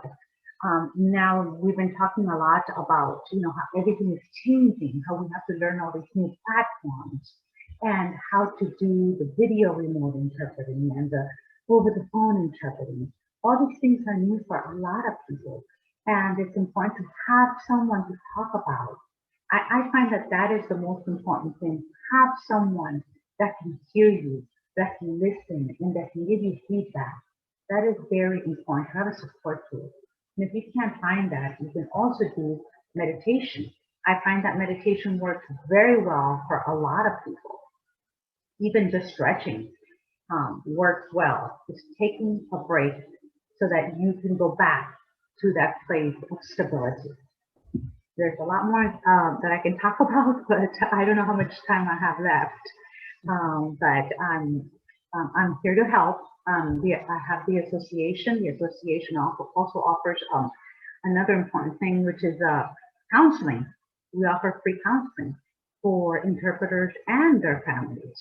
So, you know, the stuff that happens outside of our work, at home, a child that's going through an illness, a child that is in addiction, marital problems, okay? I know we don't like to talk about these things, but these things are real. They happen and they affect us. So it's important for the interpreters to have a way to deal with that instead of just internalizing. I think it's a really good initiative, because we regularly hear from interpreters this question, but what can I do? To whom can I speak? Or where can I discuss it? And very often it is just about just talking to somebody, saying this is what happened to me, just by sharing your troubles, it's sort of having them. And so it's really good to have an association like yours, and we will make sure that we will send the links to the association to our attendees, and then hopefully if people are looking for help with dealing with their stress and dealing with all these issues, that they can get in touch with you. Actually, just talking about stress, and there was an interesting question today during this conference, and I'd say between Claudia and Jeanette we should be able to answer it. And people are asking about breathing during the assignment, because how if you get stressed out during the assignment, particularly if you're in simultaneous where everything is so fast, or where the speaker can be very fast. Any advice on, maybe we'll ask Claudia first, maybe she has some actors or acting techniques on how to keep breathing correctly during during your work for interpreters. We'll need, yeah. Yeah, it's very interesting because actors are taught, and it's a technique you learn, to breathe from the stomach. We don't breathe from the lungs, but from the stomach, and it's a technique you learn through practice. And I've used it all my life, and I guess that would be my recommendation. You have to learn to breathe. You think you know how to breathe, but we don't. We don't know how to breathe, and we don't know all that's involved in the breathing pattern. So there are breathing exercises, and I want to touch on a little bit because breathing and sleeping and resting and the 3-minute cat nap is very important because of that, because it allows your body to regroup. Human beings in general, we have this much, a very set, limited, constricted amount by physiology, amount of battery. It is it's something in the neural brain, and I'm not going to go there, but I always call it the battery, and it's physical and it's limited. And the more that we use, the more that it spends. And if you think of the cell battery, if you have 25 apps open and you're in a conference and you're streaming video, that battery is going to last much less than if you just make phone calls. So you have to recharge the battery. So this is a term I use a lot. You have to recharge the batteries. There's a lot of ways. For example, you just go in a bathroom for 5 minutes all alone, and just close your eyes and just think about your breath. Nothing else in the world. Think, internalize.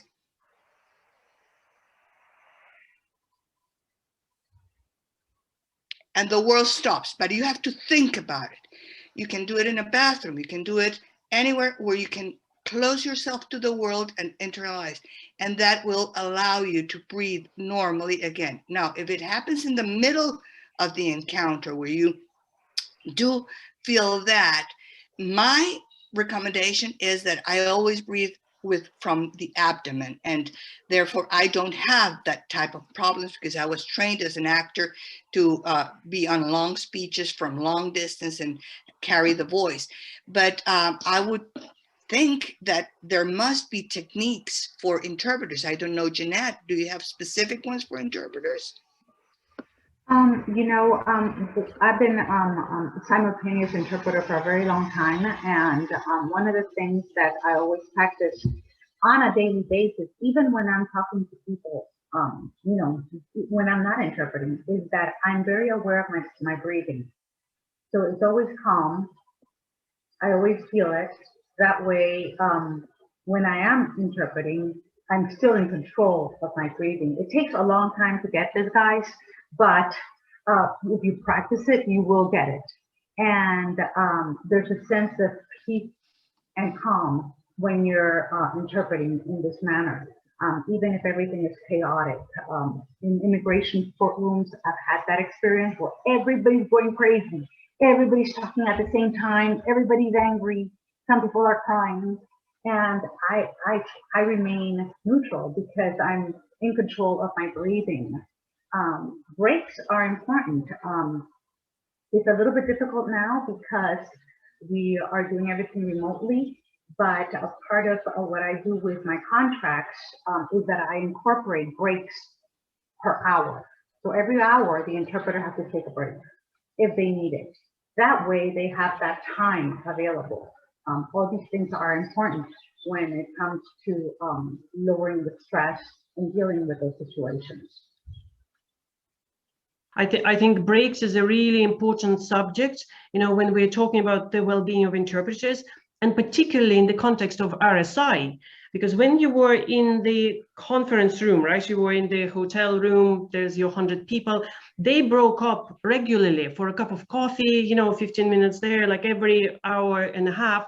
Whether you liked it or not, there's normally a break. So even if you were in the booth with your partner and you swap between yourselves, you knew that in an hour and a half, you might be able to stand up and stretch your legs and go for a little walk and take a breather. And now with the remote interpreting, everybody can just, you know, switch off their microphone and their camera and go around to let the cat out and to have a cup of coffee. But nobody's thinking about poor interpreters on whom the spotlight is constantly and who really have very little chance of doing this, because even the handover is not as simple and not as transparent. Unlike, you know, unless you are in Raphael's setup where you actually shoulder to the person. So I think we as interpreters really need to guard our right to take a break. Maybe Muhamed, Natalia, any word, you know, from your experience on that? Do you feel that the breaks for interpreters are getting eroded? I do have a comment on this. I believe it's a lot up to us as interpreters to constantly advocate for this change on the side of the clients, because I mean, clients who hire us are quite often oblivious to this fact that we exist and that we're living beings who need break and so on. They tend to forget this, and if we nourish this kind of behavior, it's going to continue. So it's really up to us as well. We have to keep educating clients, so to say, that they need to allow us to have breaks, to understand that we exist, not talk too fast, not cause stress, and so on. But it's not an easy feat. What I also wanted to add, I believe a lot of people I know who are interpreters are also lazy. They just go from the assignment to assignment and forget about well-being, that they really need to stop. They need to leave time to tend to themselves.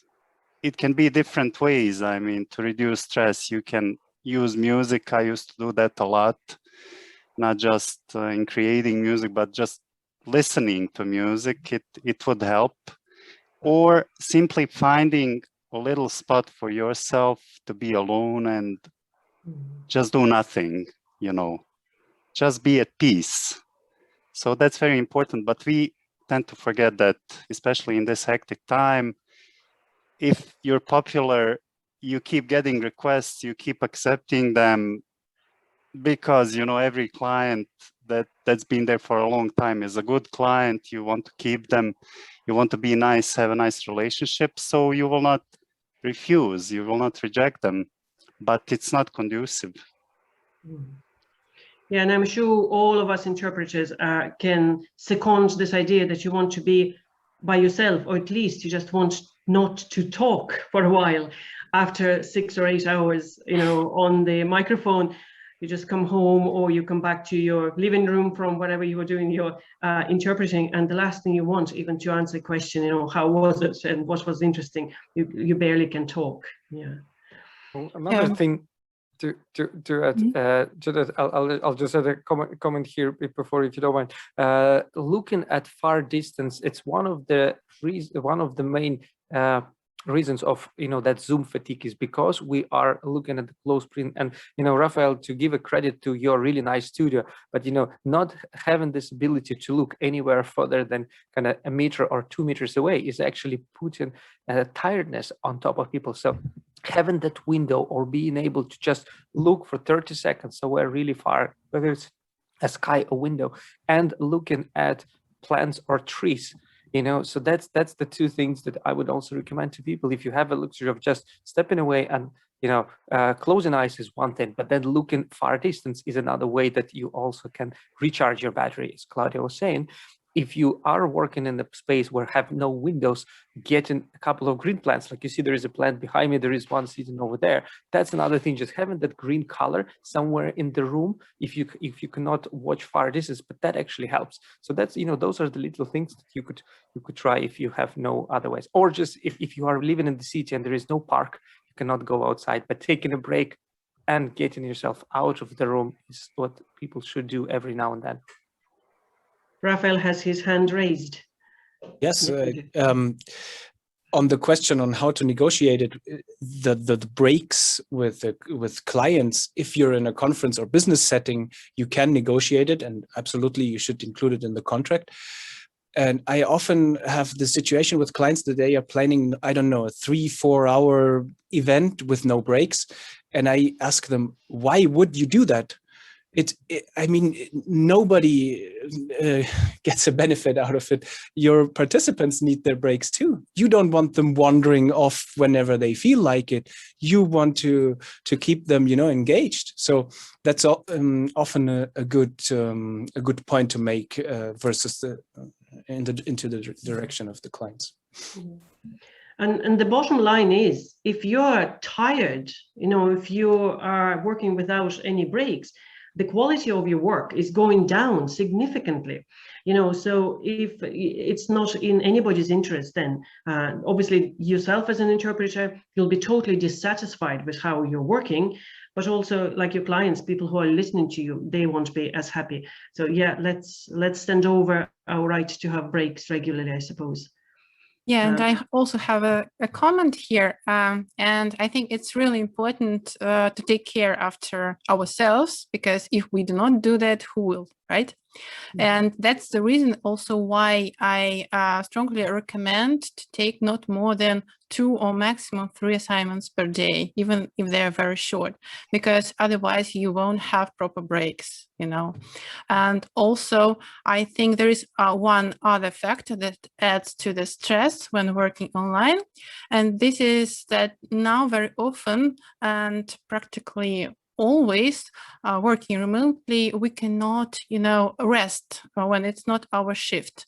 We have to stay connected, we have to stay focused and listen to our partner and make sure that everything goes well, that internet connection works for your partner, that the sound is coming, because very often something happens and the organizers ask you to take over, so you have to control everything. And in the past, you could, just wander from the booth and take a cup of coffee or tea and have a rest, but no chances of that very often now. Okay, well, it's all in our hands. Jeanette, I'll let you speak, but yeah, I saw you have a nice comment there about including it into your contract. Is that what you would advocate here? Would you tell us about that, please? Yes, I've never had a problem. I know that the pandemic has been difficult for all of us. I personally didn't work for almost a year. I was working at immigration courthouses, and when the pandemic hit, they were forcing us to work without a mask. And so as a result of that, because I was going to wear my mask regardless of what anybody said, I lost all my work. So when I came back, it was very difficult because I was shorthanded with money, You know, I didn't have all my, you know, I didn't have the money. And so it's very difficult, I understand, to include into the contract the breaks, because you're afraid that you're going to lose that contract. You're afraid that you're going to lose that client if you say, I need a break. But I strongly encourage you to do it. It's worth it. It creates a culture for all of us where it says, you know what, this is the quality that you're asking for, but the brain needs breaks, and we need it. We need to take the break off, pardon me, to be able to rest our brain, to be quiet, like Muhamed said, just go to a quiet place and be there so that we can recharge our batteries and then come back fresh and start again and provide that high quality that they are paying for our professionalism. So we can charge, we can keep the customers, we can keep our clients, but we have to be healthy, we have to sleep, we have to have breaks, and that has to be part of the contract. Yeah, there's a comment in our chat, I'm sure you can see it, from Adam, who says he'd done some government work and it was full-day conference on his own. Total nightmare. Like, that's not acceptable, I'm sure. And you know, I'd say government work, civil servants, I'm surprised they themselves were interested in like going through the day without any breaks or like working for an interpreter on their own. That's just not good enough. We need to look after ourselves. Yeah. Any other questions? Alex, did we have any questions earlier that we sort of? Yes, there is an interesting topic on another, well, there is another question that relates to memory. What kind of memory is most important? And, you know, we talked about physical side of things, we talk about energy levels, but training memory for interpreters, I know is a very interesting subject to many people on this call. So if anybody of you want to have a take on memories, which memory is critical, how to train it, and any other tips for the attendees? Well, I could maybe kick off the subject, and I see Claudia has things to say. The thing is, like, you know, the question is, what's the most important type of the memory? And I think it's totally individual, because there's a number of different, you know, there's visual and there's audio memory, mnemonic memory, etc. And we all learn and memorize in different ways, and we recall in different ways. So usually, whatever works for you is your favorite, you know, is your strongest memory, and that's what you start building on. But then we use different memory techniques. We sort of juggle them and use a number of them in any particular assignment. Claudia, I saw you wanted to contribute to that answer. Yeah, it's more or less what you were talking about, because one is our intellectual memory, the memory we have of language, and that resides in certain parts of the brain. Our visual memories resides in another part of the brain. So what you have to remember is that memory is not allocated globally to the brain. There's not one memory. That's been debunked. We have many different memories to gather from. For me personally, if you are a sensitive person, if you really work on your sensitivity, on feeling, on being emotionally attuned to your world, that is going to open all other memories. Why? Because the brain is a feeling organism. It's an organism made of energy, and there's a lot of transfer of energy, and it will give out what you put in.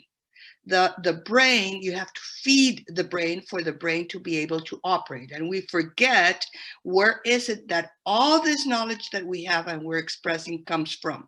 So for me, it's the sensorial, all the senses, the 5 senses, more than the intellectual memory. We are interpreters, and therefore we have work to become here, to get here. We had to work on the language memory, on the memory that remembers the symbols of language. But to be a good interpreter and not burn out, it's good for you to do exercises to work on your 5 senses. And that would be my recommendation. How do you work on them? By, you know, exercises of the eyes, whether it is whatever things, you know, there's the typical exercise that how many things am I seeing right now? I'm seeing a tree, a bird, a river, a sandbox, or I'm just seeing a clock, a stapler, box of tissues, and then trying to, you know, list them. If it's auditory, music, I can't stress enough about the power of music on the brain. And the senses of smell, try to, because that's one of the forgotten senses, and the smell is extraordinarily powerful. And so try working on that. And of course, touch and our mouth, we are very used to that. So you just have to work on them. But again, it's not an intellectual activity, it's a practical activity. Yeah. And thankfully, memory is like a muscle. You can actually develop it. And as you know, as interpreters say, the more you know, the less you need to learn. So it's really like, hopefully every little assignment or big assignments that we do is building up this memory bank that next time we have to learn less when we're preparing for a particular assignment.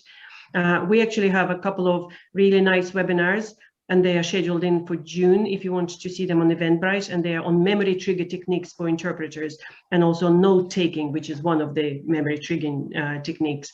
So we cover a lot of information on memory training in those webinars. Right. It's a very interesting subject, Svetlana. May I just add a few points? Yes, please. Yeah. I believe this is a very personal thing when it comes to memory. I'll tell you why. I've attended so many trainings during my life, and also training related to memory triggers, note-taking, all kinds of things. And it's so personal that no matter how many times, for example, I hear about mind maps, I just don't like them. And it's not my thing, you know, I just cannot use that. Some people love them, but whenever I see a mind map and somebody is using it, I'm like, oh no, this is not for me. I also want to say something related to what Claudia said. It's really about practice. You need to consciously practice these things, like engage your senses, yes, with a specific goal in mind. I've seen that somebody wrote in the chat, Jeanette, practice, practice, practice. I totally agree with that. Practice makes you perfect. The more you practice, the better you become. It is like that. Even if you're not consciously trying to engage your senses, if you're making a conscious effort to develop your memory, and if you are in a mind frame of meditation or meditative mind frame, so to say, you will start developing your memory. It's a fact. And why not say that some kind of meditation in your life will help you, definitely, because that will develop nice energy in the brain, and you will keep in that line. And it can open, as Napoleon Hill said, all kinds of things in your brain, like creative imagination and everything else. It opens a whole another world. I think there is an interesting connection between, you know, subject of memory and the subject of focus, and that idea of being able or not being able to focus on doing your interpreting assignment has come up a number of times in the training. Particularly younger interpreters told me that they find it very hard to keep concentrated on the interpreting. You know how it is these days. We just keep, you know, swiping the screen, and TikTok appeared because the YouTube videos were considered to be too long. Like our attention span goes shorter and shorter. So then meditation that Muhamed mentions, I think it's like meditation and mindfulness, the ability to stay with the subject single-mindedly becomes really important, not only for developing and using your memory correctly, but also to allowing yourself to develop this ability to stay with the subject, particularly for somebody who is only new and only learning that technique. Okay, have we, I don't know, Dara, do we need to start wrapping up this session? Yes, I think we can wrap up now. Thanks everyone, that was brilliant again. Janet and Raphael, thanks for joining us. And of course, Natalia, Muhamed, Claudia, and Svetlana and Alex, that was great stuff as well. Thanks very much. Wonderful, thank you. Bear with me now 1 second. Thank you for having us. You're welcome. Pleasure, guys.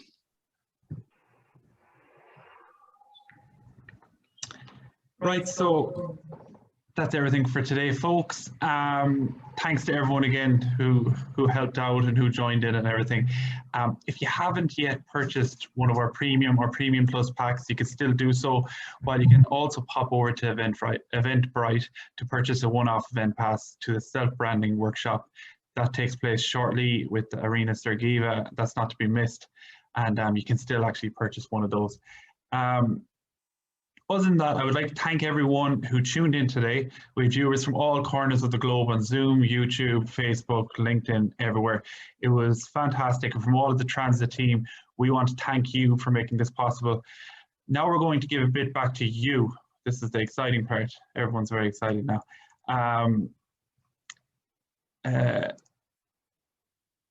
The goodies slide. Now we're going to give a bit back to you. We have a few lovely prizes for those of you who have been sharing on social media throughout the day. Also, some of our speakers gave us handouts here today, and we will send those on to our registered viewers in the coming days. So that won't be today, it may not be tomorrow. So in the coming days, we'll have those handouts available for our registered viewers. Secondly, we will also send a link with a 20% discount to our on-demand training courses. So keep an eye out for that as well. That will come through in the coming days. I believe Alex Chernenko has a couple of other lucky winners who we're sharing throughout the day. Is that correct, Alex? Yeah, well, I would like to thank all our attendees and panelists for finding time and joining us. I hope it was a learning and interesting experience.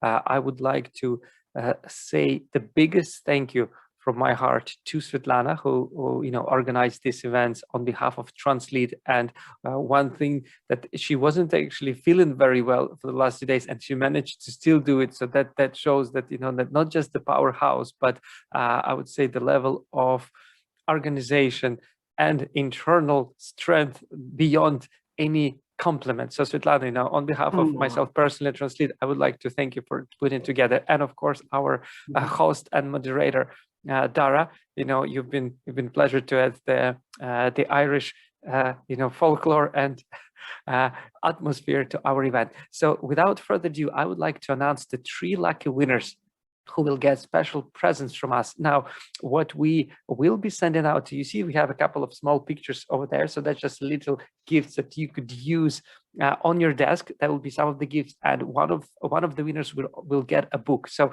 we're gonna have 3 presents. We're gonna mix and match without telling who will get what. I'll just say the names, and then somebody from our team will reach out to you and to those people to how to get the prize, essentially.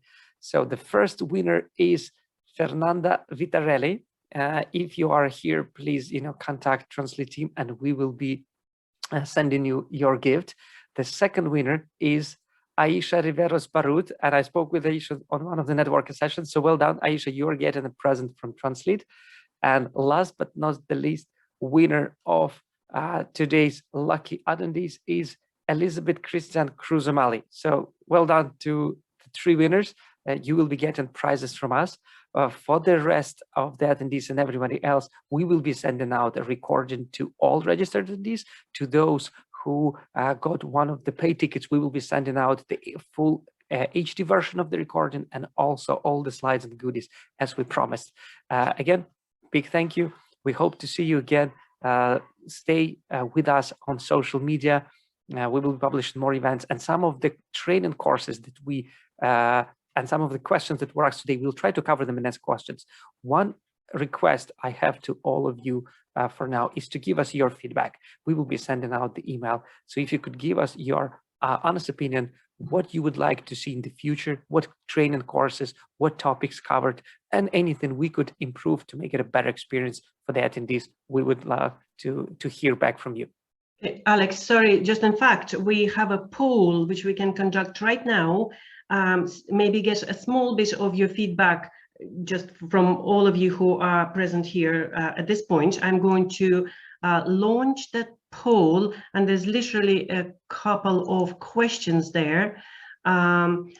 Yes, maybe you don't mind answering. We want to know how many sessions you attended, just to see, you know, did we have too many or how it worked. How interesting and useful you found the sessions that you attended. And I know you'll be generalizing because they're not split into different ones. And also whether you'd be interested in any more events of similar kind. So just if you have literally a quick minute to answer those easy questions, that would be really good. And while we are answering, there was another question that just came in, but with so many thank yous, I have to scroll up to see it.